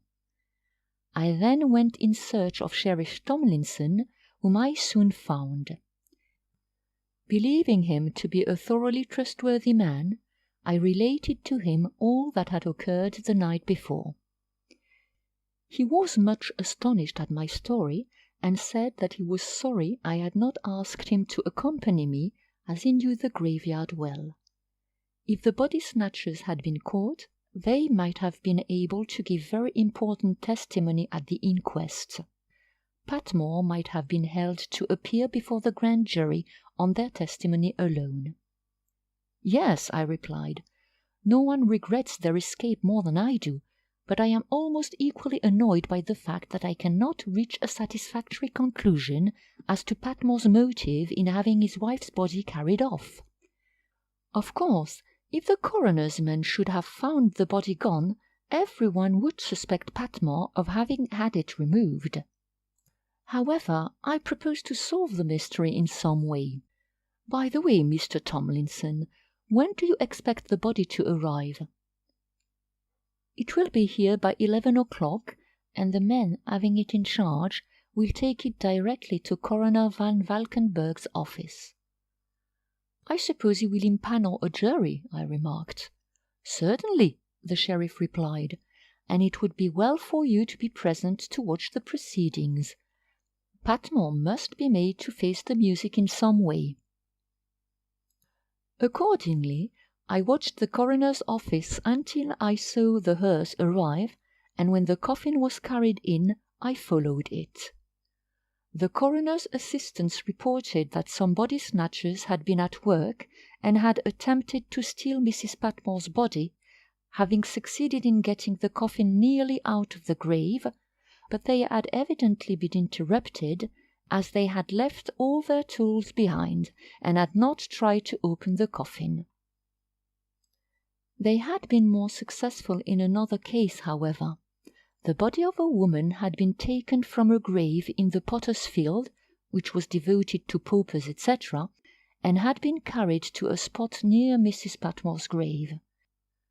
The supposition was that the robbers, wishing to procure female subjects for dissection, had chosen those two graves as containing the bodies of persons who had most recently died. On hearing this story, I saw through the trick at a glance. The sheriff was in the office, and I beckoned to him to join me outside. "Mr. Tomlinson," I said, "I wish you to send a man to the graveyard to learn the name of the other woman whose body was found. Get a description of her age, height, size, and general appearance, as I feel sure that Patmore's intention was to substitute her body for that of his wife." "By Jupiter, that's so!" exclaimed Mr. Tomlinson. "But I should never have thought of that. I will attend to your request myself, while you can remain here to watch the proceedings before the coroner. I will go to the cemetery and make a thorough investigation. It is my duty to become acquainted with all the facts in the case." And he started off, accompanied by Mr. Green, whom I sent with him. In a short time, Patmore walked into the office and sat down. He wore a martyr-like expression, and though he controlled his feelings sufficiently to appear outwardly calm, I could see that inwardly he was racked with fear and nervousness. The coroner hastily impanelled a jury, consisting wholly of Patmore's personal and political friends. The coffin was then opened as a matter of form, and the jury merely looked at the rapidly decaying corpse. Patmore refused to look at the body, on the grounds that he did not wish to mar the sweet memories of his beloved wife's features, which he had seen only in the flush of life and beauty, even by a glance at her merely mortal remains in their present condition. Dr. Forsyth testified that he had attended the late Mrs. Patmore in her last illness, and that dysentery was the cause of her death. He was corroborated by another physician who had been in consultation with Dr. Forsyth during the last day or two of the patient's life. As no other witnesses were called, the jury immediately returned a verdict that Mrs. Patmore's death had resulted from natural causes, namely dysentery. I was watching Patmore closely during the interval before the verdict was delivered, and I saw plainly that, in spite of the farcical character of the inquest, he was in a state of nervous dread lest something unforeseen should occur to reveal his criminality. When the verdict was read, an expression of relief and triumph came into his face, and he received the congratulations of his friends like a man who had just escaped a great danger. I had too little evidence to warrant me in showing my hand at that time by accusing him in person. Nevertheless, I was satisfied of his guilt, and I decided to use other means to bring him to justice. In about an hour, Sheriff Tomlinson returned from the graveyard with Mr. Wells and Mr. Green. They had made notes of the condition in which they had found Mrs. Patmore's grave, and they had written out a full description of the other corpse found nearby. The body was that of a woman of about the same size, age, and general appearance as Mrs. Patmore. I had heard of an eminent physician in Greenville named Dr. Stewart. On inquiring for him, Mr. Tomlinson took me to the doctor's office and introduced me.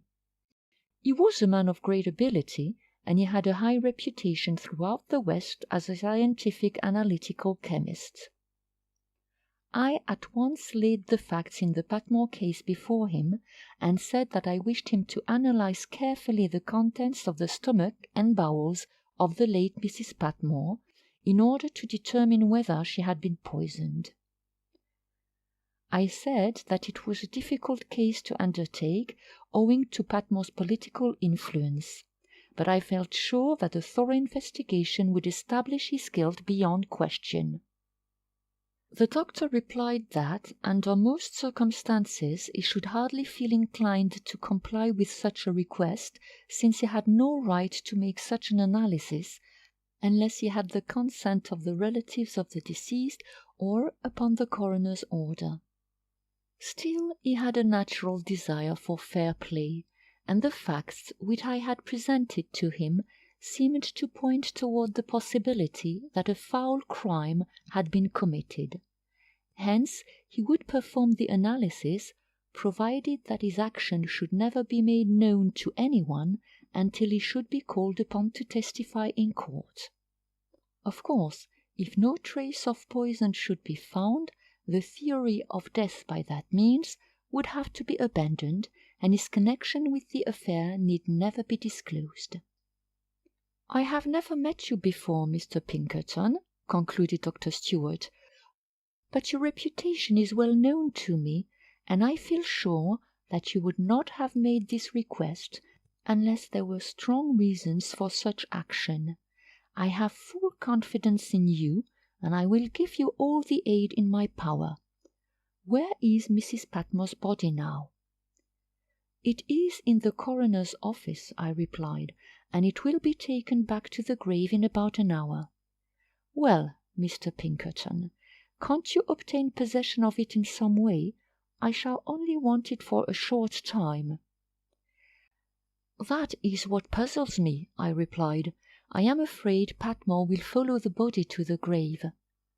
"Then, if he should do so, can't you get 2 men who know how to handle a shovel quickly to disinter it a second time?" asked the doctor. Yes, I will take 2 of my own men, I said. I can trust them more than anyone else. Oh, nonsense, exclaimed the doctor, laughing. You can do better than that. You had better offer the regular grave diggers $10 to leave the body a short time in your possession before burying it. Or, if Patmore should insist upon seeing it buried, they can easily disinter it for you, and it will take me only a short time to remove the intestines. I shall then seal them up for the present, as I am too busy to make the analysis just now, but when I shall have finished my present work, I will take up this case. You can depend upon hearing from me at the earliest possible moment. It was then arranged that Mr. Wells and Sheriff Tomlinson should be present to witness the removal of the bowels from Mrs. Patmore's body. The sheriff further decided to give an official order for the analysis so as to protect Dr. Stewart in case of any accident. If any signs of poison were found, the doctor's charges would be paid by the county. Otherwise, I should be responsible for the amount. I then went out to see the grave diggers and used such convincing arguments that they willingly agreed to disinter the body. My arguments were brief but cogent, and were presented to them about in the following way. Mr. Gravedigger, you look like a man of discretion who knows how to open his hands and shut his mouth. I wish to obtain the body of the late Mrs. Patmore for a short time. I will give you several excellent reasons why you will be willing to let me have it. In the first place, I will give you $25 for the job. Secondly, well, I guess you needn't go any further, drawled the gravedigger with a knowing wink. 25 of them reasons are enough for me, so just tell me where you want the body, and I'll see that it's forthcoming. I have always found that half the argument may be dispensed with if the matter is only presented in the proper light. In accordance with the agreement, therefore, the body was again taken from the grave in the presence of Mr. Wells, Sheriff Tomlinson, Dr. Stewart, my detectives, and myself. The necessary parts were removed by the doctor, and the body was reburied. Finally, the doctor placed the portions which had been removed in a jar of alcohol, and it was then sealed up to await the doctor's analysis. Of one thing I felt certain, and that was that the regular grave diggers and the body snatchers of the night before were the same persons. Hence, I feared that they might give Patmore information of our proceedings. I communicated my opinion to the sheriff, and suggested that a slight hint from him might induce the men to keep silence for their own protection. Accordingly, he spoke to them about the occurrence of the previous night, and said that for the present he did not intend to make any investigation to learn who were the body snatchers on that occasion.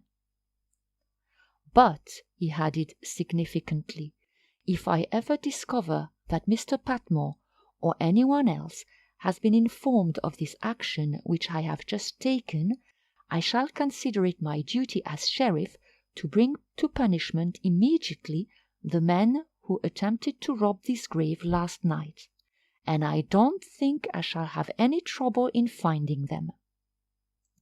While returning to the city, I impressed upon Sheriff Tomlinson the necessity of procuring all the evidence that could be reached relative to Mrs. Patmore's death.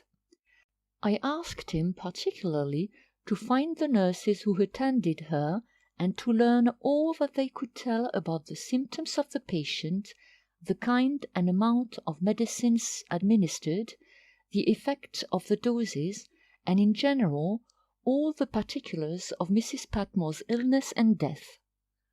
The sheriff promised to do all in his power, and Mr. Wells also agreed to give his assistance in bringing out the whole truth. On arriving at the Globe Hotel, I met Miller, who gave me a copy of a letter which Patmore had written to Mrs. Thayer as soon as the coroner's jury had given their verdict. The letter contained a brief account of the inquest and the finding of the jury. It said that she could understand his feelings of great relief that all had turned out so well for him. The letter was signed, as in the former case, "Your loving husband." Mr. Miller said that Patmore's manner had wholly changed since the close of the inquest. Before, he had been morose and irritable. Now he was all vivacity and good spirits. One of his first acts, after the verdict had been given, was to write the above-mentioned letter, which Miller had secured as before. Having taken a copy of it, Miller had mailed it in the General Post Office. "You have done very well, Mr. Miller," I said, "and I wish you to remain here to watch Patmore's movements and intercept his letters. I shall return to Chicago tonight, and you must inform me by telegraph if Patmore leaves here." Having completed all my arrangements, I returned to Chicago, taking Knox and Green with me. End of section 14. Section 15. The Murderer and the Fortune Teller. My first action on reaching my office was to send for Mrs. Kate Warren, the superintendent of the female department of my force. She made a full report of all the work in her charge during my absence, and brought up among other cases that of Captain Sumner. "Miss Seton," said Mrs. Warren, "reports that she has progressed somewhat toward an intimacy with Mrs. Thayer, but that she has learned very little except by observation. Mrs. Thayer seems to be greatly troubled at times, but she is very reserved and does not appear anxious to make anyone her confidant. She goes to the post office regularly twice a day, but she rarely goes anywhere else. Once she went to a druggist's store, but being unable to get what she wanted, she entered another one and purchased a small package." "Has Miss Seton been able to examine any of Mrs. Thayer's trunks or bureau drawers?" I asked. "Only once," replied Mrs. Warren. "She succeeded in getting into one of her trunks, and there found an immense quantity of letters signed Alonzo Patmore, some of them dating back several years." "Were they long, sentimental, and in short, were they to be classed under the head of love letters?" I asked, with a smile. "Yes, Miss Seton so reports them." "Well," I said, "let her continue to watch Mrs. Thayer and to seek to win the latter's confidence. By the way, what kind of books does Mrs. Thayer read?" "Oh, anything that is romantic." "Then tell Mrs. Seton to get Eugene Aram and read it. She can make such allusions to it as will make Mrs. Thayer wish to read it too. The effect of the story on her mind will, perhaps, prepare her for the train of thoughts which I wish to excite in her." "Oh, that reminds me," said Mrs. Warren. "Mrs. Thayer complains that she sleeps very poorly and dreams a great deal. She has been wondering whether she talks in her sleep." At this moment, one of my clerks entered and said, "Captain Sumner wished to see me." I immediately sent word that he could come into my private office. At the same time, I requested Mrs. Warren to step into the next room for a few minutes, as I should need her as soon as the captain had gone. When the captain entered, I was busily engaged in examining some papers, and I greeted him as if he were an old friend whom I had not seen for months. "Why, how are you, Captain Sumner?" I said, shaking his hand warmly. "I'm delighted to see you." "I'm pretty well," he replied, "but have you heard the news?" "No, what news?" "Read that," he said, handing me the Greenville Advocate, and pointing to an account of the inquest on Mrs. Patmore's body. The paper contained a full report of the coroner's proceedings and an editorial on the subject. The editor spoke in the highest terms of Patmore and congratulated him on his triumphant vindication. I read all that the Advocate contained relative to the case, and then remarked, "I wonder who started that investigation." "I can't imagine," replied the captain, "though, as the paper says, the story might have been originated by his enemies for mere political effect." "Yes, that is possible," I replied, But there was no use in attempting anything of that kind. The result must have strengthened him, even among his opponents. I'm afraid so too, said the captain. We shall have a hard time in obtaining any proofs of his guilt, now that he is so popular. I saw that the captain did not suspect that I had been connected in any way with the Greenville inquest. I therefore changed the subject. Well, it'll come out all right, if you have patience. How is Mrs. Thayer? Not at all well, he replied. She is very restless, and she complains of being nervous. Besides, she is more reserved with me than ever. Don't you think I had better try to induce her to go home with me? I should feel more comfortable if she were on the farm in Connecticut, as she would be out of Patmore's power. Sometimes I think there is no use in trying to reform her, for she seems so infatuated with that man that I only wonder she has not run away with him before now. I know that she will marry him at the first opportunity. We must prevent that, I replied. For the present, I think she had better remain here. I then asked the captain to excuse me for a moment, and stepping into the next room, I called my stenographer to the door. By leaving the door ajar, the conversation between the captain and myself could be easily heard in the next room. The shorthand writer, therefore, was able to take down everything that was said. Returning to the captain, I commenced a friendly chat, in the course of which I led him on to talk about his family. I especially desired to draw out the particulars of Annie's history, and the honest old gentleman talked so freely that he obtained a very full account of all that he knew about her. In the conversation which we had about his own affairs, the captain gave me the following story to account for the fact that he was an old bachelor. It seems somewhat strange, he said, that I am unmarried, as I have always been a great admirer of the fair sex. But the fact is, I had one strong affection, and that has lasted me all my life. The last time I was with her, she promised to be my wife, and we pledged ourselves to be eternally faithful to each other. I sailed for Singapore the next day, and on my return, I was to lead her to the altar. I felt that I had secured a prize far beyond my merits, for she seemed to be superior to me in every way. The days dragged along slowly and wearily while on the voyage, but at length we returned to New York. I immediately hurried up from the landing place, all impatient to see my sweetheart. As I passed up the dock, I met an old acquaintance. "Where away so fast?" he asked, as he stopped me. "I am going to see Miss Curtis," I replied. "Why, she married a rich banker 6 months ago," he said. "Oh, did she?" I exclaimed. "I am glad she was so fortunate." Then I returned aboard ship, feeling completely crushed. Since that time, I have never paid attention to another woman, for I can never forget her. Once afterward, I met her on Broadway, on her way to her carriage. She nodded carelessly, with a "How do you do, John?" and was quickly whirled away out of my sight. I have never heard from her since then. After the captain had told me everything about Annie and himself that he could recollect, I asked him to excuse me, pleading an important engagement at that hour. As soon as he had gone, I requested my stenographer to write out his notes in longhand as quickly as possible, and I returned to consult with my female superintendent. "Mrs. Warren," I said, "we shall have a difficult task in working upon Mrs. Thayer. She seems to be very reticent and wary. I have decided to attack the superstitious side of her nature, which seems to be her weakest point.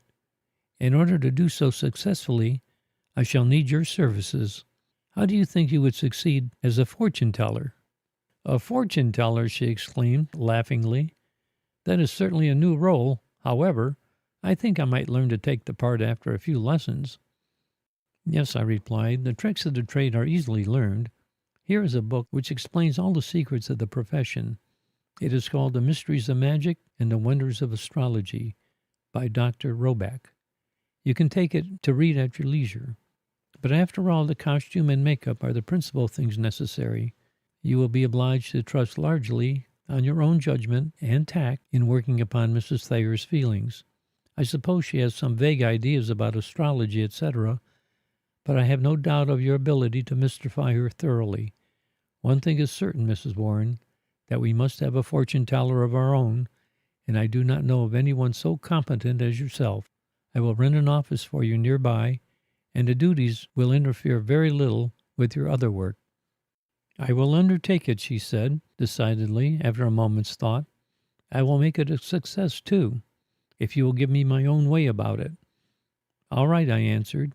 "Success is all that I require." Mrs. Warren then withdrew to make her preparations. In a day or two I received a letter from Miller. He said that the talk over the inquest was gradually subsiding, and there were some few persons who were not fully satisfied with the manner of conducting the inquiry, but that the general effect had been favorable to Patmore, that the latter had begun to drink a great deal, though not enough to become intoxicated, that he, Miller, had been taken into Patmore's confidence to a considerable extent, and that the latter had expressed an intention of going to Cincinnati to make a visit. In conclusion, he said that Patmore was doing his utmost to appear cheerful, but that he looked very haggard and seemed to be in great trouble. Miss Seton reported to Mrs. Warren the same day that she was becoming more intimate with Mrs. Thayer, though the latter manifested no desire to take any one into her confidence. The day previous, Mrs. Thayer had gone to the post office, where she had received a letter, as usual. She had torn it open, as if very anxious to learn the news it contained for her, and had then crumpled it nervously in her hand after reading it. Miss Seton also described the scene which had taken place that morning. Mrs. Thayer was in her room about 11 o'clock. Soon afterward, Miss Seton went to the door and knocked. No answer being given, she went in quietly, intending to surprise Mrs. Thayer. She found the latter deeply absorbed in telling her own fortune with a pack of cards. Miss Seton laughed pleasantly and said, "So you were telling your fortune, were you? Well, how did it come out?" Mrs. Thayer looked somewhat confused at first, but she gathered up the cards mechanically and said, "I don't know how to tell my fortune. Do you?" "Yes, indeed. I used to be a splendid fortune-teller," replied Miss Seton. "Let me try to tell your fortune." Then she shuffled the cards, dealt them in 3 piles, and turned up the last card, which happened to be the Queen of Hearts. "Now let us see what your fortune has been, what it is, and what it will be," said Miss Seton. "You are represented by the Queen of Hearts. This pile contains your past, that one of your present, and the third, your future." So saying, she turned up the top card of each pile. By an odd coincidence, the present and future were both clubs, the past being a diamond. Miss Seton said gravely, "Your past has been pleasant, but your future is unpromising." "Yes, it is always so," replied Mrs. Thayer despondently. Then, as Miss Seton was about to go on, Miss Thayer threw all the cards into a heap, saying, "No, I don't want to hear any more. I shall have the same luck throughout. Clubs always come to me." "Have you always had such bad fortune?" asked Miss Seton. "Oh, no, only a few years ago I used to be as happy as a bird. Sorrow was unknown to me, and one enjoyment seemed to pass away only to be succeeded by another. Now I have nothing but trouble all the time." "Your lot seems hard," remarked Miss Seton, in a sympathizing tone. "Probably you feel worse since your husband has been dead." "Dead!" exclaimed Mrs. Thayer, springing up. Then, recovering her presence of mind, she sat down, muttering, Yes, of course. He's dead." "What do you mean?" said Miss Seton. "Is it long since he died?" "I do not feel well today, and I shall not try to read my fortune again when I am so nervous," replied Mrs. Thayer, evading Miss Seton's question. Seeing that Mrs. Thayer wished to change the subject, Miss Seton did not press her further. The two ladies remained together until dinner time, and Miss Seton read a portion of Eugene Aram aloud. Mrs. Thayer became deeply interested in the book and borrowed it to read. Next morning I received a telegram from Miller, briefly stating that Patmore had left Greenville. His destination was Chicago, though he had given out that he was going to Cincinnati. I knew that he could not arrive that day, as the railroad connections were not promptly made at that time, but I instructed Mr. Knox and Mr. Green to be prepared to shadow him on his arrival at the depot the next morning, and to keep upon his track constantly while he remained in Chicago. I also sent word to Miss Seton to make some pretense for calling upon Mrs. Thayer early in the afternoon, and to remain with her as long as possible.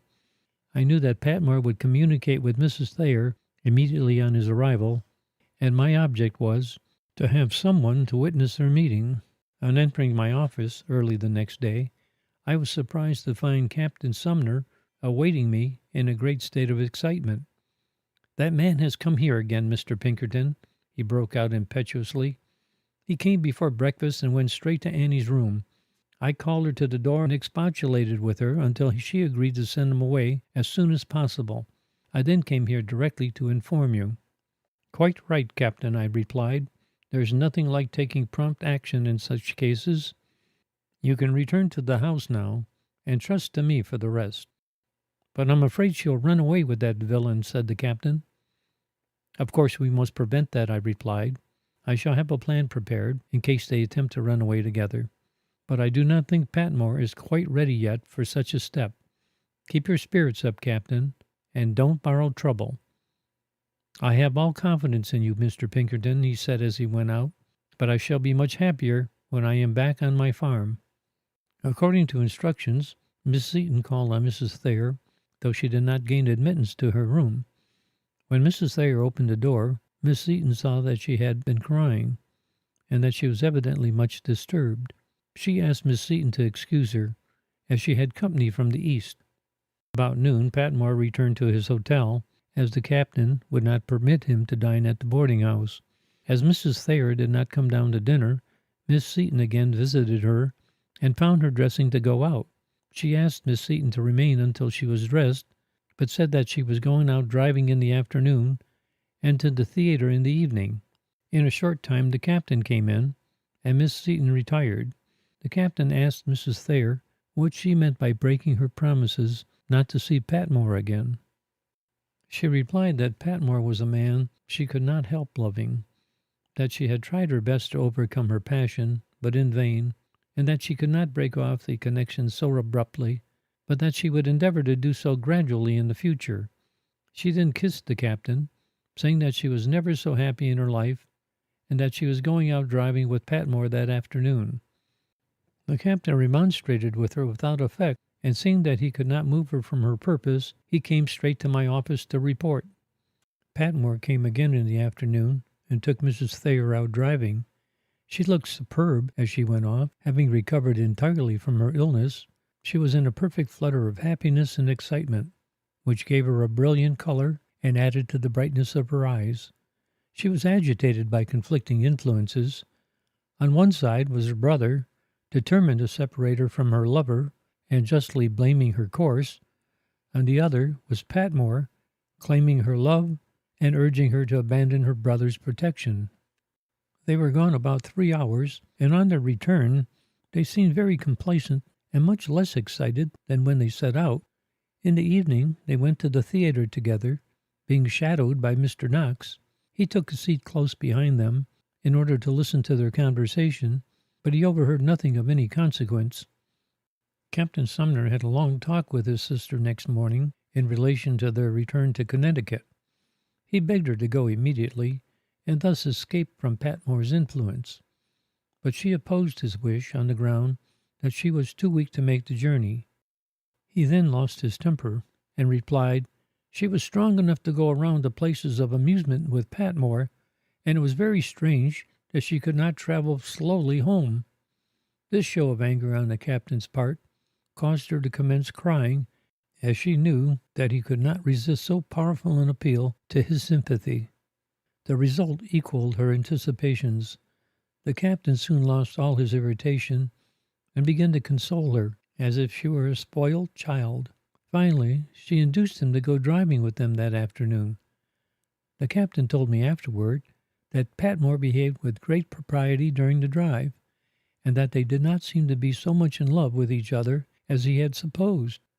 I smiled inwardly at the old sailor's simplicity, for I noticed they had gone out in an open barouche instead of a closed carriage, such as they had used the day before, and they had remained away only 1 hour instead of 3.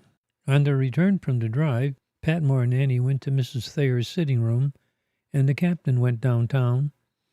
At 4 o'clock, Miss Seton knocked at Mrs. Thayer's door, but receiving no answer, she tried to enter quietly.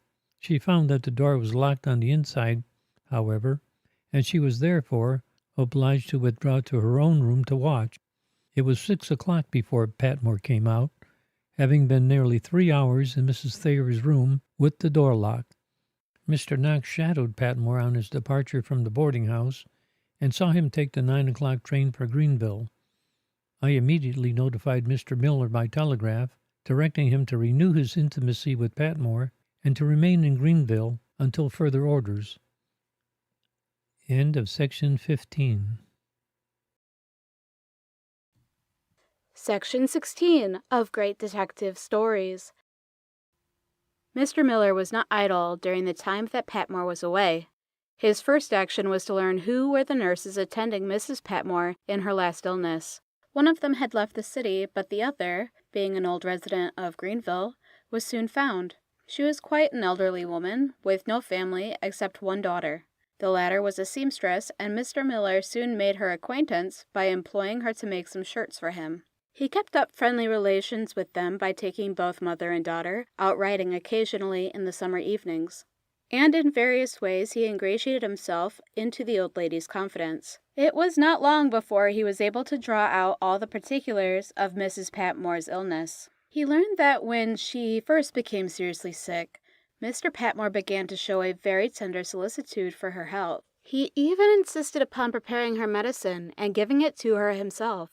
Mrs. Patmore, however, did not seem to appreciate his watchful eye, for she told the nurse that she did not like to take her medicine from her husband. She also asked very particularly whether the medicine she took was that which the doctor prescribed. Mrs. Reed, the nurse, said that she did not like the effects of the medicine at all. It was put up in small yellow papers, and when Mrs. Patmore took a dose of it, she always was taken with violent vomiting. Her bowels and stomach would become very hot, and the pain would be so severe as to cause her to scream terribly. Then Mr. Patmore would give her a dose of another kind of medicine, which would soon relieve the patient and cause her to fall into a deep sleep. When Dr. Forsythe called, Mrs. Patmore always informed him very carefully about the effect of the medicine, but he treated it as a common occurrence and said that those symptoms invariably accompanied an attack of dysentery. After the doctor had gone, Mr. Patmore would return to the room with the same medicine, and his wife would exclaim, "No! Has the doctor ordered that horrid medicine again? I cannot stand it long. What should I do?" Then her husband would tell her that it pained him almost as much as herself to see her suffer so, and that he would willingly take it himself if he could thereby save her from the pain. But she must recollect that she was very dangerously sick, and that a failure to obey the doctor's instructions might prove fatal for her. Mrs. Patmore would be too feeble to protest for long, and she would take the medicine. The same symptoms as before would then result, and each day she seemed to grow weaker and weaker. The day of Mrs. Patmore's death the doctor was unable to call, hence only Mr. Patmore and Mrs. Reed were present when she died. Patmore spoke very endearingly to his wife and tried to caress her, but she pushed him away, gave him one long, reproachful look, and fell back dead. Patmore professed being overcome with grief, and tears flowed down his cheeks as he requested Mrs. Reed to arrange for the funeral, and to spare no expense. He stopped at the door as he was leaving the room and said, "By the way, Mrs. Reed, if anyone inquires about it, you can say that dysentery was the cause of my beloved wife's death." Miller said that there was little doubt that Mrs. Reed suspected foul play in connection with Mrs. Patmore's death, but she was a very discreet woman, and would not spread any story which she could not prove. It was only by very skillful management that he had been able to induce her to talk upon the subject at all. She knew that Patmore was very popular, and that she would be speedily silenced if she attempted to suggest anything against his character. Hence, she preferred to keep her suspicions to herself. On receiving this report from Miller, I sent him instructions to continue his acquaintance with Mrs. Reed, and to keep a close watch upon her movements, for it was possible that she, too, might be induced to go away, as she would be an important witness, and it would be necessary not to lose sight of her. At the end of the week I received another report from Miller, stating that Patmore had called a select meeting of his political supporters in the district, and had laid plans for an energetic effort to obtain the congressional nomination. Miller had been taken into their confidence, and he was working hard to secure the election of Patmore delegates to the approaching convention. This gave him ample opportunity to become intimate with Patmore, and he felt sure that the latter would not take any important steps without consulting him. I was much pleased to hear this news, as it showed me Patmore was no longer in fear of detection, Moreover, it satisfied me that politics would detain him in Greenville for some time, and there would be no immediate danger of his marriage with Miss Thayer.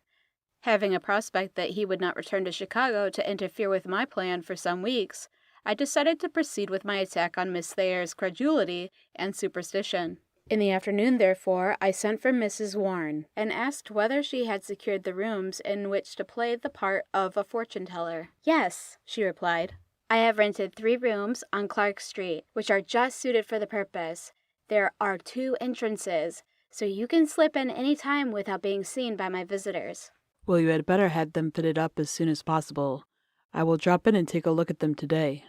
"Oh, no," she answered. "I don't wish you to come until I have completed my preparations. The rooms are on the 2nd floor, and they have not been occupied for some time. Hence they will need considerable cleaning. You are too busy to attend to all the furnishings and arranging, so I will relieve you of all the trouble. Only give me carte blanche for the purpose of furnishing the rooms, and I know you will not regret it." "All right," said I. "You have my permission to do as you please, and you can get whatever money you need from the cashier. All I ask is that everything be done in the best manner. When you are ready to begin operations, let me know, so that I can have an audience with the great fortune teller in advance of the general public." During the next 4 days, nothing of consequence occurred. The captain reported that his sister was gaining so fast in health and strength that he thought she would be able to go back to Connecticut. Of course, I was obliged to oppose the journey at that time, since I wished to bring Miss Thayer before my fortune-teller. Miss Seton reported that she was on quite intimate terms with Miss Thayer, but the latter never talked about her own affairs. She wrote daily letters to Patmore, and received daily letters in reply. At length, Mrs. Warren reported that her temple of magic was in complete order, and that she would be ready to receive me that afternoon. "Very well," I replied. "I will drop in to have my fortune told about 3 o'clock. Have you arranged it wholly to your satisfaction?" "Oh, yes, it's nearly perfect." "Whom have you engaged for an usher?" I inquired. "Oh, no, you may not ask questions now," she answered, laughing. "I have taken more liberties than I ever dared to before, but I think, when you consider the object to be gained, that you will be satisfied." "Well, I hope your rooms are as mysterious as your answers would lead me to expect," said I. "However, I shall be there at 3 o'clock, so I will restrain my curiosity at the present." At the appointed hour, therefore, I called at the rooms, where I was received by a young Negro of the blackest type. He was dressed in a full Turkish costume, and his actions gave the impression that he was dumb. This black mute ushered me into a very large front room, elegantly furnished in the style of a modern salon. Heavy curtains hung in graceful folds from richly gilded cornices, sufficiently obscuring the windows to prevent the strong glare of the afternoon sun from penetrating directly into the room. Armchairs and sofas were plentifully scattered about to accommodate the throng of persons who were expected to visit the fortune-teller. The walls were hung with engravings and paintings, and on the floor was a thick Brussels carpet into which my feet sank noiselessly as I walked around inspecting the pictures and furniture. After scanning the sable usher for a few minutes, I said, "Now, if that color would wash off, I should feel sure of finding one of my office boys named Jack Scott underneath." The mute grinned responsively, and I saw that I had guessed correctly. "Well, Jack," I continued, "I don't think you need fear detection. Where is Mrs. Warren?" Jack still remained mute, but he went into another room and soon beckoned me to follow him. As soon as I crossed the threshold, the door closed noiselessly behind me. It took me several seconds to accustom my eyes to the change in the light. Then I began to gather an idea of the surroundings, and my surprise at Mrs. Warren's success was equaled only by my admiration of her good taste and judgment. The room was nearly square, but a large mirror at the end opposite the entrance gave a duplicate view of the whole, the shape of the mirror being that of a large doorway. The effect was to give an appearance of 2 rooms instead of 1. The walls and windows were hung with some dark-colored material, which wholly shut out every ray of sunlight, but a soft, dim radiance was shed from 5 swinging lamps, 1 in each corner and the 5th in the center of the room. These lamps were of bronzed silver, of oriental patterns, and were all in motion. The corner lamps were swinging back and forth towards the center, and the center one was swinging slowly in a circle. On the walls were hung several charts and mystic symbols, while the floor was covered in a close matting of white straw, upon which was painted the common representation of the signs of the zodiac. A number of small globes stood upon a low shelf in one corner, and on that table, in the center of the room, was a large globe standing on a chart. With the exception of one large easy chair and a lounge, there were no other articles of furniture in the room. A pair of skeletons stood facing each other, one at each side of the mirror, and their ghastly appearance, duplicated in the mirror, added to the unnatural effect. Near the table was a small portable furnace, upon which stood a peculiarly shaped retort, and from this issued a pungent aromatic incense. While I was examining the globe and chart, Mrs. Warren slipped into the room, through the folds of a curtain at one side of the mirror, and swept down towards me. I should hardly have known her, so great was her disguise. Her face and hands were stained a clear olive, and her hair hung down in heavy masses to her waist. Her dress was of rich material, trimmed with oriental extravagance. The sleeves were large and flowing, and the skirt trailed over a yard. In her right hand she carried a small wand, around which two serpents twined. Her whole appearance was dignified and imposing. The light and atmosphere added to the general effect, and I felt wholly satisfied with Mrs. Warren's work. Well, Mrs. Warren, Said I. you have certainly made a great success, but I am afraid I shall not be so much pleased when the bills come in. Oh, don't be very much alarmed on that score, replied Mrs. Warren. I have been very economical. Many of the most expensive articles have been hired for the occasion, while the rest have been picked up cheap at auction sales. The expense, I assure you, will not be great. All right, I rejoined. the captain will have to foot the bill, whatever it may be, but if we succeed in our object, he will not have any reason to regret the cost. Mrs. Warren showed me the door through which she had entered, and asked me to seat myself behind the curtains. She then called her usher into the room and conversed with him.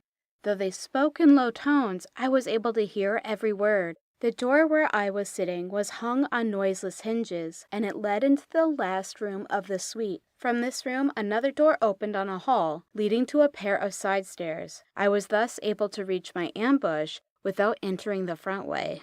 Now, Mrs. Warren, nothing remains to be done but to advise you thoroughly, I said, after I had inspected all her preparations. Very well, she replied. But you must recollect that I shall not be able to oversee all my general work unless you make my office hours as a fortune-teller very short. 3 hours will be the longest time I can spare daily. I then returned to my office and wrote out the following advertisement. The Great Asiatic Sibyl, L.L. Lucille, the only living descendant of Hermes, the Egyptian who has traveled through all the known parts of the world, now makes her first appearance in Chicago. She will cast the horoscope of all callers, will tell them the events of their past life, and reveal what the future has in store for them. She has cast the horoscope for all the crowned heads of Europe, Asia, Africa, and Oceanica. She will cast the horoscope or celestial map for the hour and moment of the inquiry for any visitor with the same care, and by the same method as that used in the case of the Sultan of Turkey and the Pacha of Trincomalee. She will remain only a short time in Chicago. Hence, the sorrowful and afflicted who wish to know what the future has in store for them had better call at once. She will tell who loves you, who hates you, and who is trying to injure you. She will show you your future husband or wife. L.L. Lucille is the 7th daughter of a 7th daughter. She never fails to give satisfaction. Visit her and learn your fate. Office hours 10 a.m. to 1 p.m. Fee $10. Office at the Temple of Magic, number 50, South Clark Street. This advertisement was inserted in the daily newspapers for a week, and I also had a number of small handbills printed for distribution in the street. In this way, Lucille's name was brought before the public very conspicuously. At the time, the trade of fortune-telling was not so common as it is now, and those engaged in it rarely had the means to advertise themselves so extensively. Hence, Lucille's half-column in the newspapers attracted an unusual amount of attention. End of section 16. Section 17. The Murderer and the Fortune Teller. The next morning, Miss Seton called on Mrs. Thayer as usual, and found her eagerly reading Lucille's advertisement in one of the newspapers. Miss Seton asked Mrs. Thayer whether she was ready to go out for her regular morning walk, and Mrs. Thayer soon prepared to accompany her. They first went to the post office, and as they walked away, after Mrs. Thayer had received a letter, they met a boy distributing handbills. They each took one and walked along slowly in order to read Lucille's glowing advertisement. Mrs. Thayer folded her bill up carefully and said, "I wonder if this woman can do what she claims. If I thought so, I would call on her myself." "Well, I don't have much faith in these people as a rule," replied Miss Seton, "but it is a fact that some of them really have a strange and inexplicable power to foresee events. Whether it is a genuine science or a mere application of general rules of physiognomy to the particular features of each visitor, I do not profess to say, but there is no doubt, I believe, that they have been very successful in reading the future for some people." "I am so glad to hear you say that," said Mrs. Thayer, "for I was afraid you would laugh at me. Now I have a real desire to see this woman, just to test her powers. The moment I read her advertisement in this morning's paper, I had a strong presentiment that she could help me out of my troubles, and I determined to visit her. See, here we are, right at the door, number 50 Clark Street. Won't you go up with me while I get my fortune told, Miss Seton?" "Oh, certainly. If you really wish to try your fortune, today is as good a time as any other." They therefore ascended to Madame Lucille's rooms and rang a bell at the reception-room door. The sable usher immediately admitted them and asked them to be seated for a short time, as Madame was engaged at that moment. He then left them alone, while he went to inquire how soon they could have an audience with the great Sibyl. Having told Mrs. Warren who her visitors were, the usher hurried over to my office and informed me. I instantly called my stenographer, and we proceeded quickly to the back room, where we took our seats behind the curtain. A lady was already in Mrs. Warren's room, but she was easily dismissed with instructions to return next day. When she retired, Mrs. Thayer was admitted, and Miss Seton wished to follow, but this could not be allowed, as only one could have an audience at a time. Mrs. Thayer entered the room with her veil down, and what with her nervousness and superstitious terror inspired by the weird appearance of the room, she was hardly able to walk to the visitor's chair. When she became somewhat accustomed to the peculiar light, she saw Madame Lucille standing beside the table. Her tall, commanding figure struck Mrs. Thayer with awe, and Mrs. Warren felt sure of drawing out everything that she knew. "Come hither, my daughter," said Lucille, in a clear, sweet voice. Mrs. Thayer advanced falteringly and sank into the large chair which the Sibyl pointed out. "What would you know, my child?" continued Lucille. "State your errand quickly, as my time is short to unfold the mysteries of the future. Like the wandering Jew, I must forever advance upon my mission. What do you seek to know?" Lucille's powerful mind, aided by her fantastic surroundings, had gained a complete ascendancy over Mrs. Thayer's superstitious nature. In a voice trembling with emotion, she replied, "I have come to learn my future."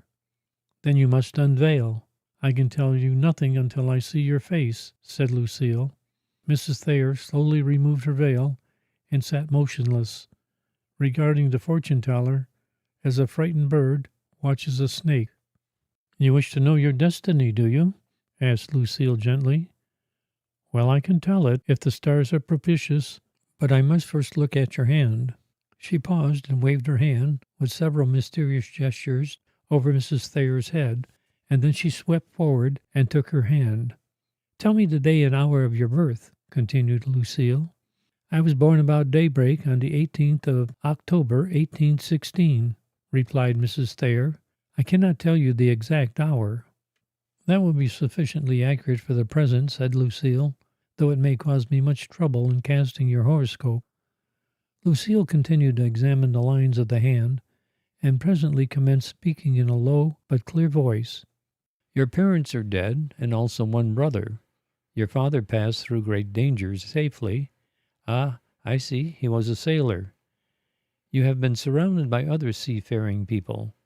Still, I cannot certainly tell what relationship they bore to you. I shall learn all when I cast your horoscope. Your father acquired moderate wealth, of which you have received your share, But you desire more, and you are not too scrupulous as to how to get it. Why, what means this?"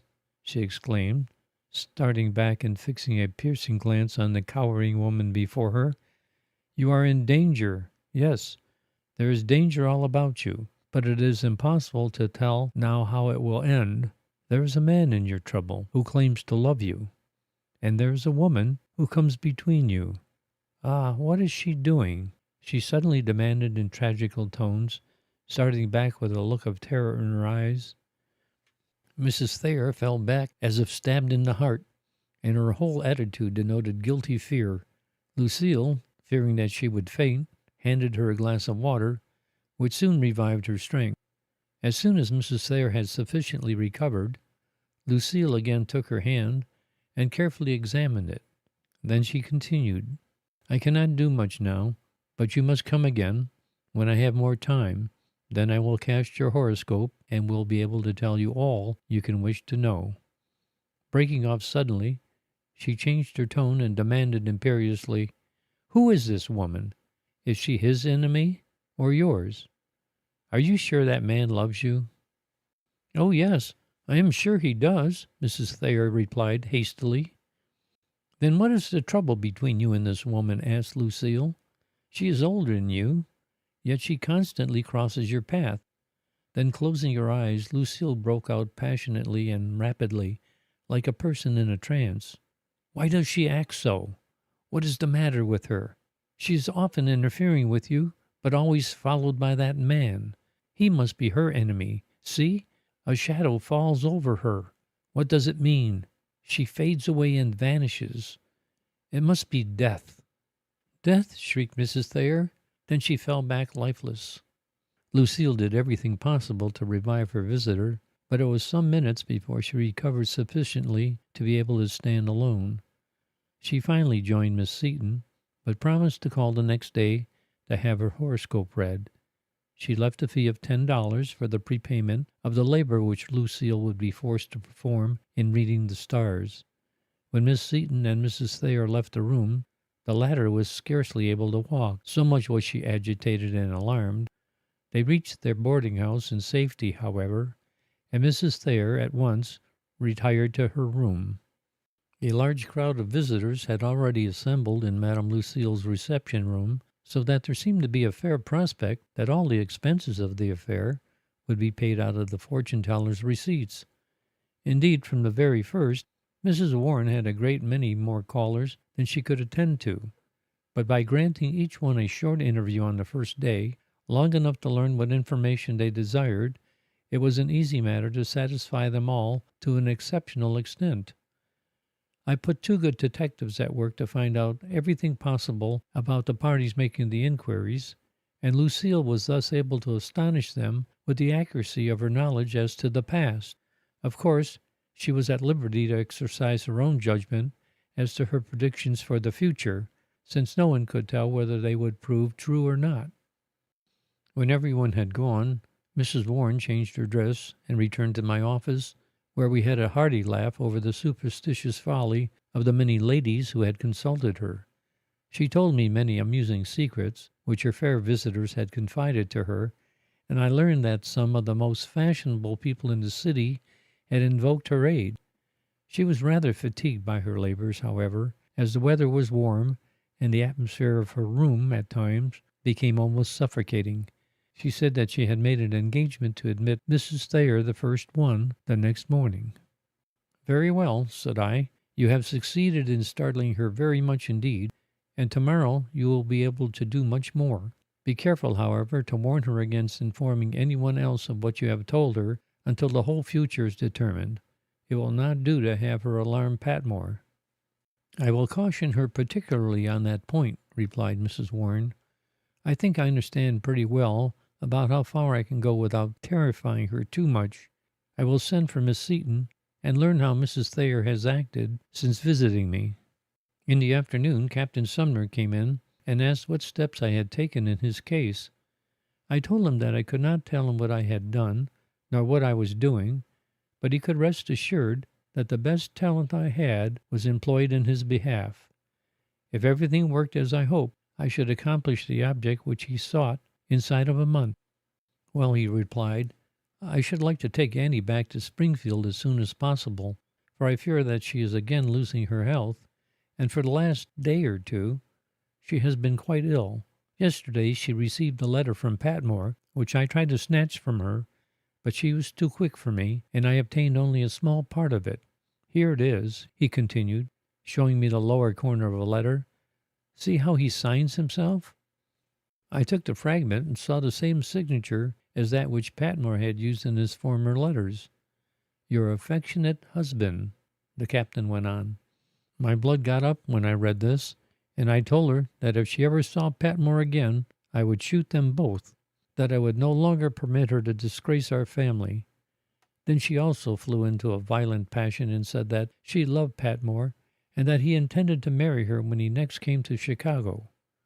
As usual, she finally succeeded in appeasing my anger, and she promised to leave Patmore forever. I also agreed to make my will in her favor, and we thus became friends again. I may now be able to get her away, as she has promised to go as soon as she is able, but I can easily destroy my will if she refuses her promise. What do you think about it? Well, it can't do much harm, I guess, for you are probably in no particular danger just now. Then I will make my will today. By the by, there's a great fortune-teller in town. Have you seen her advertisement? Yes, I replied, but there is nothing unusual in that. You can find such people here at all times. I know that, said the captain, but they are generally mere humbugs.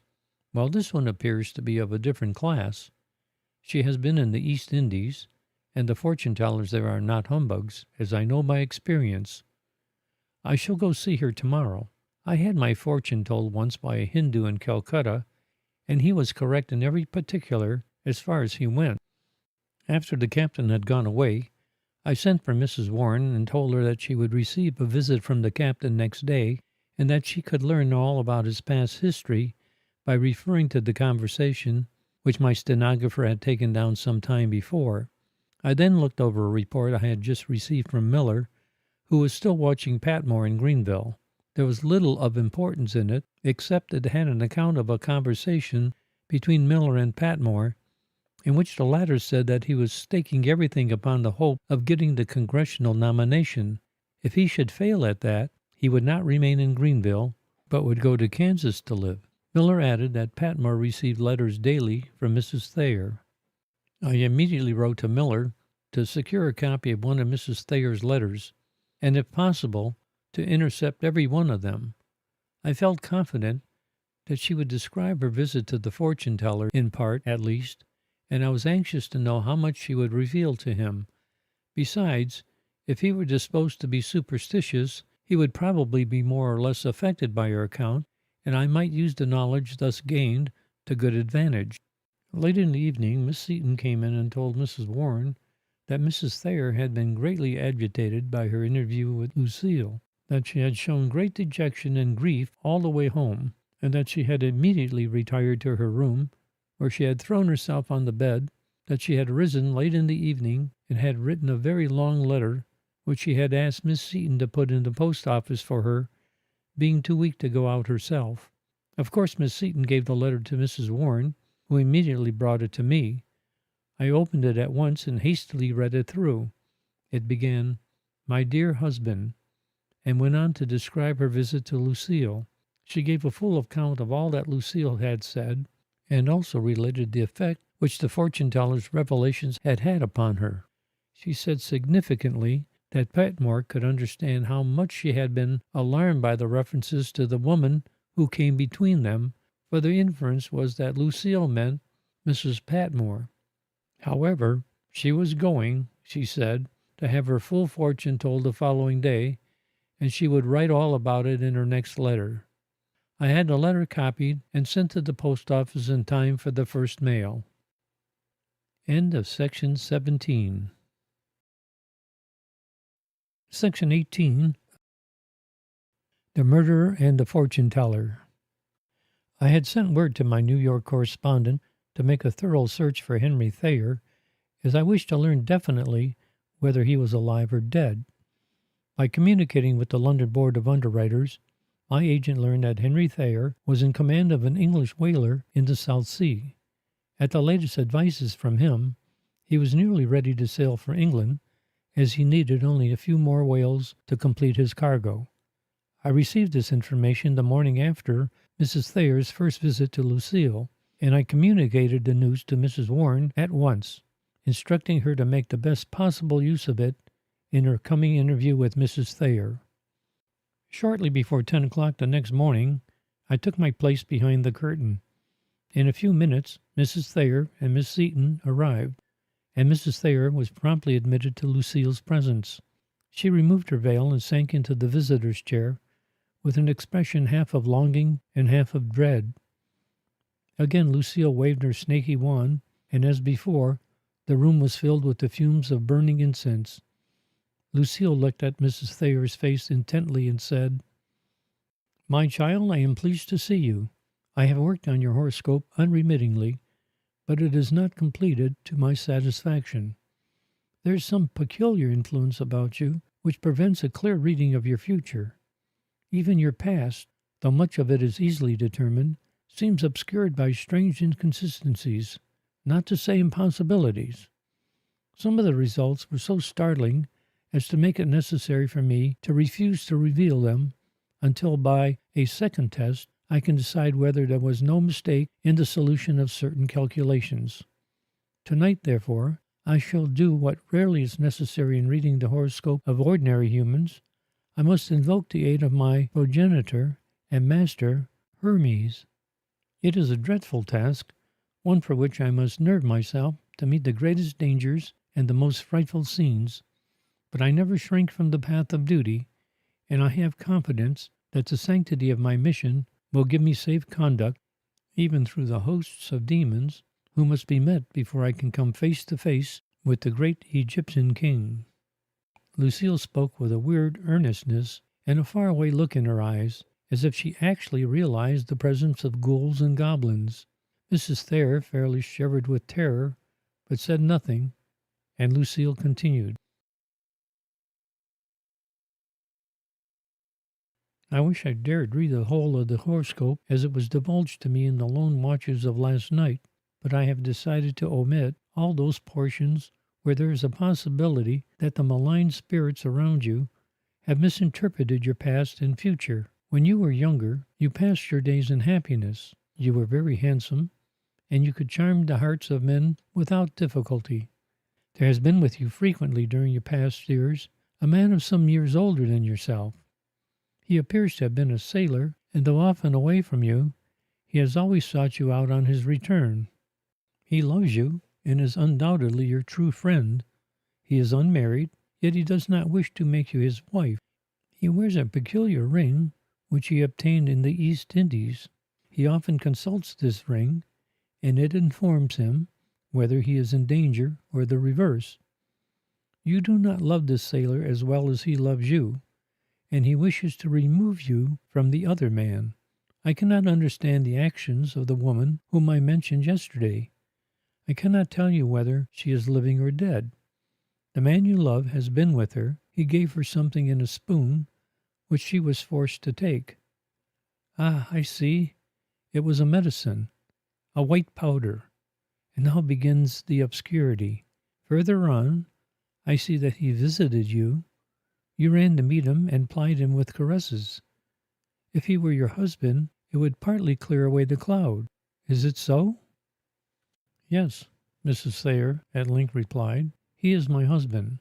Well, that removes much of the uncertainty. This woman loved that man and wished to keep him away from you. He gave her a powder to make her sleep so that he could escape from her." Then suddenly catching Mrs. Thayer's hand, Lucille glanced over it rapidly and again closely examined the chart. Drawing back from Mrs. Thayer, she eyed her sternly and disapprovingly. "Who is this other man?" she asked. "He too is a sailor. He is handsome. He is brave.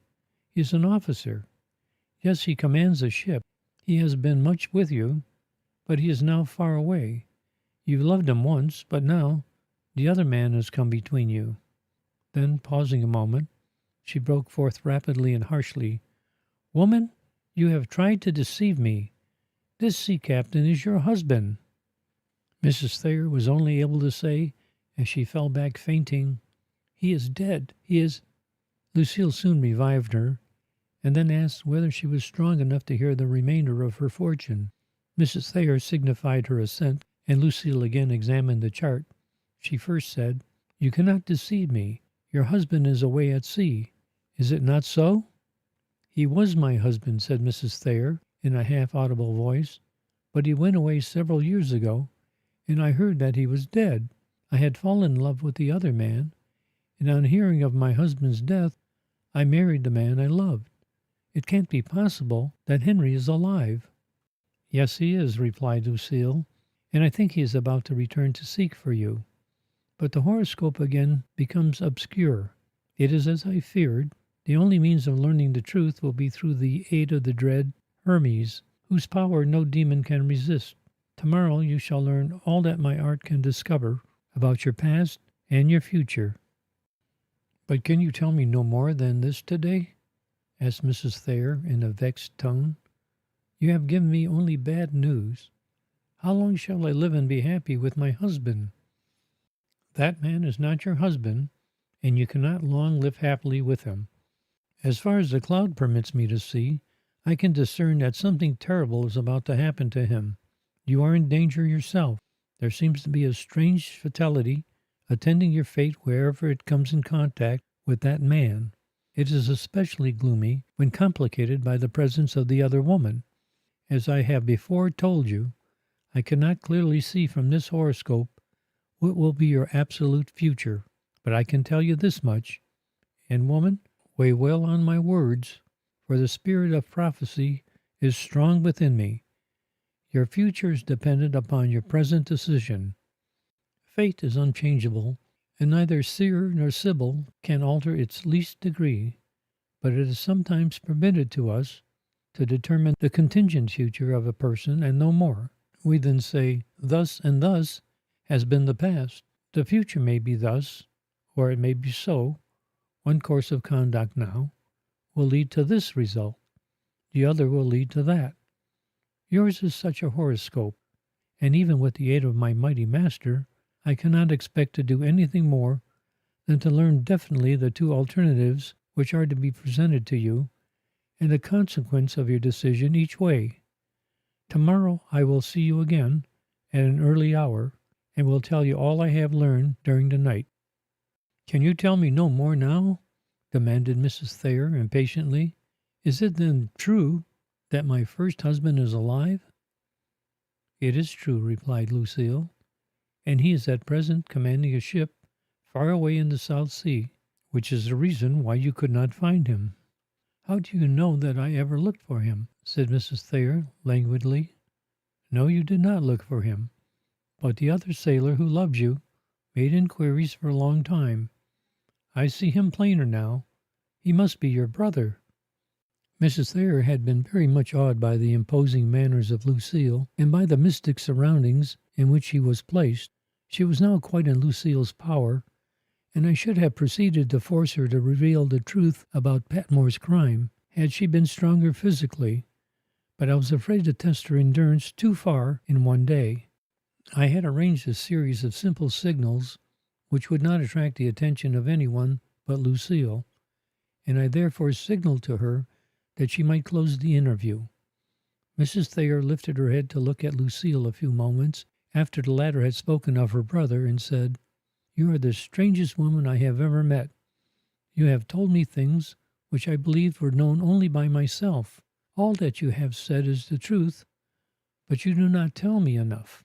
I wish to know what I must do to make amends for all the wrong I have done. I have been very wicked, I know. If you really wish to do right, there is still a prospect that you may be happy. My duty is to show you that you are doing wrong and to help you to change your course of action. Will you not tell me about my—" Mrs. Thayer could not complete the sentence, but she evidently meant Patmore. So Lucille said, "Yes, my child, I will tell you all tomorrow, but I think you are unable to bear more at present. I will point out two paths, and will show you where each one of them leads. Then, if you wish, I will give you my advice. After that, all will depend upon yourself. You can be happy again if you decide to follow my counsel." "Indeed, I will try to do so," replied Mrs. Thayer. "I have suffered myself to be led astray, but hereafter I will be guided by you. I never before heard a fortune-teller who could talk as you do. You give such good advice." "I endeavor to use my powers for the good of mankind," said Lucille solemnly. "I speak only what I know to be true. When I have told you all, you must decide upon your course, and if you choose the right one, you will, doubtless, be very happy. Be careful that you do not reveal to anyone the knowledge you have this day learned from me. When you have heard all, you can tell as much as you please. Farewell, my child. Be here promptly at 10 o'clock tomorrow, for my time is precious." Mrs. Thayer withdrew, joined Miss Seton in the reception room, and they returned home. Lucille then received in rapid succession the visitors who had made appointments the previous day. She had a notebook filled with information obtained by my detectives, and she was thus enabled to satisfy them all immediately, or else to postpone telling their fortunes until the next day.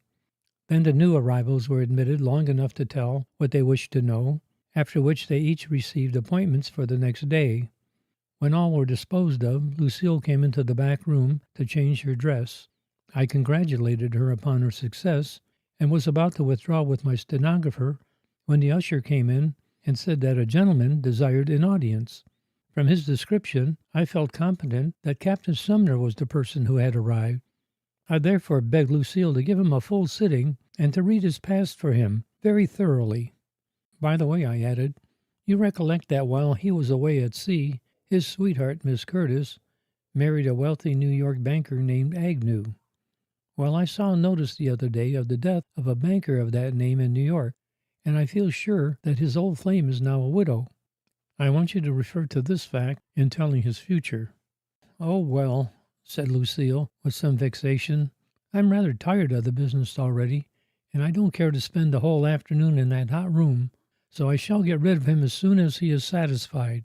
If you want to tell me anything, make a sound like the gnawing of a rat, and I will come out." Accordingly, I resumed my place at the door, with my stenographer close beside me, and the captain was ushered into Lucille's room. She motioned to him to be seated, and then asked in her most commanding tones, "What can you learn from Lucille that you have not already learned from the Hindu or Calcutta?" The captain regarded her for an instant in reverent amazement, but finally he said, "I see you know my past, and that you are truly one of those who can read the fate of others.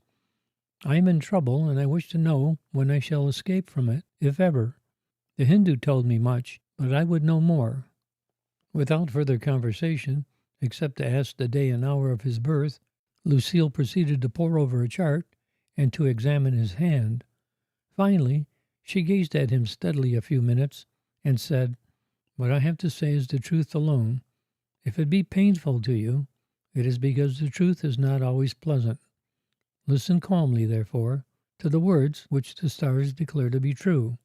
Your parents are both dead. Your father was a sea captain, and he brought you up in the same profession.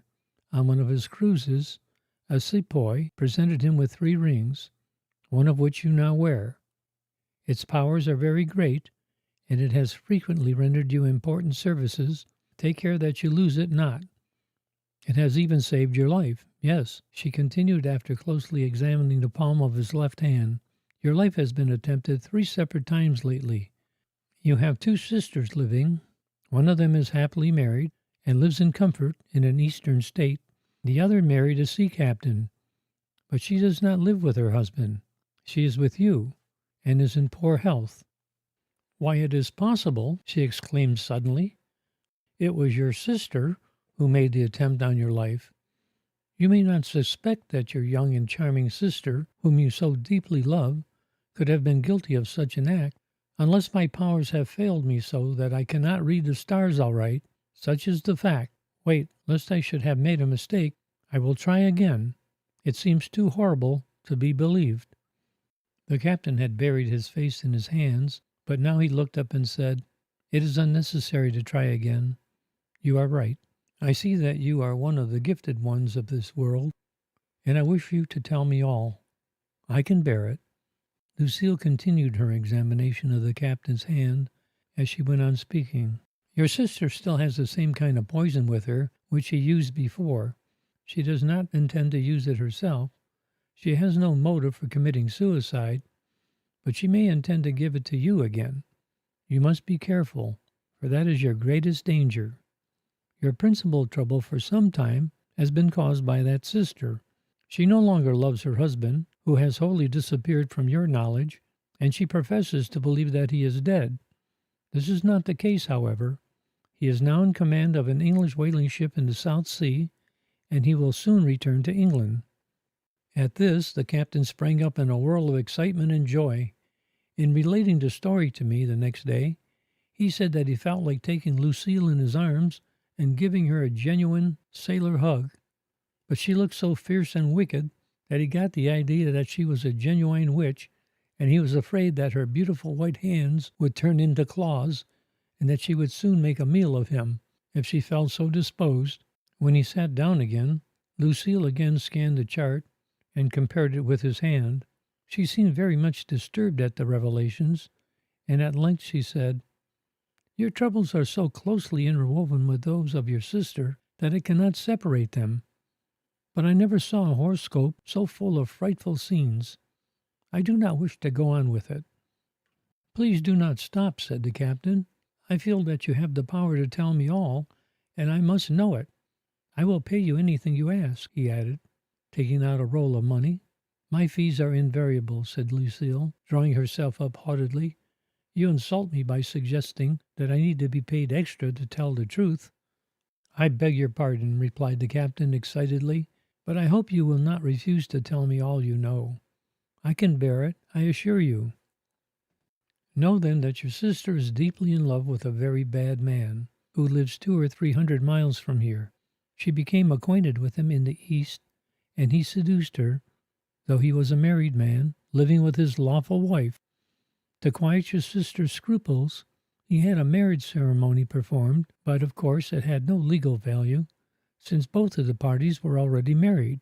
She became enceinte by this man, and she caused the premature removal of the evidence of her shame by an abortion. This crime you connived at, though you did not advise it. But the worst is not yet told. This wicked man, finding that you were determined to prevent her from seeing your sister, resolved to murder his wife and to marry your sister legally, supposing that her husband was dead. He accomplished part of his design by poisoning his wife, but he has not yet been able to carry out the whole of his plan. He is now in danger, but he knows it not. He will soon be arrested and tried for murder. If you can succeed in uniting your sister and her lawful husband, they may be able to forget the past and live together happily. All, however, depends upon her. At present she is in deep distress, but the effect of it will be good for her. There's a strong hope that she may be led to see the character of her wicked lover in its true light, and that she may return penitently to the arms of her husband if he will receive her." "Oh, he will. I know he will," said the captain. "Then when that happens, your troubles will be at an end. Now I can tell you but little more, as I have a great task to perform, and I must be left alone." On hearing Lucille say this, I immediately gave the signal as agreed, and she made an excuse to leave the room for a moment. "What more do you want?" she asked. "You have forgotten to tell him about his old sweetheart, Mrs. Agnew." "Oh, let me skip that," said Lucille impatiently. "I am nearly exhausted, and I cannot stand the atmosphere of that room much longer. Just tell the captain about Mrs. Agnew, and then you will be through work for the day. Try to send him off happy," I pleaded. "Oh, yes, that is always the way, provided the captain goes away happy. You don't care what becomes of me. Well, I suppose I must, but I will never undertake such a role again." When Lucille returned to the captain, he was sitting with his face buried in his hands, but he looked up instantly and asked whether she had anything more to tell him. She looked at the chart for a few minutes and then said, "In your youth you loved a lady of great beauty, and she returned your love. But while you were away at sea, Her parents made her believe that you were false to her. They wished her to marry a wealthy banker, and in a fit of pique, she accepted him. She has always loved you in secret, however, and now that her husband is dead—" "Is that so?" ejaculated the captain, springing up in great delight. "Yes," replied Lucille. "He died a short time ago, and she is now passing her widowhood in New York. She is stouter than she was, but she is still handsome, and she has never ceased to love you. This completes the reading of your horoscope." The captain rose to go, but paused to express his feelings. He spoke slowly and with great emotion, since Lucille had completely secured his confidence. "Madam, I thank you from my heart for the revelations you have made to me. I know that most of the things you have told me are true, and I am satisfied of the truth of the rest also. I should like to pay you in proportion to the value of your words to me." So saying, he went out quickly, leaving $100 on the table. I found that Lucille's fame was becoming uncomfortably great, since the reception room was thronged with eager inquirers who insisted on seeing her even after the close of her office hours. I therefore arranged with Mr. Bangs, my general superintendent, to have a crowd of my own employees constantly in attendance, so that outsiders, seeing so many others waiting for an audience, would not remain.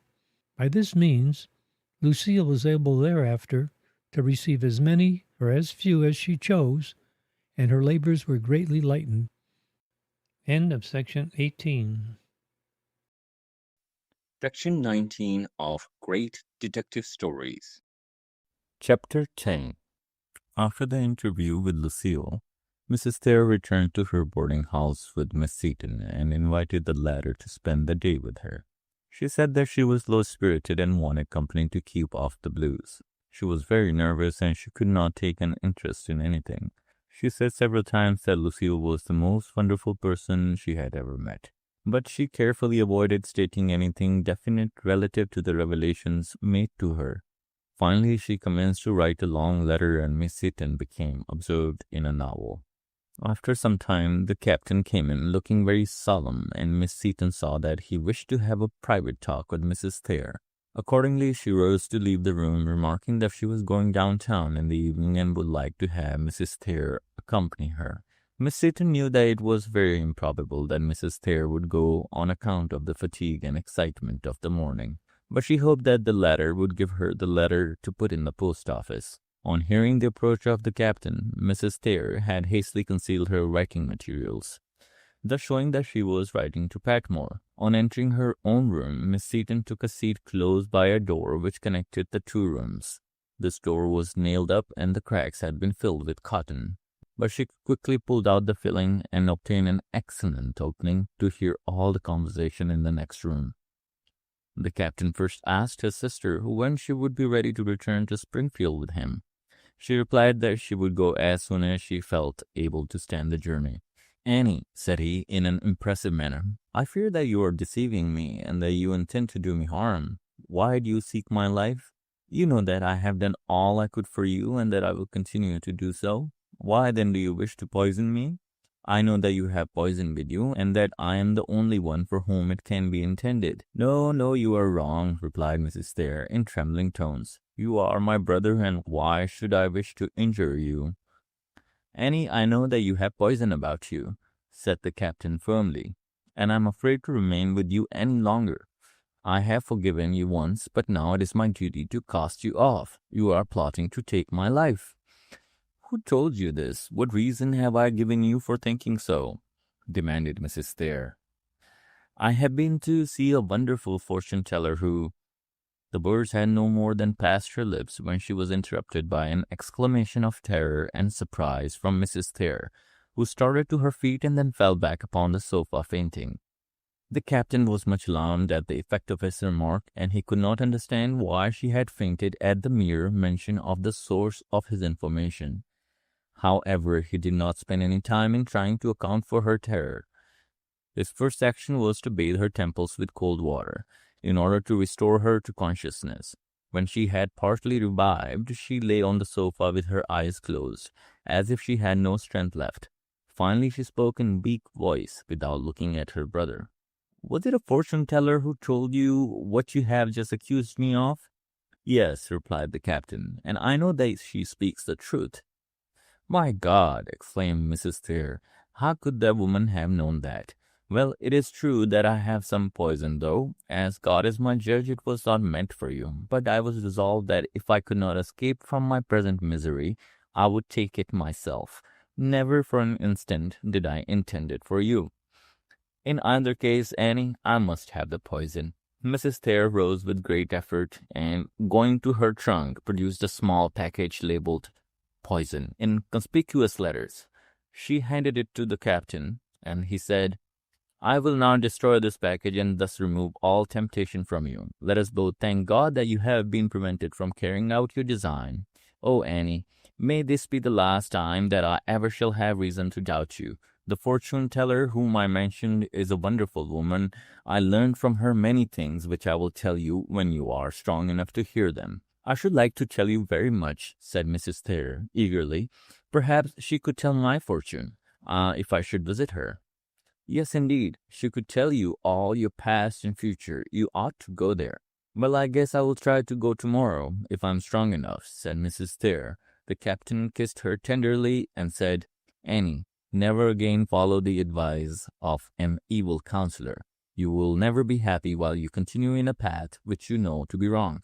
The fortune-teller had good news for us both, and all will go well if you will only be guided by the wishes of your true friends, who love you and who desire to save you from sorrow. The captain then went out and left Mrs. Thayer dozing on the sofa. In the evening, after supper, Miss Seton went to Mrs. Thayer's room to see whether the latter wished to take a walk. Mrs. Thayer was not able to go out, but she asked Miss Seton to put a letter in the post office for her. Miss Seton took the letter and brought it straight to Mrs. Warren, who delivered it to me at once. I opened it and read it aloud to my stenographer, who took down its contents as fast as words fell from my lips. The letter contained a full account of Mrs. Thayer's second visit to Lucille, and it betrayed great fear of discovery and punishment. She said that she had thought their secret to be perfectly safe, but now she knew that there was at least one person who could disclose their guilt to the world, since the person had the power of finding out everything. She begged him to come to Chicago to see Lucille and have his fortune told. He would then learn the wonderful extent of her powers and would be able to decide what was the best course to pursue. She thought he ought to fly for safety at once, since the fortune-teller predicted that he was in great danger. As for herself, she expected to go east soon, as her brother was anxious to start. If Patmore did not come to Chicago immediately, she might never see him again. She could not bear the idea of separation, but she knew that it must come. It was evident that Mrs. Thayer had wholly forgotten Lucille's injunction to maintain silence upon the subject of her revelations, and I debated an instant whether I should send the letter, but I finally decided to let it go, as he would receive it too late to interfere with my plans, even if he should come to Chicago. I sent a letter to Miller by the same mail, telling him to keep a strict watch on Patmore, as I feared that he might leave Greenville suddenly. In case of such a movement, Miller must telegraph to me instantly. Miller's reports for several days had been to the effect that Patmore was working very hard to secure the congressional nomination, but that he seemed very much troubled about some other matter. He had changed his mind about going west, and had asked Miller to go to Galveston, Texas with him, in case he failed to get the nomination. Although he still had hosts of friends, he did not confide his plans to anyone except Miller. This showed me that there would be but little probability that Patmore would come to Chicago without Miller's knowledge. That same evening, Miller sent me a telegram stating that Patmore had just received a long letter, evidently from Mrs. Thayer. On reading it, he had shown great excitement and had afterwards become gloomy and dejected to an unusual degree. Miller wished to know whether I had any special instructions about the letter, as this was the letter which Miss Seton had secured the day before. I replied that he need not trouble himself about it, but he must keep a close watch upon Patmore, and endeavor to retain him in Greenville as long as possible. By the early mail next morning I received a letter from Dr. Stewart of Greenville, having finished the work upon which he had been engaged. He had begun the analysis of Mrs. Patmore's bowels. He said he would let me know the results within a few days. The whole affair was now gradually drawing to a focus, and I felt confident of a successful termination. I therefore instructed Mrs. Warren to describe me to Mrs. Thayer, and to say that I was watching her movements constantly. About 9 o'clock that morning, Mrs. Thayer went out as usual with Miss Seaton, and they proceeded straight to Lucille's rooms. They were the first arrivals, and Mrs. Thayer was admitted to Lucille's presence at once. But Miss Seaton immediately went back to her boarding house, as I wished to have Mrs. Thayer return home alone. Mrs. Thayer was in a more impressionable state than ever before. The day was dark and lowering, showing every sign of an approaching storm. Outside there had been the noisy bustle of active business life, while within the limits of Lucille's mystic chamber all was hushed in a deathly silence. The monotonous swinging of the lamps, the perfume-laden air, the ghastly skeletons, and the imperious bearing and the powerful will of Lucille all struck upon her imagination with resistless force. As she sank into the seat which Lucille pointed out, she felt like a criminal entering the prisoner's dock for trial. She felt that she must relieve herself from her load of guilt, or she would forever suffer the torments of remorse. "Well, my child," said Lucille in her most solemn tones, "today you have come to learn all, and I trust that you have nerved yourself to sustain the revelations which I have to make. I have been through many difficulties and terrible dangers since I last saw you, and a very sad story had been laid before me. Your situation is one of great peril, and upon your own decision this day will rest your hopes of happiness hereafter. Still, you must not be cast down. If you will only resolve to do what is right, your sorrows will gradually pass away, while health and happiness will steadily return to you. Your worst crime was the destruction of your unborn child, for that was a sin against nature herself. But true repentance will save you from the effects of that sin, further than you have already suffered." This was the first time Lucille had mentioned the fact that she knew of the abortion, yet it seemed perfectly natural to Mrs. Thayer that Lucille should know it. Hence, beyond turning very pale at the memory of her suffering, she did not manifest any special emotion on hearing Lucille's words. The Sibyl continued speaking as she gazed first at Mrs. Thayer's hand and then at the chart. "This man whom you so wrongly love does not return you the affection of a true husband. He loves you only for selfish, sensual purposes. He will fondle you as a plaything for a few years, and then he will cast you off for a younger and more handsome rival, even as he has already put away his first wife for your sake. If you do not give him up now, someday he will throw you aside or trample you underfoot. Think you he will fear to do in the future what he has done in the past? When he wearies of you, have you any doubt that he will murder you as he has already murdered his wife?" Lucille had spoken in a rapid, sibilant whisper, leaning forward so as to bring her eyes directly before Mrs. Thayer's face, and the effect was electrical. Mrs. Thayer struggled for a moment, as if she would rise, and then fell back and burst into tears. This was a fortunate relief, since she would have fainted if she had not obtained some mode of escape for her pent-up feelings. Seeing that there was no further danger of overpowering Mrs. Thayer as long as she was able to cry, Lucille continued, "Yes, the heartless villain murdered his wife by poisoning her. I can see it all as it occurred. It is a dreadful scene. Yet I know that it must be true. A woman of middle age is lying in bed. She has evidently been very handsome, but now she shows signs of a long illness.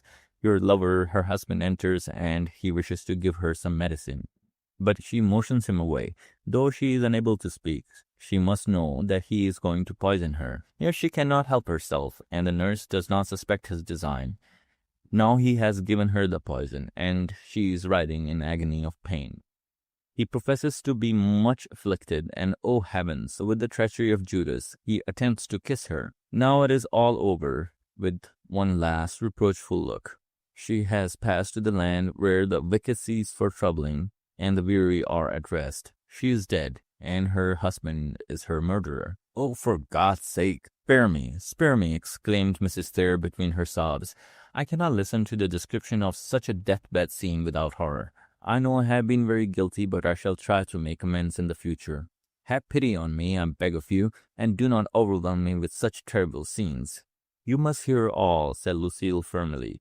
There are two more acts in this tragedy to which you must listen. The first is a weird scene in a churchyard by night, and the clear starlight only half reveals the actors. There are three men engaged in digging at this woman's grave. Yes, even in death, her body cannot rest in peace. Nearby lies the corpse of another woman whose cold, white face is turned up mutely to the silent stars. Now the men reach the coffin and try to drag it from the grave. What is their object? Ah, I see. They wish to substitute one corpse for the other, so that the poison will never be discovered in the case of an inquest upon the body of the murdered woman. Suddenly, three men rush upon the gravediggers before they have been able to pull the coffin from the grave. A chase ensues, and pistol shots are fired, but finally the resurrectionists escape. Though they have been foiled in their purpose, the last scene is the inquest. The coffin is brought in, but the murderer dare not look upon the face of his victim. A sham investigation is held, and he is cleared by the verdict of the jury. Other watchful eyes have been regarding the proceedings. Keen detectives have been at work, and they now step in, unknown to the public, and take quiet possession of the corpse. The stomach is removed for analysis, and a chemist of great reputation takes charge of it. Poison has been found.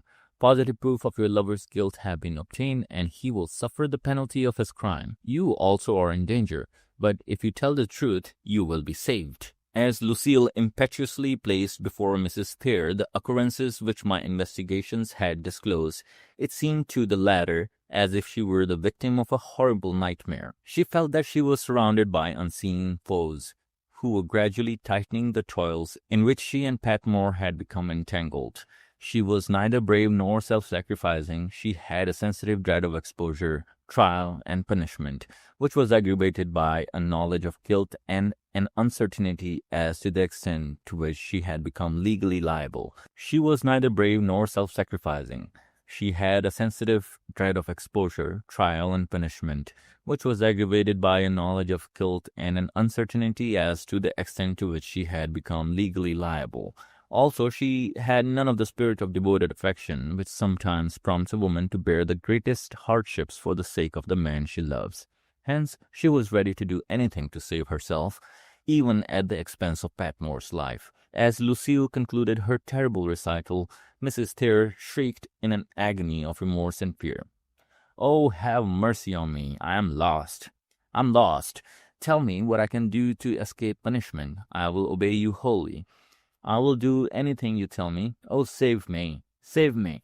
I know you can if you will." It was some time before Lucille could restore her to a quiet state of mind, but at length her sobs ceased and Lucille continued. "The worst is now past, and if you will return to your brothers and confess all, he will forgive you. When you are called upon to tell what you know about this wicked man, you must do so without reserve.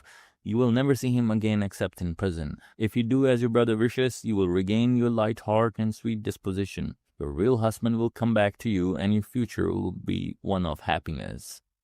Mrs. Thayer sat motionless, with her face buried in her shawl. Occasionally a long, choking sob would make her whole frame quiver, but otherwise she gave hardly a sign of life. "Let me see your face," commanded Lucille. As Mrs. Thayer slowly raised her tear-stained countenance, Lucille gazed intently into her eyes and again examined the lines of her hand. Then she went on speaking. "There is another man near you whose presence you do not suspect. Neither have you ever seen him, but he is watching you all the time. You will soon meet him, for he wishes to talk with you. He is only of medium height, but he is very well built and powerful. He has a full face, ruddy complexion, brown hair and gray eyes. He wears full whiskers all around his face, and his expression is kindly but resolute. He is a very determined man, and when he tries to do anything, he never gives up until he has accomplished his object. He has great power, and if you follow his counsel, he can save you from harm. But you must trust him fully and tell him the whole truth, or he can instantly detect any falsehood or evasion, and he will be very dangerous to you if you try to deceive him. This is all I have to tell you at present, my child. I wish you well, but I cannot devote more time to you. I hope you will give heed to what I have told you, and that you will decide to follow the right path. There are many now awaiting an audience with me, and I must hasten to admit them. Since I cannot tarry long in one city, I have been here now some time, and I must soon journey on. The waste places of the far west call to me, even the deserts of the barren hills. I must plunge into solitude for a time to commune with nature. Then raising her arms, Lucille placed both hands lightly on Mrs. Thayer's head and said solemnly, "May the spirit of eternal truth go with thee, my child, to guide thee forever. Farewell." When Mrs. Thayer looked up after a few minutes of silence, Lucille had disappeared, having slipped into the room where I and my stenographer were listening. Seeing that the fortune teller had dismissed her, Mrs. Thayer drew down her heavy veil and left the room. One of my men was stationed at the front door to watch her movements, so that when I joined him after a few minutes' hurried talk with Lucille, he pointed out to me the direction she had taken. I hastened down the street until I caught sight of her. Then, seeing that she was on her way back to her boarding house, I decided not to speak to her just then. The street was quite crowded, and I preferred not to risk having a scene in the presence of so many spectators. Therefore, I walked at a safe distance behind her until she was across the bridge. But on reaching a quiet neighborhood, I overtook her and said, "Mrs. Thayer, I believe." It must be remembered that she had no acquaintance in Chicago except her fellow boarders. Hence my recognition of her would have startled her, even had she never told to expect me. But as it was, my appearance gave her a great shock, since she was at the moment revolving in her mind the information given her by Lucille. Therefore, when she was addressed by a stranger, whom she at once recognized as the man about whom Lucille had given her a forewarning, she was struck almost speechless with fear. She could only ejaculate, "Oh, God help me, and that man has come." I saw she was nearly ready to faint, so I took her arm and said, "Mrs. Thayer, I wish you to accompany me to my office." She was so weak that I supported her a short distance until one of my men, who had remained within call, could bring a hack. I then helped Mrs. Thayer into the carriage and told the driver to proceed at once to my office. Mrs. Thayer said nothing and showed no objection to my wishes, but she was greatly alarmed and she could not take her eyes off my face. She had a sort of helpless, questioning look, which I was glad to see, since it was evidence that she was now wholly under my control. When the carriage stopped, I assisted her to walk upstairs into my private office, where my stenographer had already taken a position to hear without being seen. I gave her a comfortable chair and handed her a glass of water, for I saw that she was very faint. As soon as her color began to show that she had revived, I said, "Mrs. Thayer, you perceive that I am well acquainted with you. I am sorry that you are in trouble, and I wish to be your friend, if you will allow me to be so. All I ask is that you will tell me the whole truth about your difficulties." "Are you really my friend?" she asked in a trembling voice. "Can I rely upon what you say and be sure that you will not take advantage of me?" "Oh, sir, my heart seems ready to break, and I know not what to think. I am a poor, weak woman, completely in your power. You need have no fear of me. I know nearly everything relative to your troubles, but I wish you to tell me all the facts. Then I shall know precisely what to do to help you.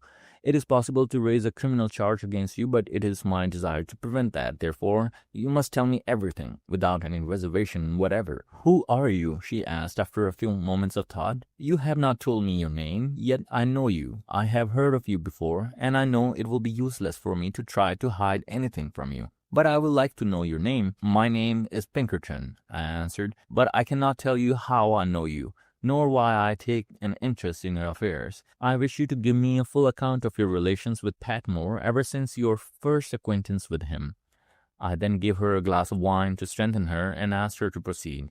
As she spoke at first in a very low voice, I professed to be hard of hearing in order that she should speak loud enough for my stenographer to hear also. She first referred to her early married life, when she was perfectly happy in Henry's love. Then she said that he made several very long voyages, and when he came home he remained only a few days each time.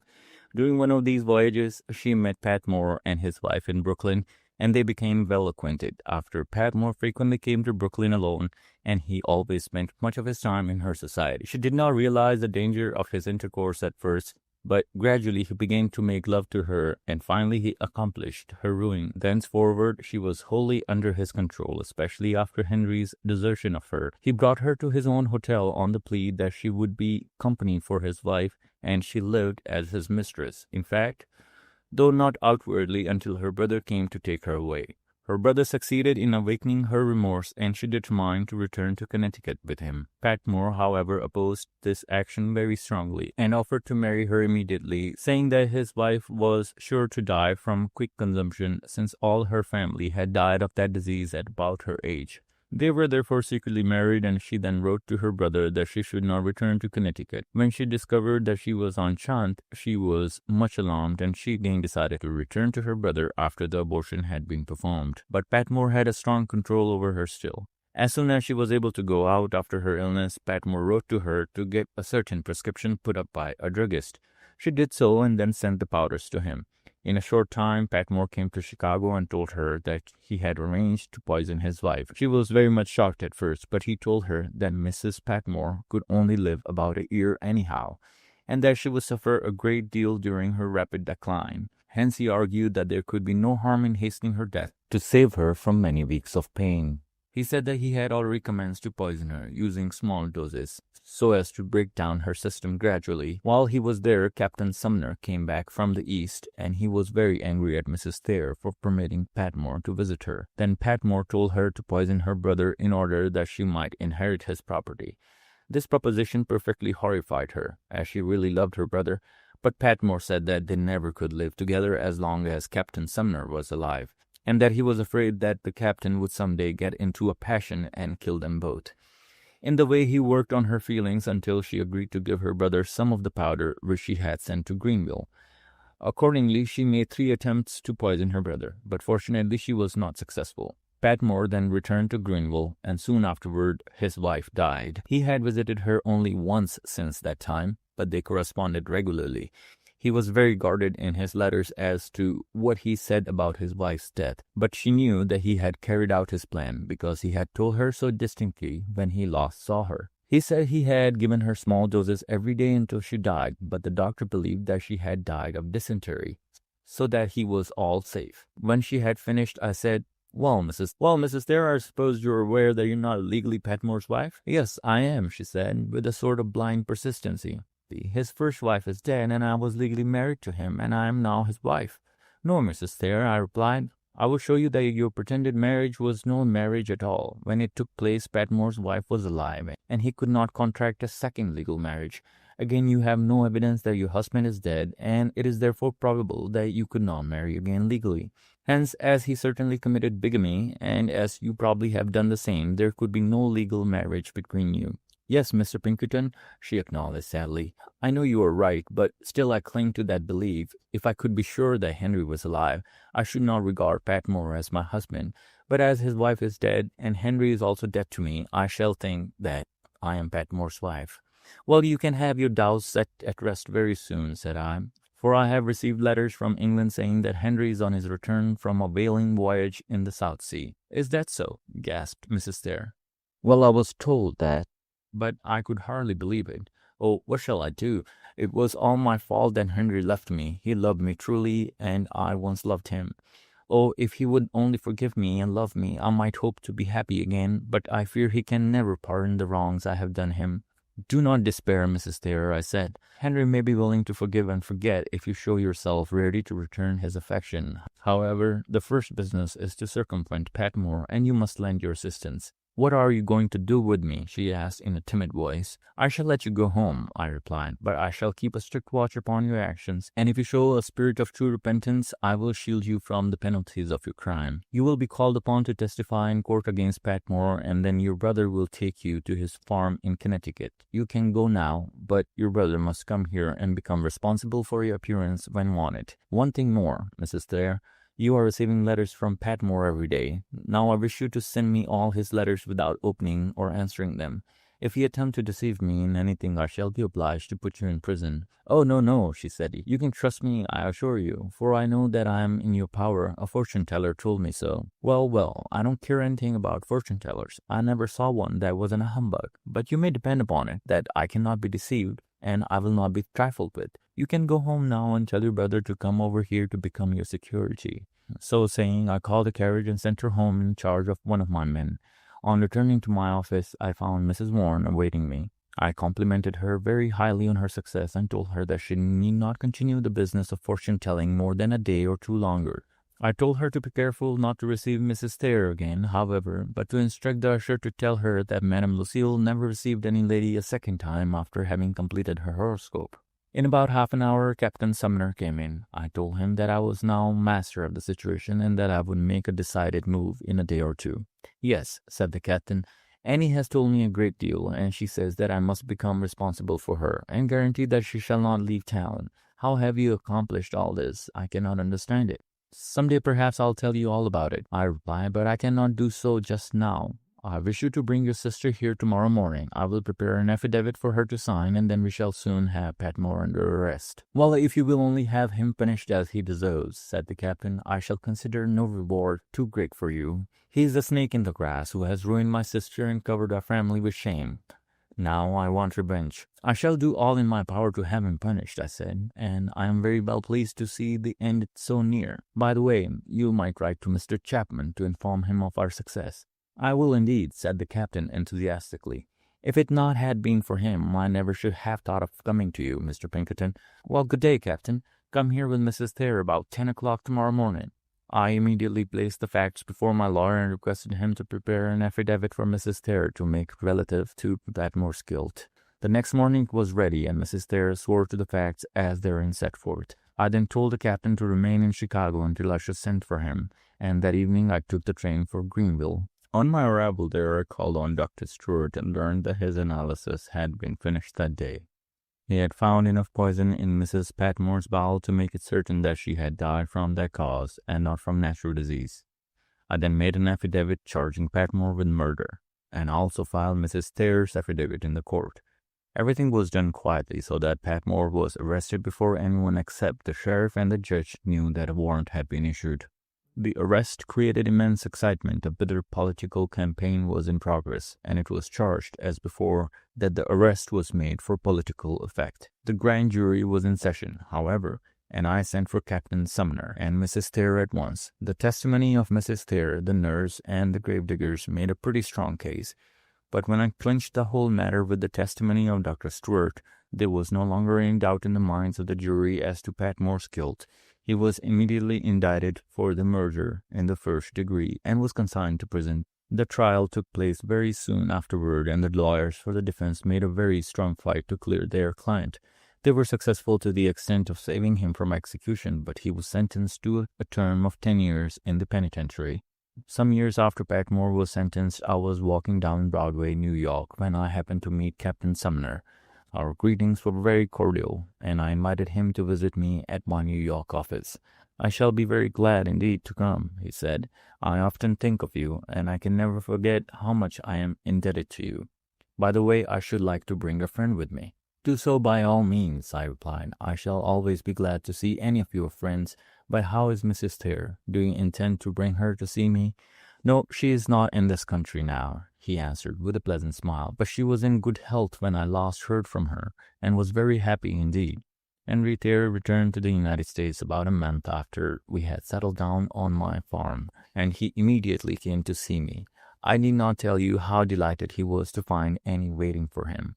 Their old love for each other returned with their redoubled power, and now nothing could separate them. When Annie began to speak of her past follies and errors, Henry stopped her instantly. No, Annie, he said, let the dead bury the dead. We will live for the future. Our past shall be forgotten except such memories as are pleasant.